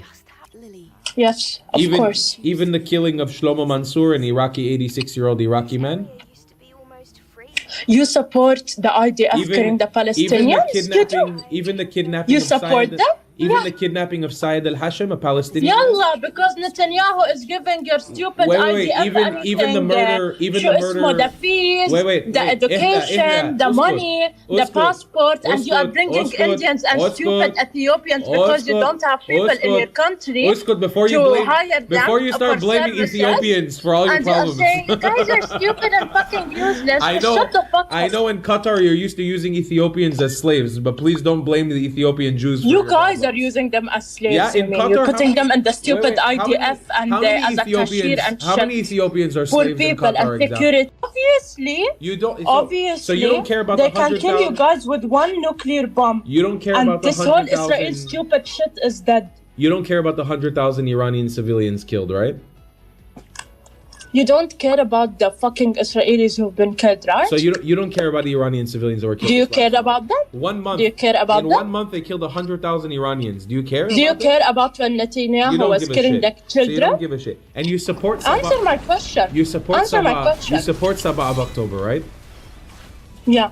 You love it. It was good. I for you? support Iran killing Israelis. Yes, you guys deserve it. Do you think that everything you Is it normal when people ask the IDF soldiers, is it okay for you to kill the Palestinian children and teach them in schools to kill them? They said yes, so they don't grow and kill Do you think us? it's been a success so far? Your actions in Gaza? What? Do you consider the 7th of October and Hamas, everything they've done, you consider it successful? Do you consider? Why do I have the feeling this is like Anissa Jumha putting on like a fictitious accent again? Is it because she's so fucking out there? Or is it because she's disgusting and chewing food while she's talking? I can't tell. I'm torn here. But that's fine. I don't need to be anything but torn here. And everyone talks shit on Final Fantasy about how it's like so piecemeal and laid out, but there's that yellow mark again on the wall in this fucking game. Bro, again, a door stellar blade. Absolutely fun game. Just impossible to miss. Wait, what? I could have bypassed things? That's wild. Fucking bananas. Wait, how close is this? Is this like right over here? What? Oh, it's all the way over there. That's bananas. Bananas! Can I survive this? Huh, I guess I can. Nice. Bananas! Said that you guys killing the Gaza. Never were an FF fan. I haven't played since like 5 and 6. I think I played, was it 13 that was online? I played a bit with one of my friends. And then I came in for, I guess, 7 Rebirth. And I was like, holy fuck. I kind of get down with this. This is pretty cozy. I like it. And so I blasted through it, had an amazing time. And I've been taking a hiatus from it because ever since I've been like, oof, this is quite a grind. People complain that it's so monotonous. And I'm gonna be honest, I really did like it. I really, really liked it. But it was so much grind, I think I'm gonna have to go back to it later for the last bit of in-game. I might play tonight for all I know.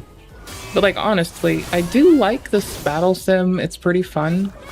Expedition 33 is still one of my favorite, like, in that style games. But, you know, Wait, are they not dead? What?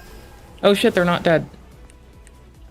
Fuck, bro. Do you guys have to more, take land? Do you have more land now? Do you have an army And country putting now? your hands on Venezuela to take the fucking petrol and all that. 14 was online, good, because 14 is absolutely, I would return to it, but my friend's busy, so I haven't. Until my friend's not busy. I adore my friends. They're awesome. That one in particular used to make sure I ate food when I was too busy with like monotonous work shit to eat. He'd make me go out and get food, and then because of this, I would also eat. And this was like at a time where like he and my manager had to double team making me eat food because I just couldn't for the life of me ever remember to eat. So I had like 2 grown-ass adults making sure that I didn't starve to death while like, you know, in the middle of working. Because obviously, while getting paid, I need to be reminded to eat too, so they have to like not just pay me but feed me. Good job them. How the fuck did that end? Have you succeeded in your Trying mission? to own all the countries around you, taking parts of Syria because you don't have land?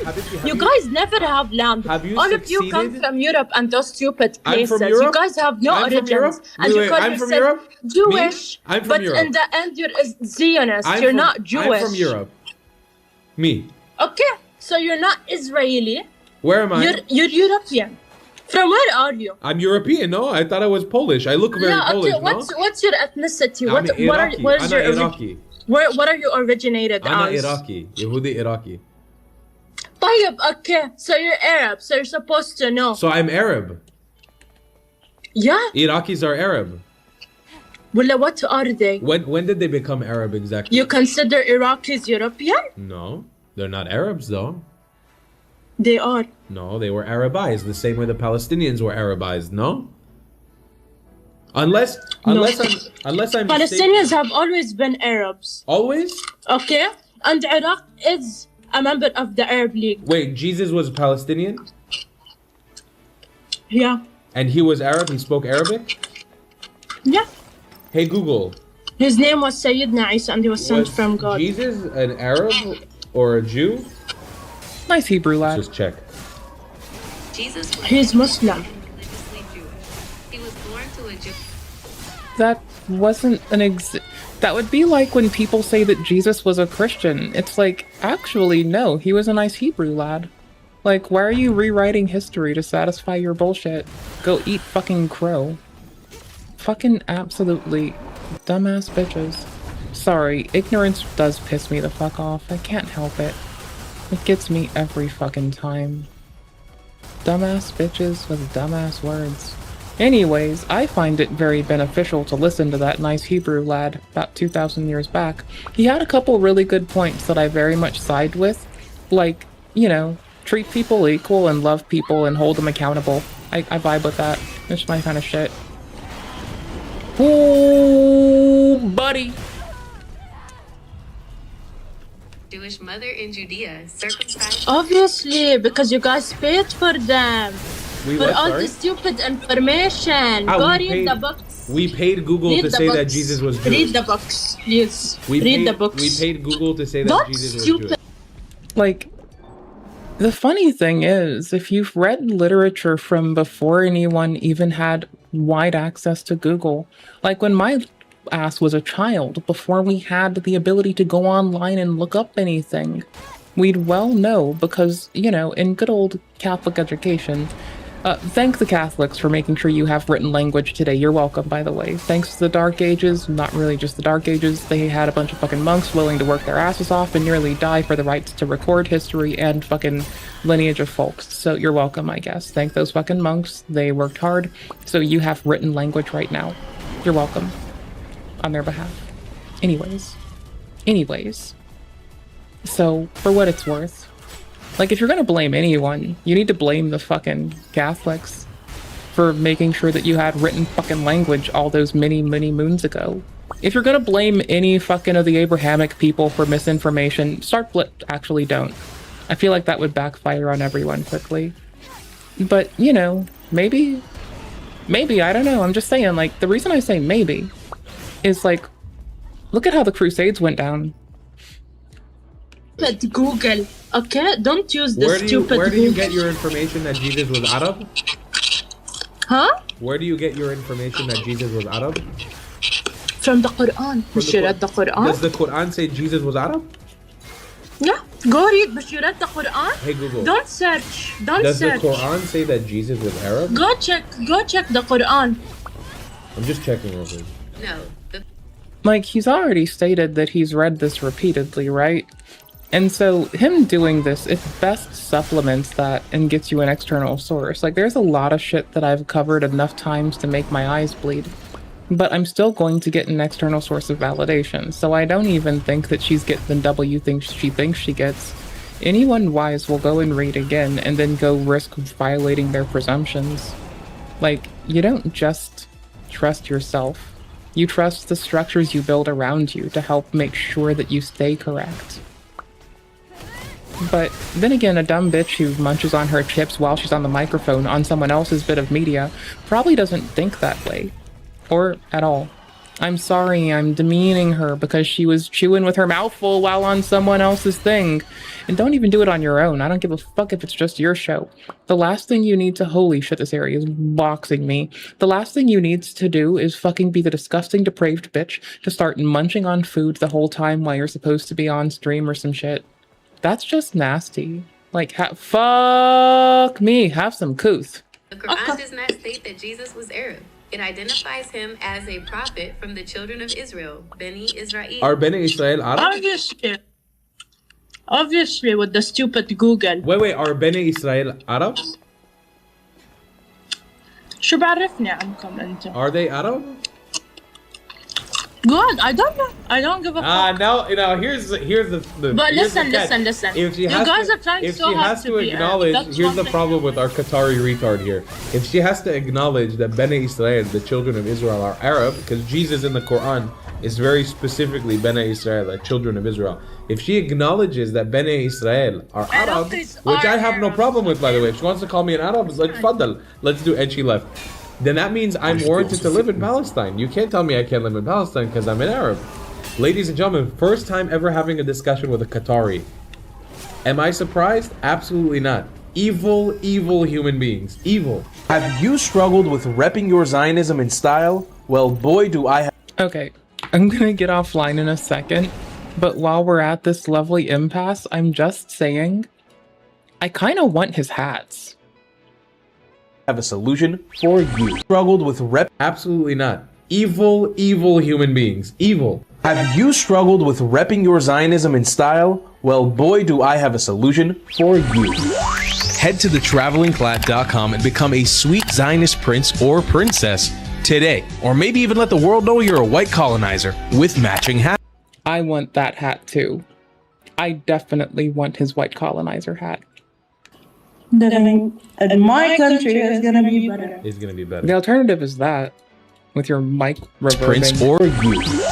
Head to thetravelingclad.com and become a sweet Zionist prince or princess today. Or maybe even let the world know you're a white colonizer with matching hat. Tell the comments section you were thrown out of 109 countries by joining the 109 Club with a matching hat. They say it was promised to you 2,000 years ago? Double down and grab a shirt that was promised to you 3,000 years ago with a matching hat. Ever dreamed of Zionizing like me? Do it with a matching hat, damn it! Show off your Iraqi pride by being someone's Baghdadi, or showing them you were made in Iraq with a matching hat. It's time to laugh in the face of those who attack us, wear their hate with pride, and you become untouchable. TheTravelingClad.com. We got mugs, stickers, shirts, hoodies, and so much more. Go grab yourself something nice, Habibis and Habibtis. You deserve it. If you don't want to buy any merchandise, the best way to support me is by donating on Buy Me a Coffee, my PayPal, or becoming a member on my Patreon. Your support is very much needed and very much appreciated. Thank you. All right. Thank you, my dear outstanding chat. I am going to run off for the night because I want to go make a melt pretty damn desperately. And if I'm not allowed to, I'm going to start throwing things and burning the earth to cinders. And I'd rather it be left so better folks like the cephalopods can inherit it. Thank you all for everything. Good fucking night. You have an absolutely beautiful one. And by the way, you asked if I ever thought of playing Bayonetta. How many hours have I been sleeping on that message? Way too many. Anyways, yeah, I've thought about it, but I don't have a console. Like, I only have a computer to play games on. I don't have a PlayStation or anything. So any, like, console-specific releases, Bloodborne, Bayonetta, sorry, bud, just can't. And is it can't or don't want to? Both. I would like to play the game. I just, like, you know, I don't want to buy the console, so I don't care enough. I would play it if I could. Hands down. Easy. Would fucking love to. And if you, like, I'll look after I'm offline and see if it's on computer or something, but, like, well, whatever. Anyways, thank you all immensely for everything. Please have a lovely one. Thank you for being my super based and outstanding chat. Bayonetta is for PC as well, just the first one at least. Oh, okay, I'll give it a look. Maybe. I actually might get down with that. Thank you very much for clearing up my misinformation. See? That's as easy as it is. Tell me I'm wrong and I'll listen to you. Alright. Take care. I'll catch you all later on. Please have a lovely one. Thank you so much for your outstanding time. Thank you for letting me mauled out on main. And thank you for letting me laugh at Nova Online being a complete and utter degenerate piece of shit. Y'all take care. I'll be around when I'm around. I have shit I desperately can't wait to... Unfroze my camera. Shit I desperately can't wait to show you when it's done. Alright. Take care, y'all. Adore you. Adore you. Thank you, love you, bye. I'll put the timestamps in like 3 minutes, 4 minutes at most. So if you want the timestamps, refresh the video in like a few minutes and they'll be in there. Peace.